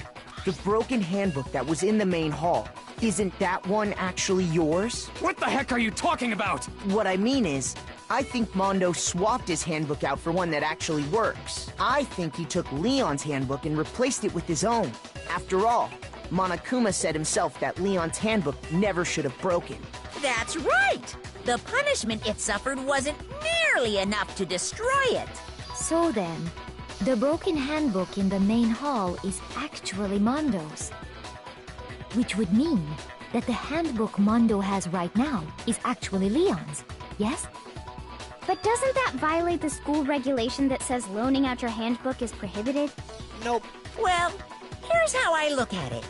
There is a rule about loaning your handbook to another student, but if they're dead, they're not a student. It's kind of a gray area, I admit. But no worries. If anything, it just makes things more interesting. As such, I decree that exchanging handbooks with a corpse is not a violation of the rules. Well, Mondo, if I'm wrong about this, you're welcome to say so. I'm happy to admit I made a mistake, but... Son of a bitch. What's wrong, bro? Come on! Tell him he's wrong! You are wrong! You have to be wrong! Everything you just said is wrong! You made it all up! Okay, then why don't we look back on this case one more time, from the beginning? That way, everything will become clear, and we'll all see if I was right or wrong.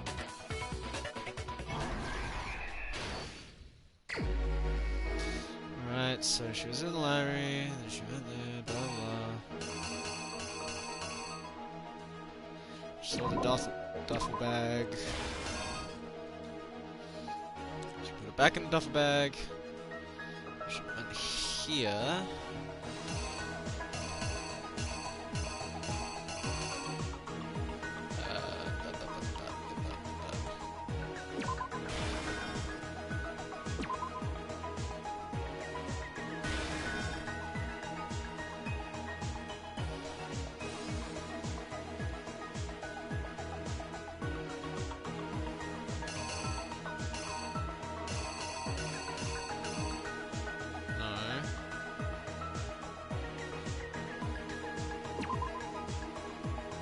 Yeah, I don't know.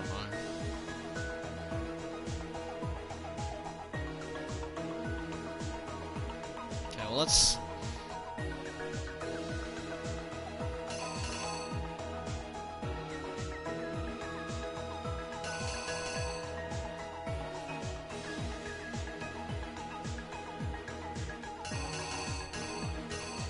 can't be either of these, I don't think. Maybe it can be, I don't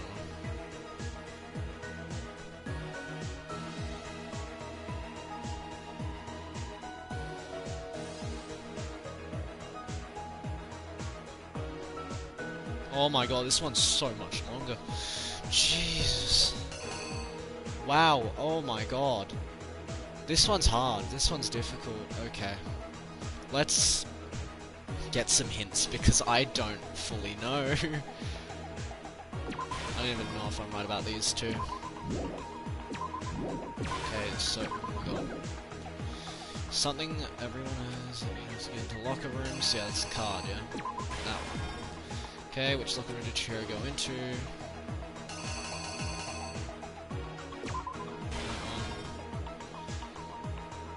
The weapon the killer used was the dumbbell, so this one.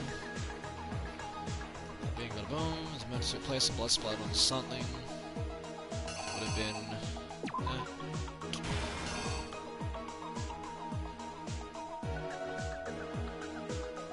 Disguise the truth, kill switch around the carpet as well as something else. Yep. Which locker room did the kill move to?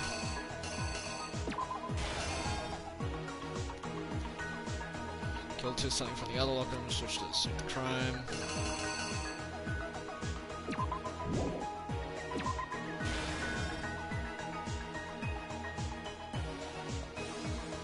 Wait.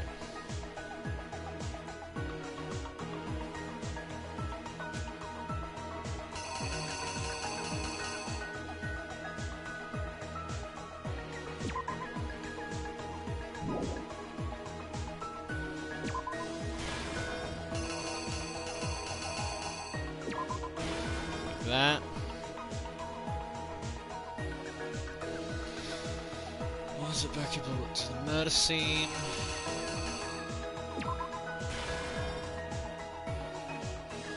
Figure out what it needs to disguise what happened.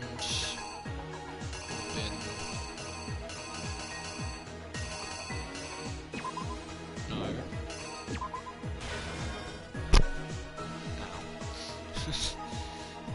Where did the killer go after they were done?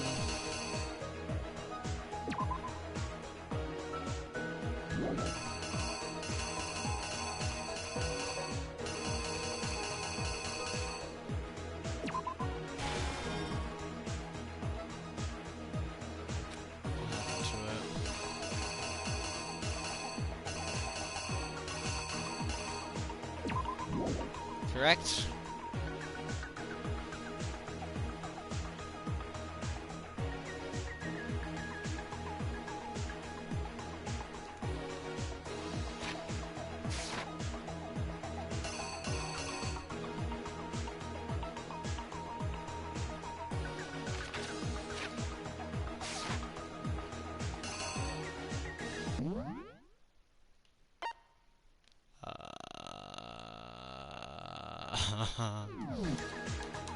Triangle. Triangle. I'm clicking.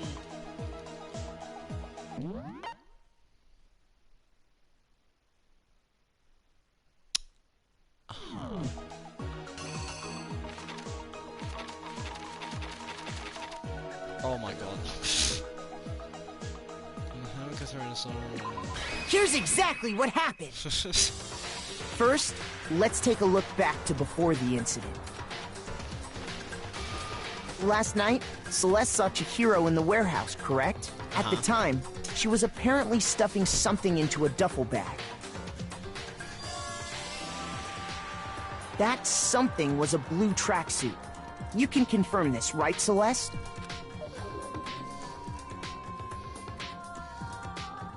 With bag in hand, Chihiro headed out, even though it was officially nighttime. She made her way to the locker room, specifically the boys' locker room. But how could the victim, who was apparently a girl, access the boys' locker room?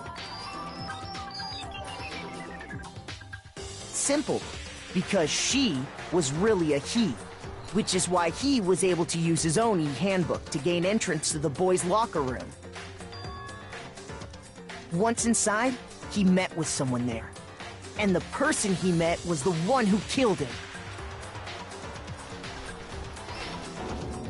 It seems likely that the killer grabbed the nearby dumbbell, approached the unsuspecting Chihiro, and attacked him. And that's where the bloodstains on the poster and carpeting in the boys' locker room came from. Yep.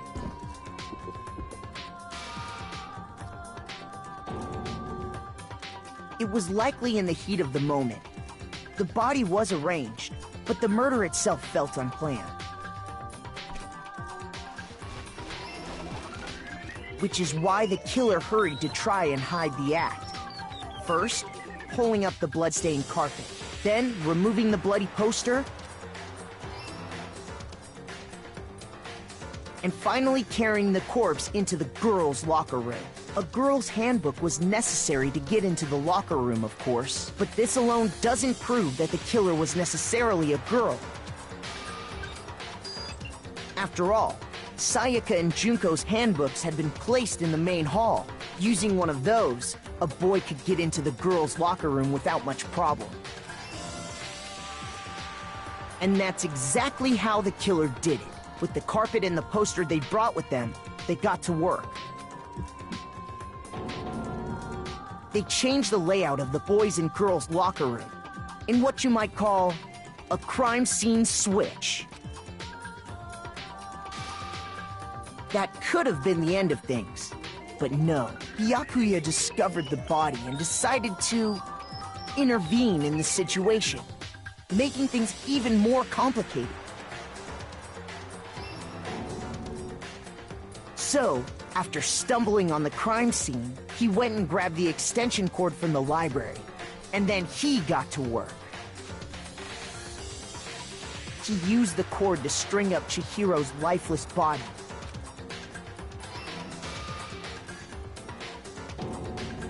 Then, using the victim's own blood, he left a grisly message there at the scene of the crime. He wanted to create the illusion that Genocide Jack was responsible for the slaughter. And around the same time that Byakuya was putting together this facade, the killer, having already disposed of Chihiro's bag and other belongings, arrived at the sauna. There, they planned to destroy the last piece of evidence, Chihiro's handbook. And just as the killer expected, the steamy sauna was enough to ruin the electronic gadget. Somehow, the killer knew that the handbook couldn't stand up to the heat of the sauna. And the reason they knew that is because the sauna had already wrecked their own handbook. And that's how it all played out. Isn't that right, Mondo Owada? Nice. Wait! No, this can't be right. Where's your evidence? Yeah, where's your evidence? You need evidence! You need proof! Without any proof, you can't pin any of this on him! Evidence that Mondo is the killer. That already revealed itself earlier in the trial. If I can somehow show where Mondo's handbook is right now, once I do that, everything will become clear. I was like, oh my god, another one. Fever time and Nega time. During a bullet time battle, if you press the R1 button, Fever time will activate and tempo will be forced to its max. Even if you push the buttons at random, you won't miss, so you can push X, square, X, want to destroy the world. Okay, so in the last two, if focus gauge runs out, make the best possible use. Of course, it wouldn't be fair if you got to. If only you got access to special time, right? Also, there is something called Nega time that your opponent can use. Opponent activates Nega time during the battle time battle. Built time battle, your tempo marker would disappear, making it quite a bit tougher to hit the buttons on rhythm. If you would activate Fever time at this point, I'm sure nothing would happen. I don't know what I was worried. Until the opponent wins Nega time. Okay. Here we go. Show me some evidence! You're wrong! I won't listen! I refute you! False! Show me some evidence! I won't listen! False! I refuse to vote! Show me some evidence! You're wrong! I won't listen!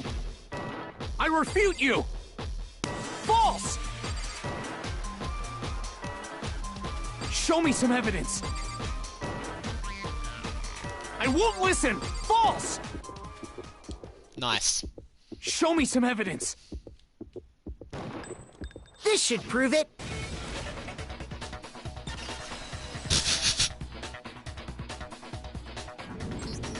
If my thinking so far is right, Mondo must have replaced his broken handbook with Leon's. In which case, we can just check each of our handbooks right now. Once we do that, we'll... We don't gotta do that. Huh? Yeah. Yeah, I did it. I killed him.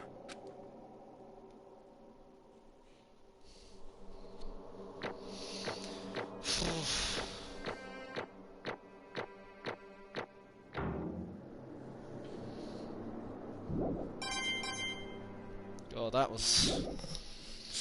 Bro? Bro! What are you saying? I got no choice, man. After hearing all that, I gotta just... give up. Go ahead, Monokuma.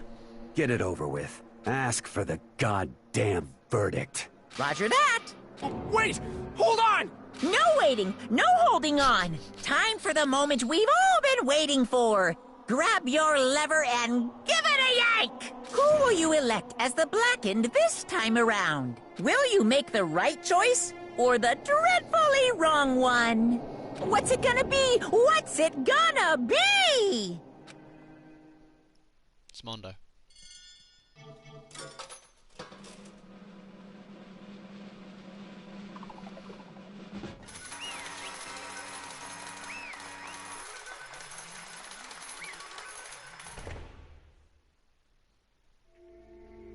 What? Uh-oh. This time it looks like you got it right again. Yes, it is so. The Blackened that killed Chihiro Fujisaki was... Mondo Owada. Unbelievable. In case you're wondering, the vote was not unanimous. Kiyotaka chose the wrong answer. You're treading very close to the danger zone, Mr. Ishimaru. You need to be more careful. I refuse to believe it. There's no way. No way he would kill someone. Sorry. What is this? Why are you apologizing? Why? Why? Why? Why did you do it? Now then. Well, it looks like Mondo's taken a vow of silence, so allow me to explain on his behalf. Actually... The story of the murder this time is the sad story of two men. Ha! Oh, but for anyone who doesn't really want to hear it, you can hit the circle button fast forward to next. Anyway, there was once a young boy, and his name was Chihiro Fujisaki. He had an extreme inferiority complex regarding his own lack of strength. You're so weak even though you're a boy. He'd heard things like that as long as he could remember, and he couldn't overcome his weakness. On the contrary, he tried to hide and buried himself further and further into that weakness, to take on the fragile form of a petite young girl. He had chosen that as his way out. Now nobody will be able to say anything about even though you're a boy. But no matter how tightly he wrapped himself up in that shell, the inferiority complex had already taken root deep inside of him, and was not so easily weeded out. As it turned out, the shell was completely empty. The complex didn't disappear. Instead, it only grew stronger and stronger. I'm weak. Weak.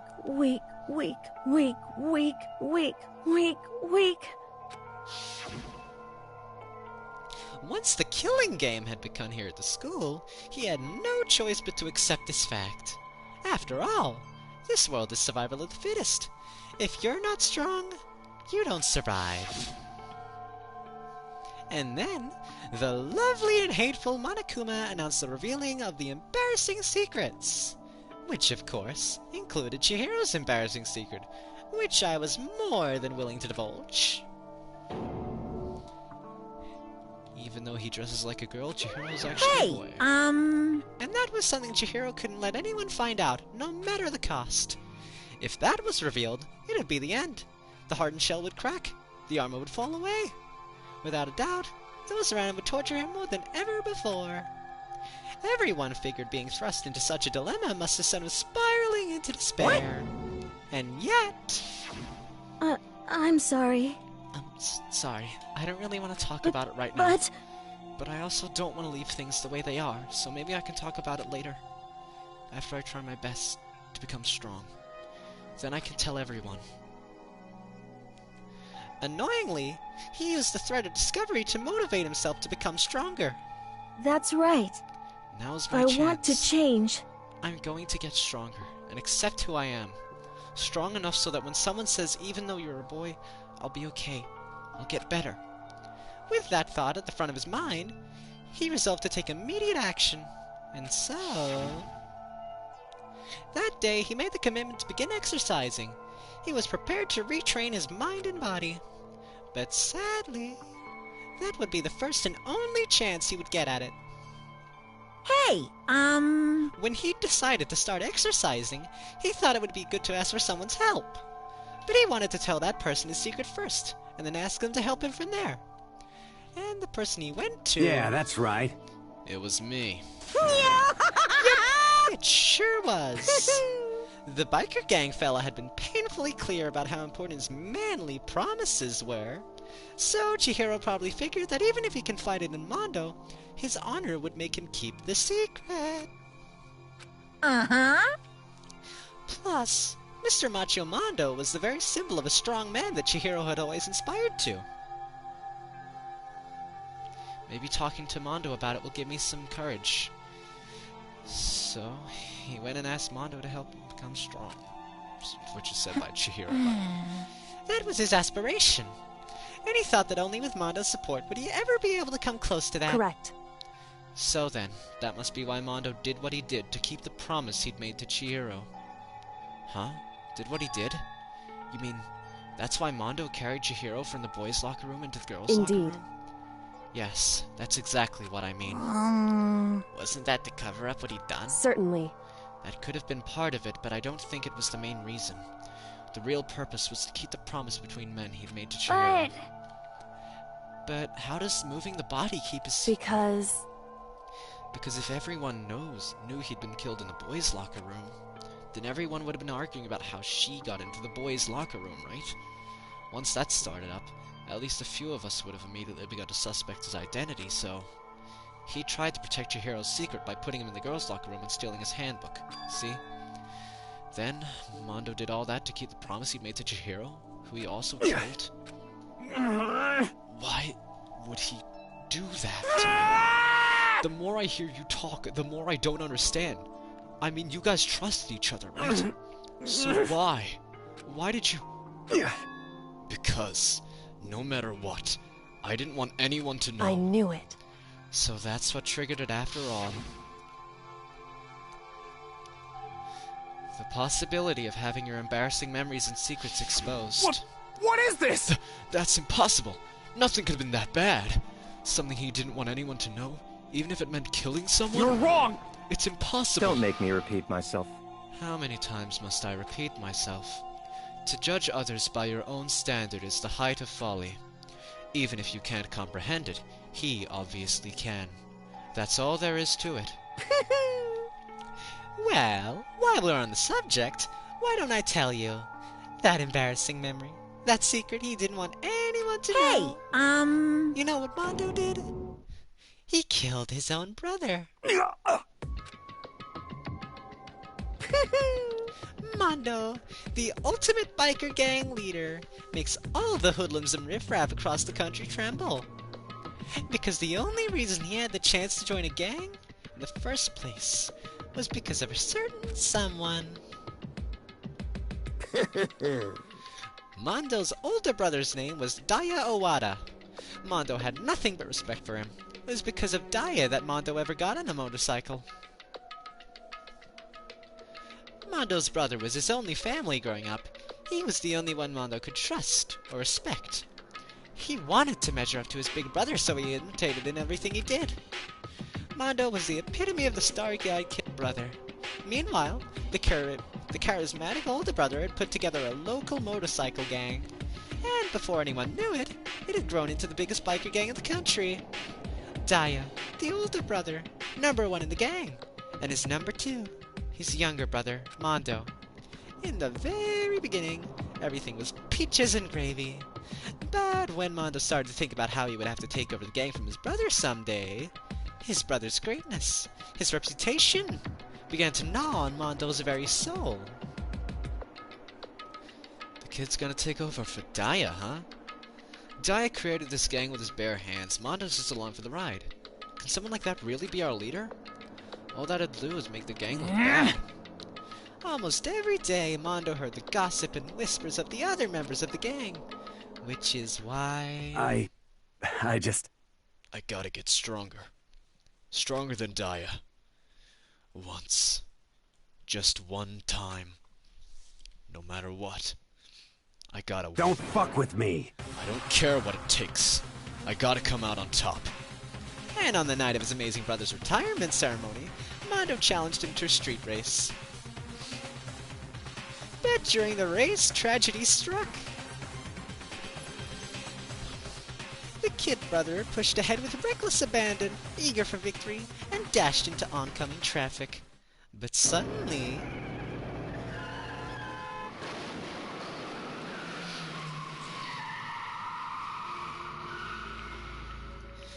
laying in his kid brother's arms, the older brother delivered his final words. My bad, kid. I fucked up. Sorry. Of course he knew it was his brother's fault, but Daya never blamed him for what happened. Hey, kid. The rest is up to you. No matter what, you gotta keep the gang together. 'Cause it's the team.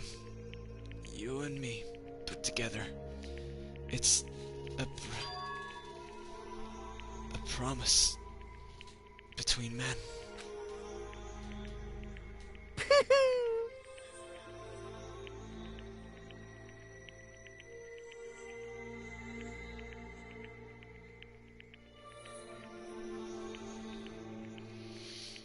He decided to hide the truth of what happened from everyone else in the gang, in order to keep the gang together and keep the promise to his brother.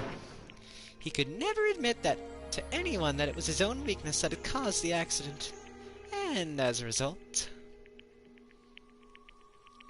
the team was made even stronger under the banner of the kid who'd bested his big brother. Daya was gonna lose to his kid brother, so he got stupid and got himself killed. That became the explanation for what happened. Mondo's lie became the truth. He wanted to lead the team so bad he was willing to tell all kinds of lies about his brother. I just...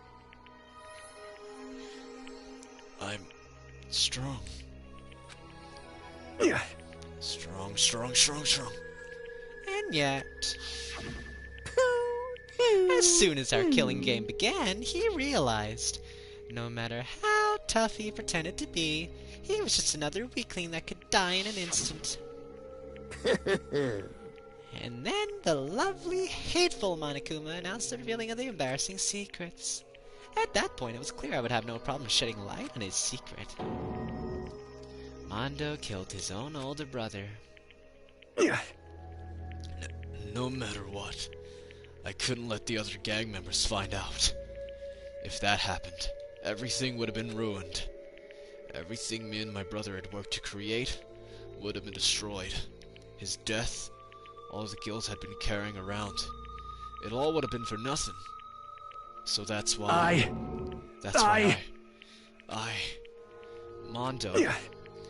After I saw what Monokuma had on me, my head filled up with a kind of fuzzy uneasiness and just started swirling around. I'd never felt anything like it before. I didn't know what to do about it. I wasn't sure what to think or say, but after a while, that fuzzy uneasiness turned itself into a rock-hard lump of anxiety way down in my stomach. And it was right around then that Chihiro asked me to start working out with him.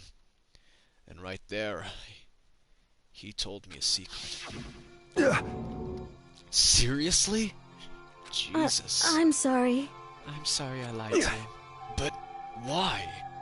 Why now? Why are you telling me this all of a sudden? Huh? 'Cause I mean, You've kept that secret all this time, right? If anyone found out, you would... But... You're right, but... I want to change.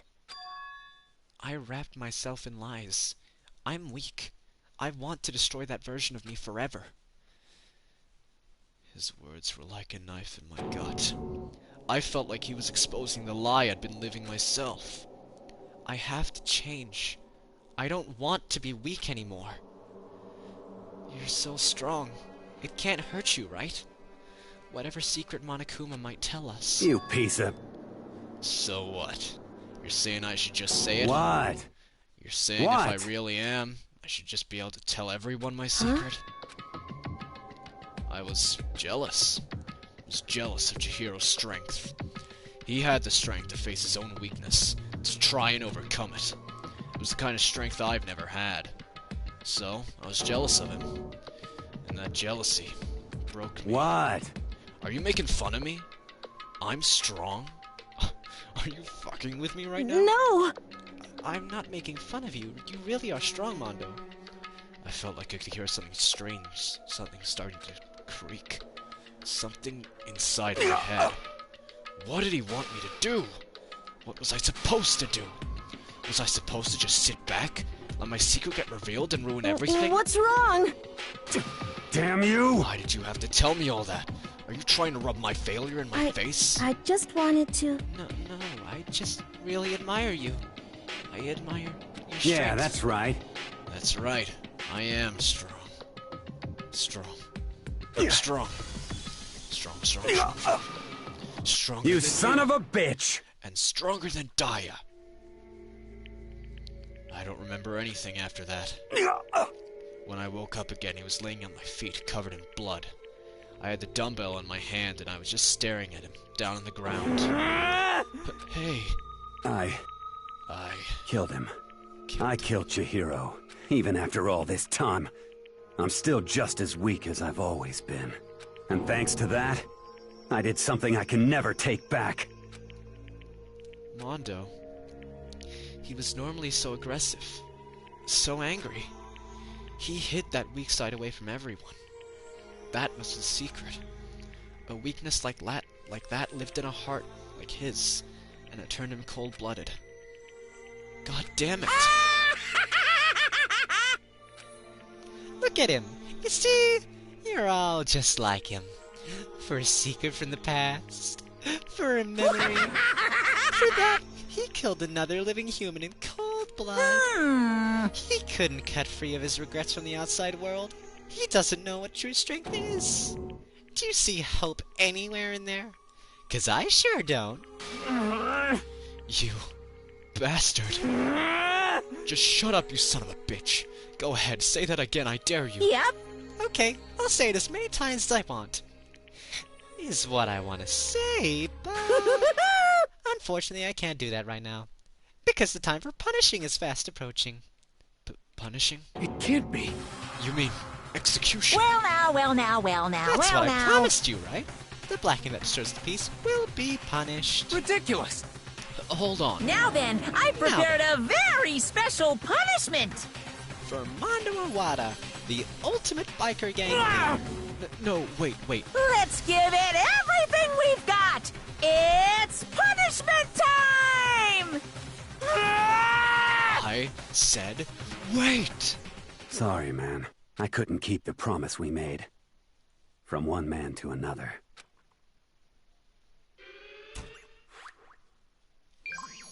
Shit.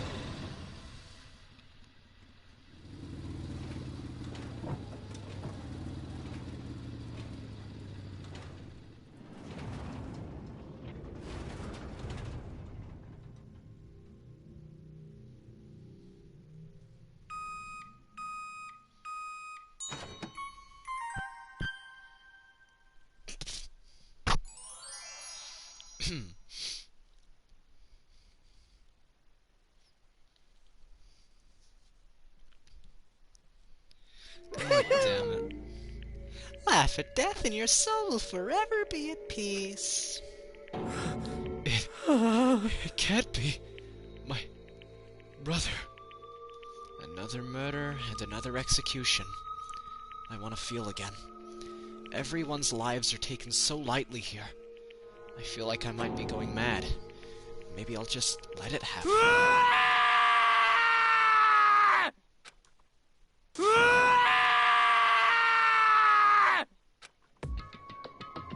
As Taka's sad screams invaded our skulls, we were each forced to realize once again.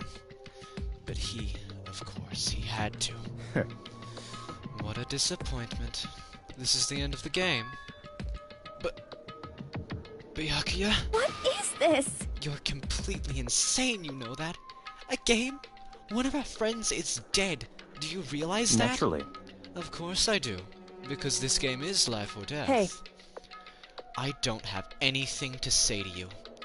I don't have a response except However, that. I just don't understand why. Why did you go out of your way to disguise Mondo's crime? What? Why? Isn't it obvious? Because it made things more interesting. His voice was calm, emotionless, like the voice of death. It chilled me to the bone. Last night when the murder took place, I was in the library as usual. Honestly. So you ignored the nighttime rule too. That rule never mattered to me. I don't recall agreeing to it. There is nothing to be done. Well, I don't particularly care. Please continue. The night grew late and I decided to return to my room, which is when I stumbled upon him. I spotted Mondo coming out of the girls' locker room. After he'd gone, I looked inside and saw the corpse. What? You mean you actually witnessed the murder?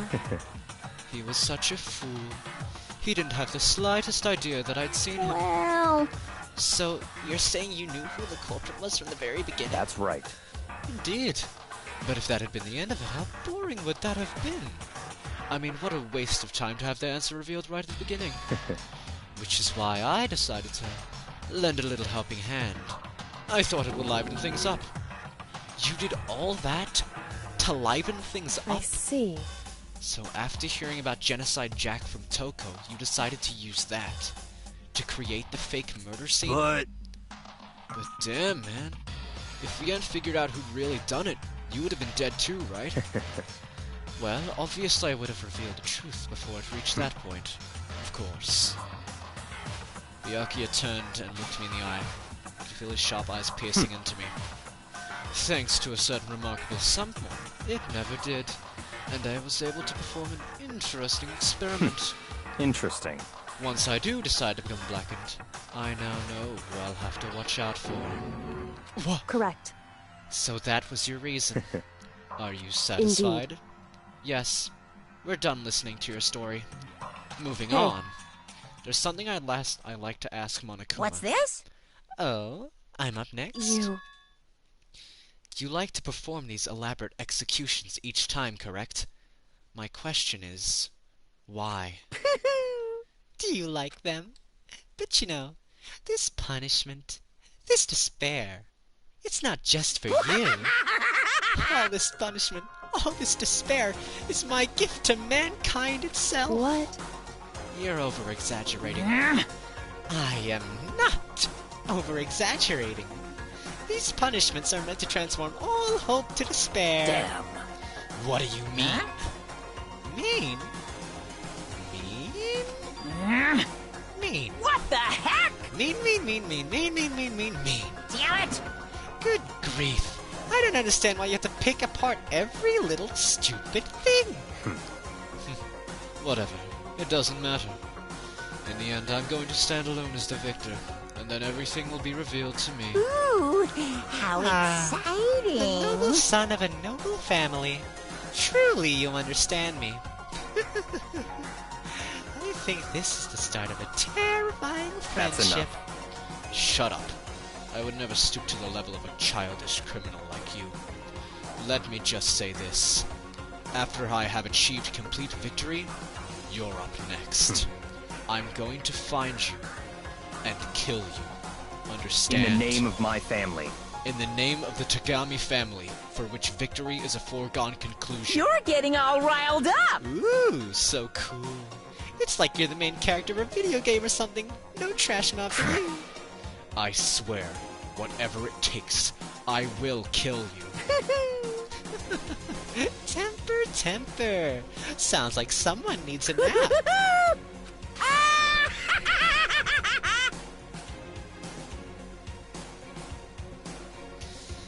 Monokuma's laughter peeled across the courtroom, and the curtain closed on the case of Chihiro and Mondo.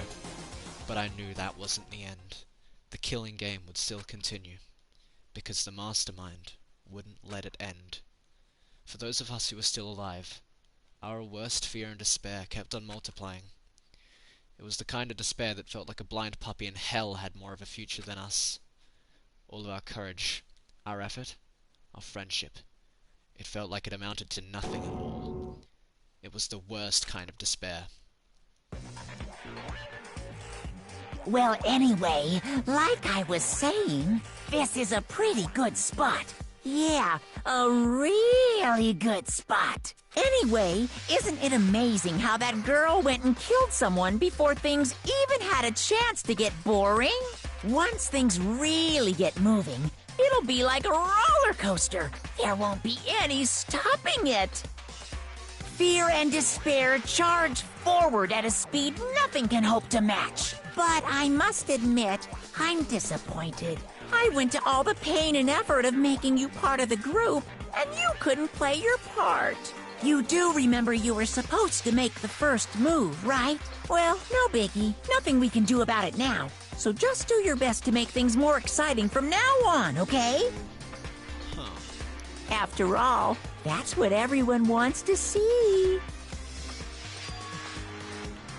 There's one thing I'd like to As ask long as you don't want to know my measurements, fire away.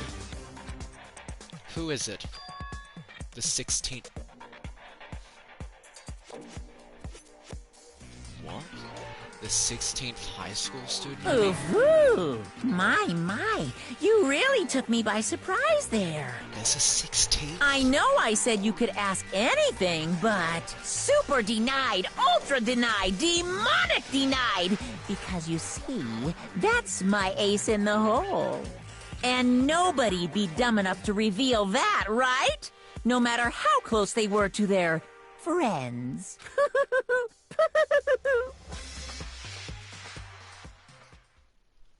There's a 16th?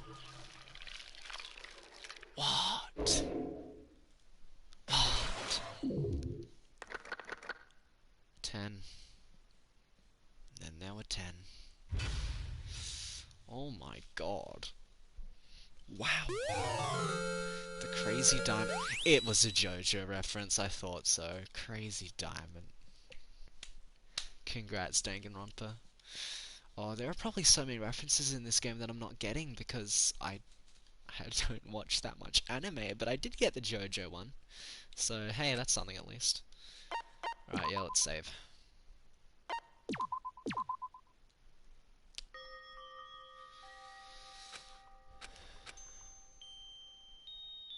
I know I shouldn't cry, but I've had enough. I can't take it anymore. Getting out of here anytime soon, it's impossible. I can't let myself think about how much I want to get out of here. If I keep thinking like that, I might decide to.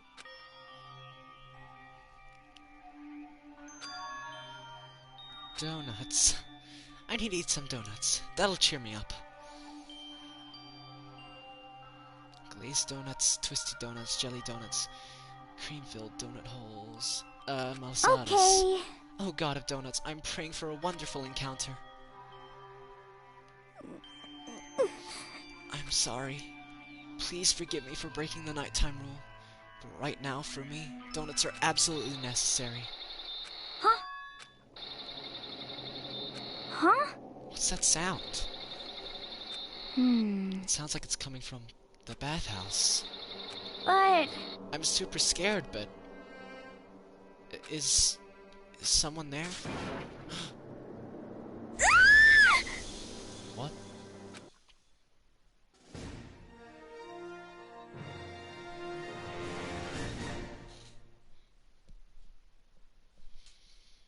The morning after the conclusion of the second class trial. Everyone went up in the dining hall just like always. I expect to start like any other day, that's what I expected. Alright. Today's count kinda sucks, huh? Toko and Byakuya still refuse to show up. And I haven't seen Miss Asahina anywhere. She said her stomach was hurting, so she's taking it easy in her room for today. That is rather unusual for her. Normally she is so full of energy. Which is exactly what makes me worry. So then... So it's just the 7 of us then. It looks that How way. about that? It's times like these where the committee chairman needs to get things going with a bang. Impossible. Or not. Taka hasn't said a word since everything that happened yesterday. One look at his face showed he hadn't slept a wink last night.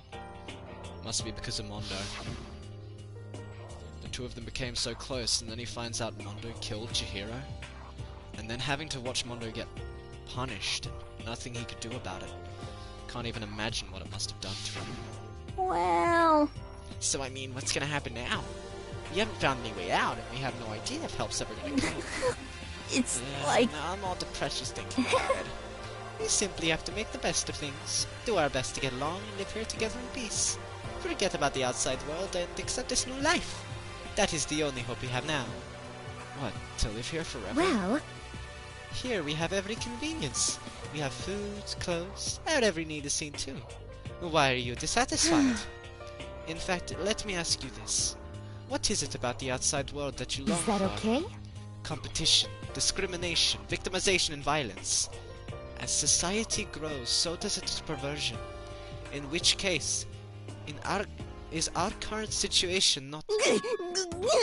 Demon Angel, pretty pudgy princess. Here we go! Maggie, the drill shop owner, the bunny-eared Amazon, Catgirl, Dogboy, Robo Justice, the Galactic King, and... What I mean is there's no 2D here. There is nothing to be done. The mastermind puts such base desire to their advantage, bending you to their know? will. Okay, well anyway, since Taka's like catatonic. As the oldest one here, I'm officially stepping up to take the lead. So we're all gonna work together and spend the rest of the day searching the school. Searching? I'm right? Well, I mean, since the class trial is over and all, Perhaps. there should be new places for us to investigate. Yeah, that's the ticket. Maybe we'll find some kind of clue this time. Well then. Then once we're done eating, let's split up and begin looking around. Do you have any problem with that, Celeste?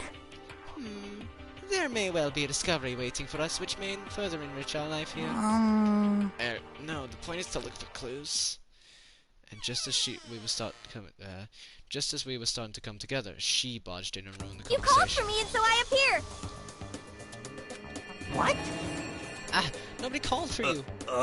What the? How come it's Genocide Jill and not Toko? Yes! God, this place is just amazing! Finally, a place I can just be my murderous self. Which is why I've decided to stop holding back and spread my wings. No more hiding in a cave for me. Plus, I have another battle to fight. The whole killer with a split personality thing is so overdone. I gotta destroy that stereotype. SOB! I'll fight all day and all night to murder those totally slanderous cliches. But you are a killer with a split personality. If she weren't here, my chances of survival would go up at least 10%. Come on, you gotta back me up here. Even the biggest stars need the little people to hold them. Well, whatever else we do today, first we should eat. We can't do anything on an empty stomach. You're right, let's hurry up and eat so we can start our investigation.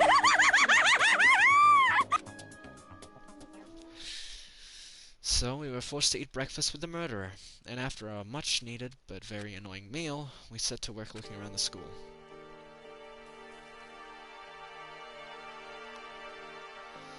Okay.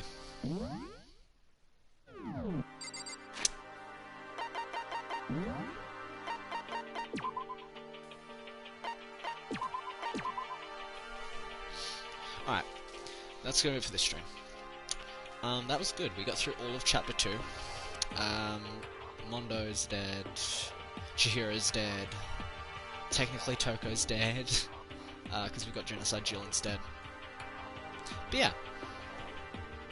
That was pretty good, I reckon. We did pretty good. That being said, I'm going to end it here. If you enjoy, leave a like, consider subscribing. If you dislike, leave a dislike, don't forget. And, yeah. I'll see you guys and gals in the next one. Peace out.